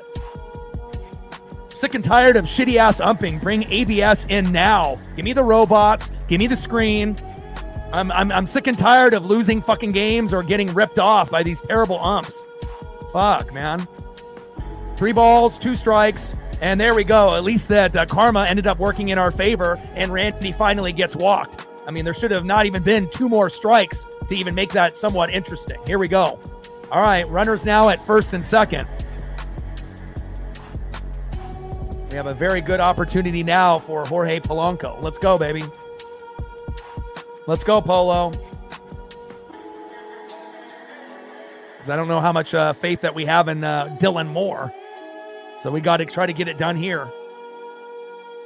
Bottom of the 10th, runners at first and second. We're down by a run. And again, it would be great if we could end up, finding a way to win it right here and winning like 7-6, but there's no guarantee that that happens. We might have to tie it up 6-6 and then, see where it goes. But especially with not a lot of outs yet. And Polo, sack bunt, and safe. Okay, we got runners at second and third. Randy and Raleigh with 1 out. Here we go. Oh, God. Anybody but goddamn Dylan Moore. Fucking A. But you never know. Maybe Dylan will be the hero. Again, for a guy to, suck and suck and suck, maybe, this will be something where he ends up proving himself. All right. And finally, we got a chance to bunt and move the guy over. And, bunting should be something the Mariners do every game, once or twice a game. But, of course, we don't. But now we got runners at second and third with 1 out, and we're in prime position to tie the game or possibly win. First pitch to Demo, takes a strike swinging like we knew he would. 0-1 count. Come on, Mariners. Trident's up. Let's go. Come on, Demo.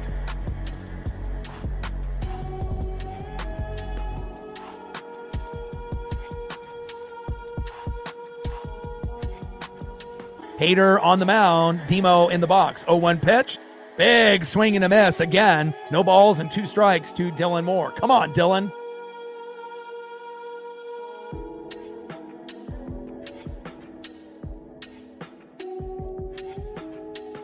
Bottom of the 10th, runners at second and third. 0-2 pitch, high and away. At least he didn't swing at the garbage.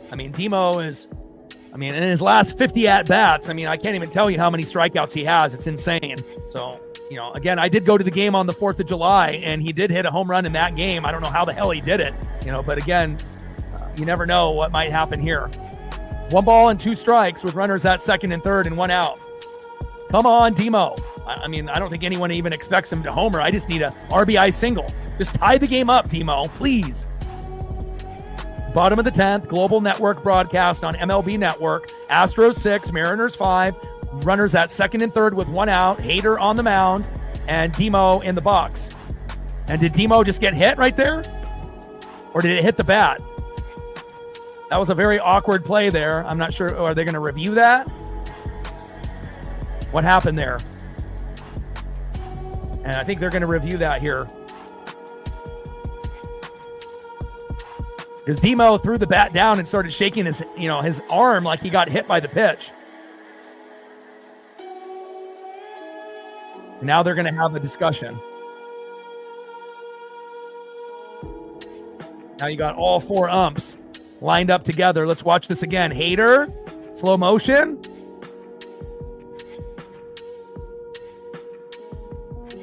Wow. That either hit him on the bottom of the bat or it hit him on the fingers. Let's look at this angle.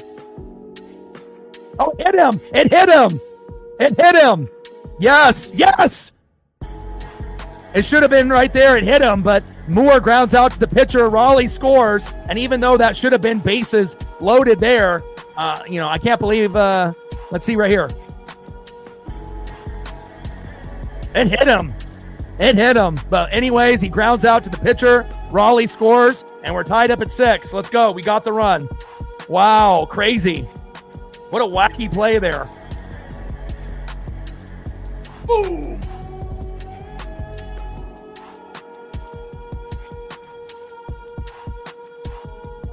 Let's go.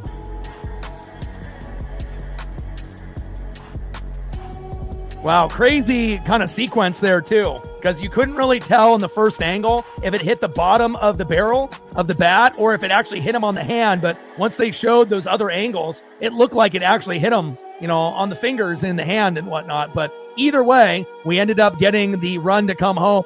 We're tied up at 6, baby. Let's go. Now, again, another blown call for us, right?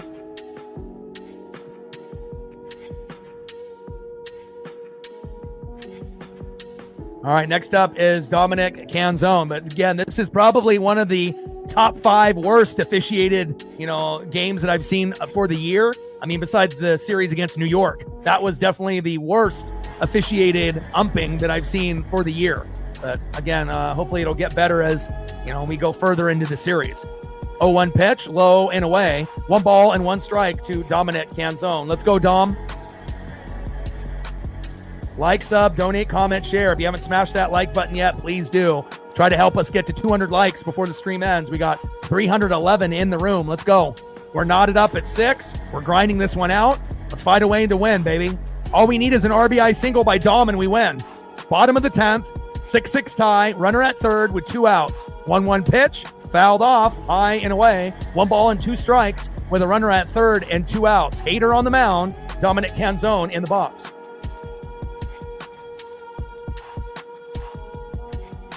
Come on, baby. Let's go. And again, Vargas really blew our chances early on, but we fought back like hell to try to get to this position. 1-2 pitch, fouled off, low and at the knees. 1 ball and 2 strikes with a runner at third and 2 outs. Come on, Dom. I mean, we don't even need a home run. We just need an RBI single. Let's go. We can win this 7-6. Come on, sports gods. And we got Brian Wu versus Hunter Brown, number 1 versus number 1 tomorrow. Let's go. Bottom of the 10th, global broadcast, MLB network, runner at third, 1-2 pitch, fouled off, high and away. 1 ball and 2 strikes to Dominic Canzone. Come on, baby. Come on, Dom.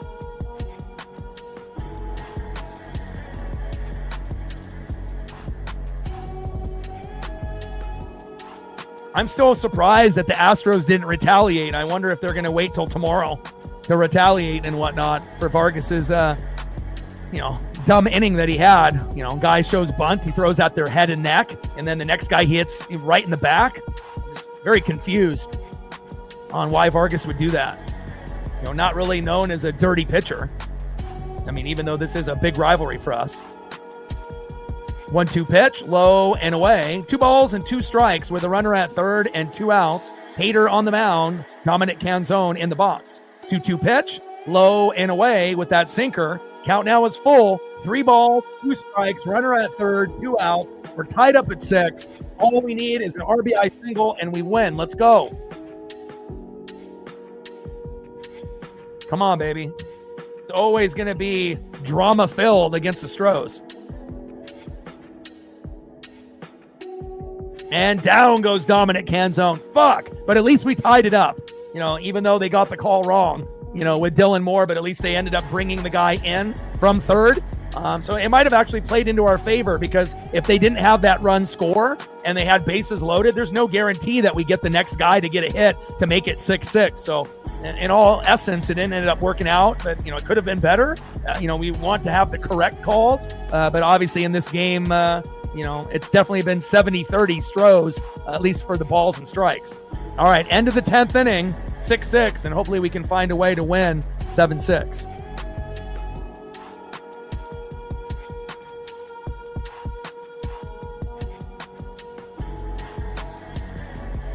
Man, I need to fucking eat dinner. Dinner has been delayed. Next up is Christian Walker. Batting second, Yanier Diaz, and batting third, Chas McCormick. Christian Walker, 2 for 3, 2 RBIs and 2 walks. Yanier Diaz, 1 for 5 with 2 Ks. And Chas McCormick, 0 for 5 with a run and 3 Ks.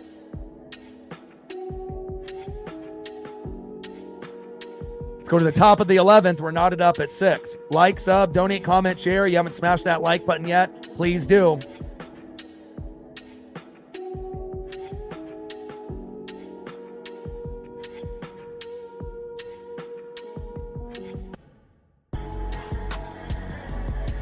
We've gained quite a few more subs, almost 30.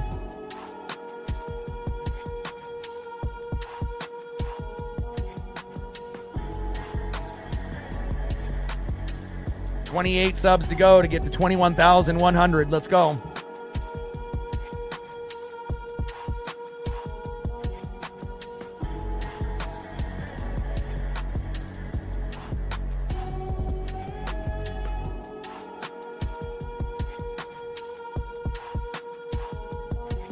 Let's go, baby.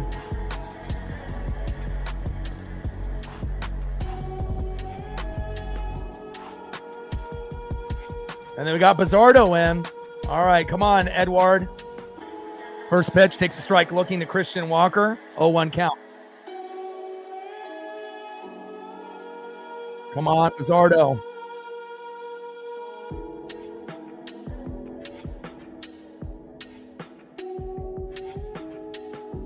Oh, 0-1 pitch to Christian Walker. Big swing and a miss, high and away. No balls and 2 strikes from Bizzardo to Walker.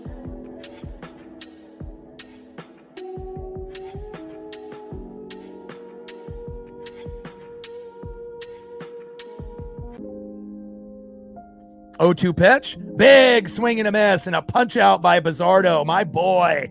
There we go. 1 away. Way to bring that electricity. That's my boy. This is the most improved player on the Seattle Mariners from last year to this year. Hands down. Used to be one of the worst in the pen. Now he's one of the best. You're not going to usually see that in a 1 year, transformation, but that's what you got out of Edward Bizzardo. Thank God. Next up, Yanier Diaz. First pitch fouled off right down the middle. That's how you hit the strike zone. 0-1 count. We're tied up at 6 here in the top of the 11th. Runner at second with 1 out.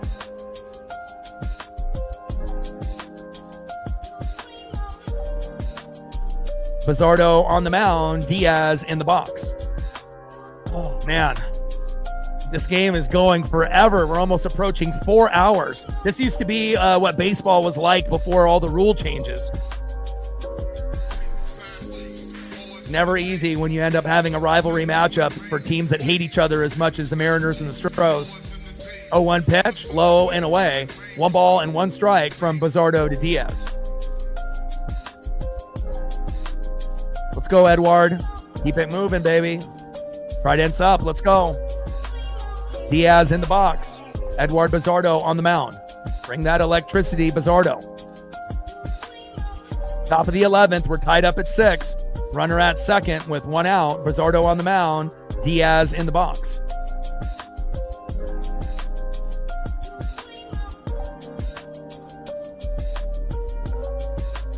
Come on, baby.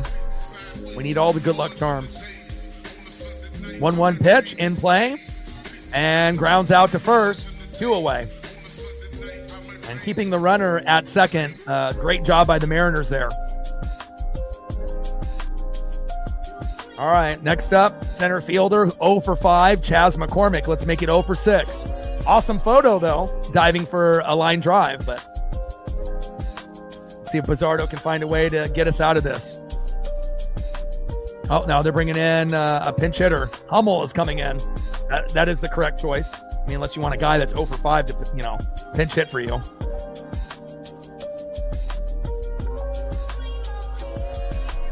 First pitch from Bizzardo to Hummel, takes a strike looking. 0-1 count. Cooper Hummel.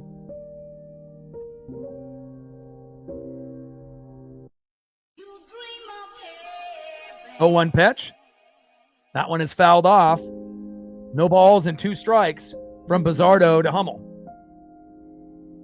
All right, baby, 1 more strike and we get out of this, and then we can find a way to win this in the bottom of the 11th.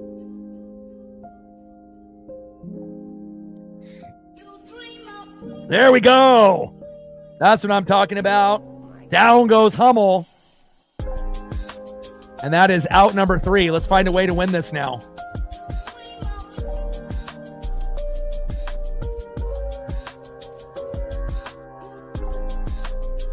Let's see who's up next here for the Mariners.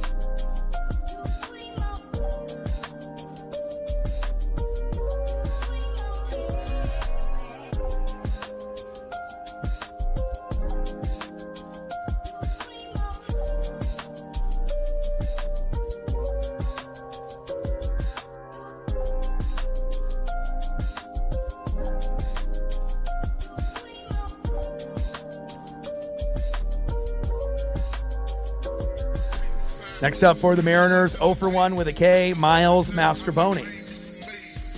Batting second, 0 for 3 with a base on ball and a K, Cole Young. And batting third, he gets one last chance to be able to continue his hit streak. He's 0 for 4 with a base on ball and 2 Ks. Got to find a way. Batting third, J.P. Crawford.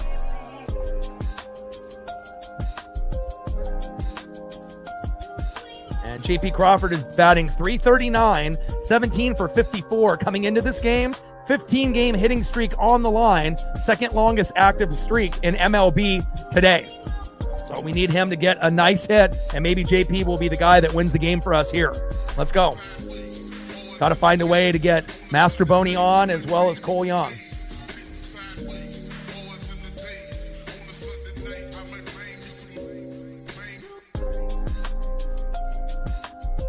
And we gained another sub.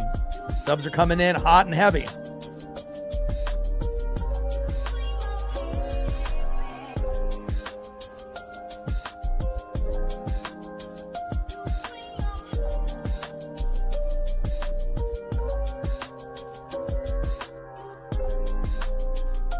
Oh, baby. Fucking A, dude. What a game, huh?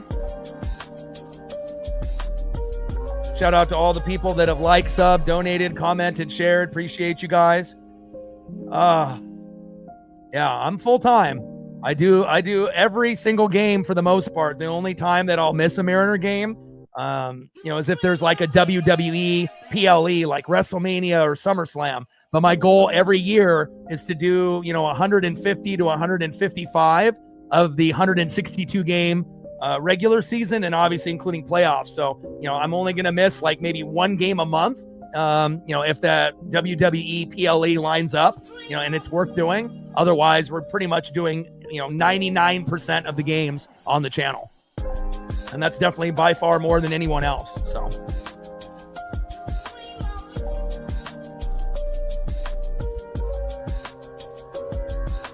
And we gained another sub. Subs coming in hot and heavy. Appreciate you guys.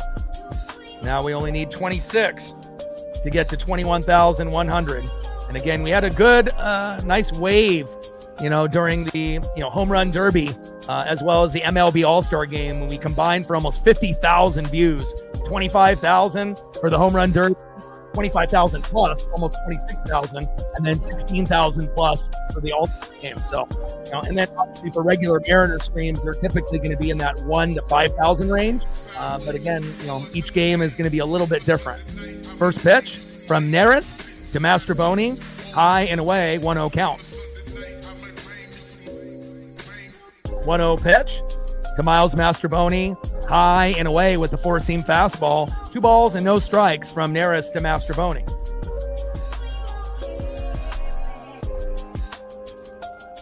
Oh, fuck. And I still got my pup for 30 to 45 minutes to eat dinner, and 32 here in the Pacific Northwest. Obviously, if you're in the Midwest, it's like 12:32. If you're in the East Coast, it's 1:32. And Mastrobuoni with a sac bunt. Canzone safe. All right, Canzone to third with one out. Great butt by Miles Mastroboni, my boy. And he almost made it safe at first. What hustle. All right, here we go. Next up is Cole Young. And we need either Young or JP to be the hero here. Let's go.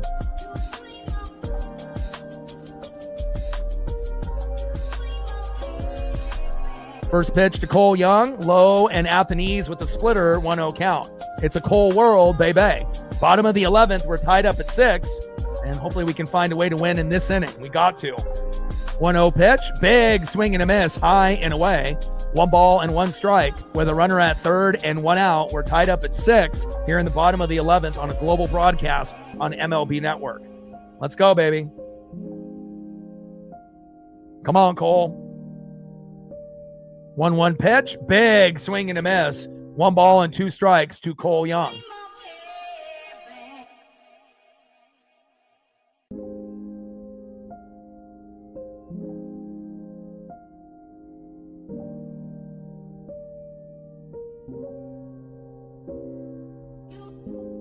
Come on, Cole.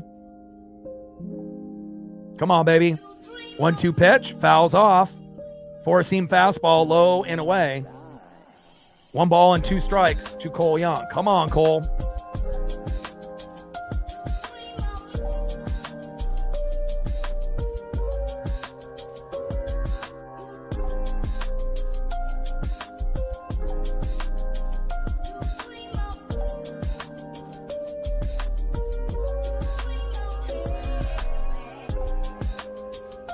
Oh, it's in play. Here we go. He got a hit. Go, go, go. And that's the game. Let's go. Mariners win. Mariners win. Mariners win. Single to right. Canzone scores. And that is the fucking game. Woo!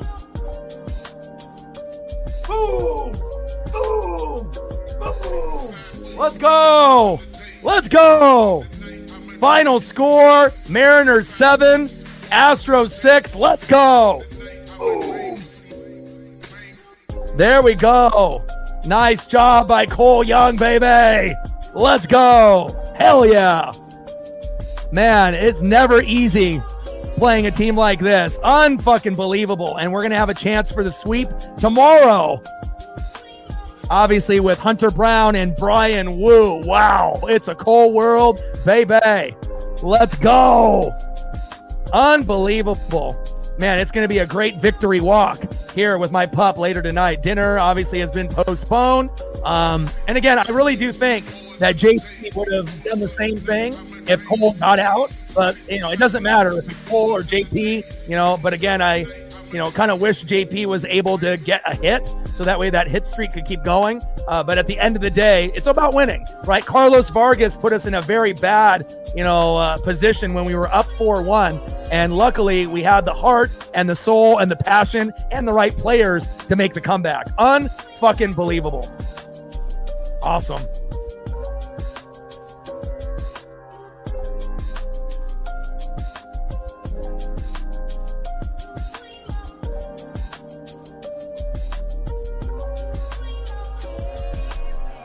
Let's go.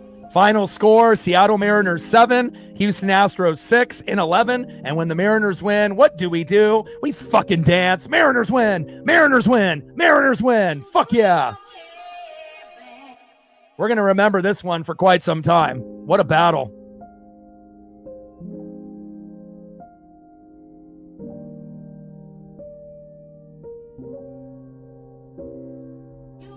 Let's go, baby.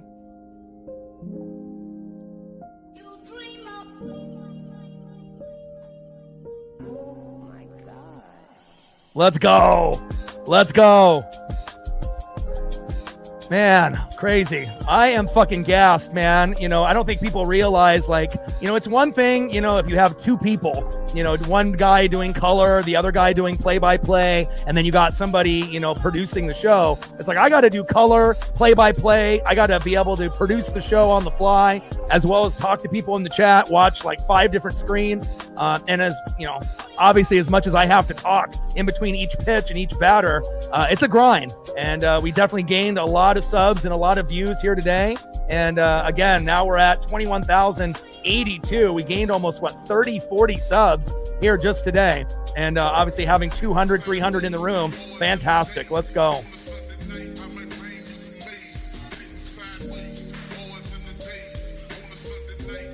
18 subs to go until we hit 21,100. Man, unbelievable. Again, I appreciate you guys very, very much. Obviously, if this wasn't like 4 hours in, I would be, loading up a lot of photos for all the people that donated. But again, I can get some photos for some people. Obviously, as we go into tomorrow's game, we're going to end up having, Hunter Brown, their number one, versus Brian Wu, our number one. But again, if there is anybody that's in the room, Mike, Megan, Sarah, Philip, Toddy, Kung Fu, Monkey, Marcos, if there's anybody that wants something here, I'm willing to be able to, throw up a couple photos. But obviously, I still need to be able to eat dinner, and then I got to take my pup on a long victory walk. And again, we got to, get a little bit of sleep, and then I'll be right back at it at 1:10 Pacific for Hunter Brown and Brian Wu as we try to get the brooms like Harry Potter and go for the sweep. Anything I can do photo-wise, comment below for those people that I mentioned. And then if you just want to wait till tomorrow, you can end up doing that, in the pregame or during the first couple innings and throwing up a few photos for you. Monkey Kung Fu wants some JJ putts. I gotcha.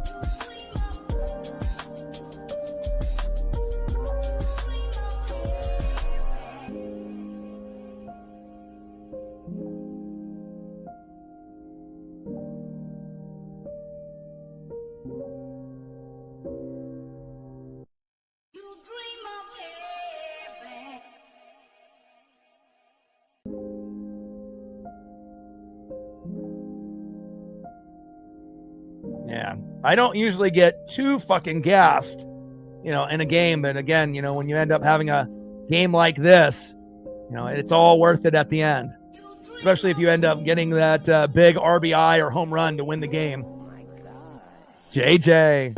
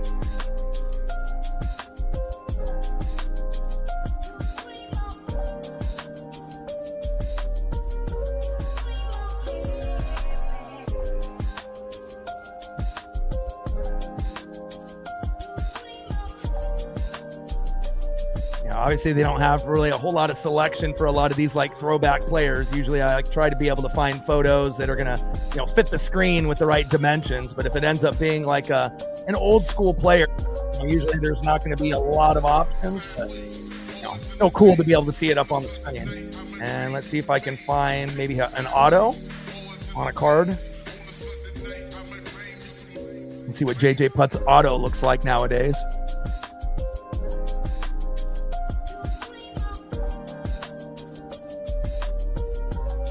Decent auto. I mean, you can actually read it with the JJ and the putts there.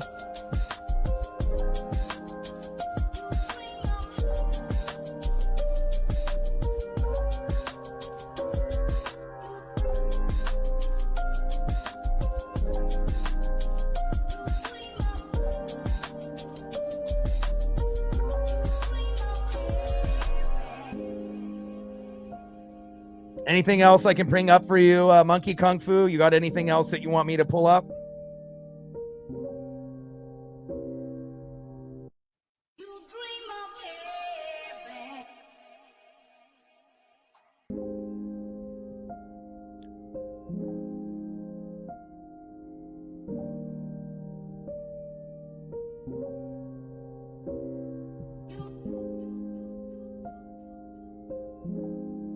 Yeah, and even though we've never been, that doesn't mean that we're never gonna, get to that point. If anything, we are gonna be able to get to that point at some point, in the next 10 to 20 years. It may take a while, but once we get Cade and Durangelo, on the roster, that might be the time where, if we have the right players, and a good bullpen, we might be able to do it at that point. We're not really there yet, but again, that doesn't mean that we won't get there.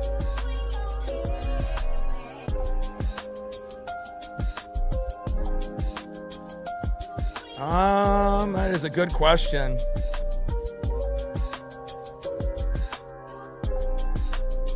I think they're still calculating the numbers, but I think almost 5,000. But they're still kind of, going through the numbers. I think 4,600, and it's still kind of, going through the numbers and stuff. But again, obviously, when we ended up doing the MLB home run derby, we hit 25,000, and then the All-Star game we hit 16,000. But typically, Mariner streams are going to be in the 1 to 3, maybe 1,000 to 3,500 range. But typically, since we've been getting on a little bit of a groove, I would assume it'll be like 1,000 to 5,000, and probably closer to 3,000 to 5,000 if we can gain some more momentum. But it feels good to be able to, gain a little bit of momentum, but it really feels good to be able to get the victory. All right, man, thank you so much. And again, I can throw up some more photos for some of the individuals, but Mike and Megan and Sarah and Philip and Toddy, Monkey Kung Fu, Marcos and Flying Monk. Shout out to you guys for supporting on that end, Captain, and all day. Great job as usual.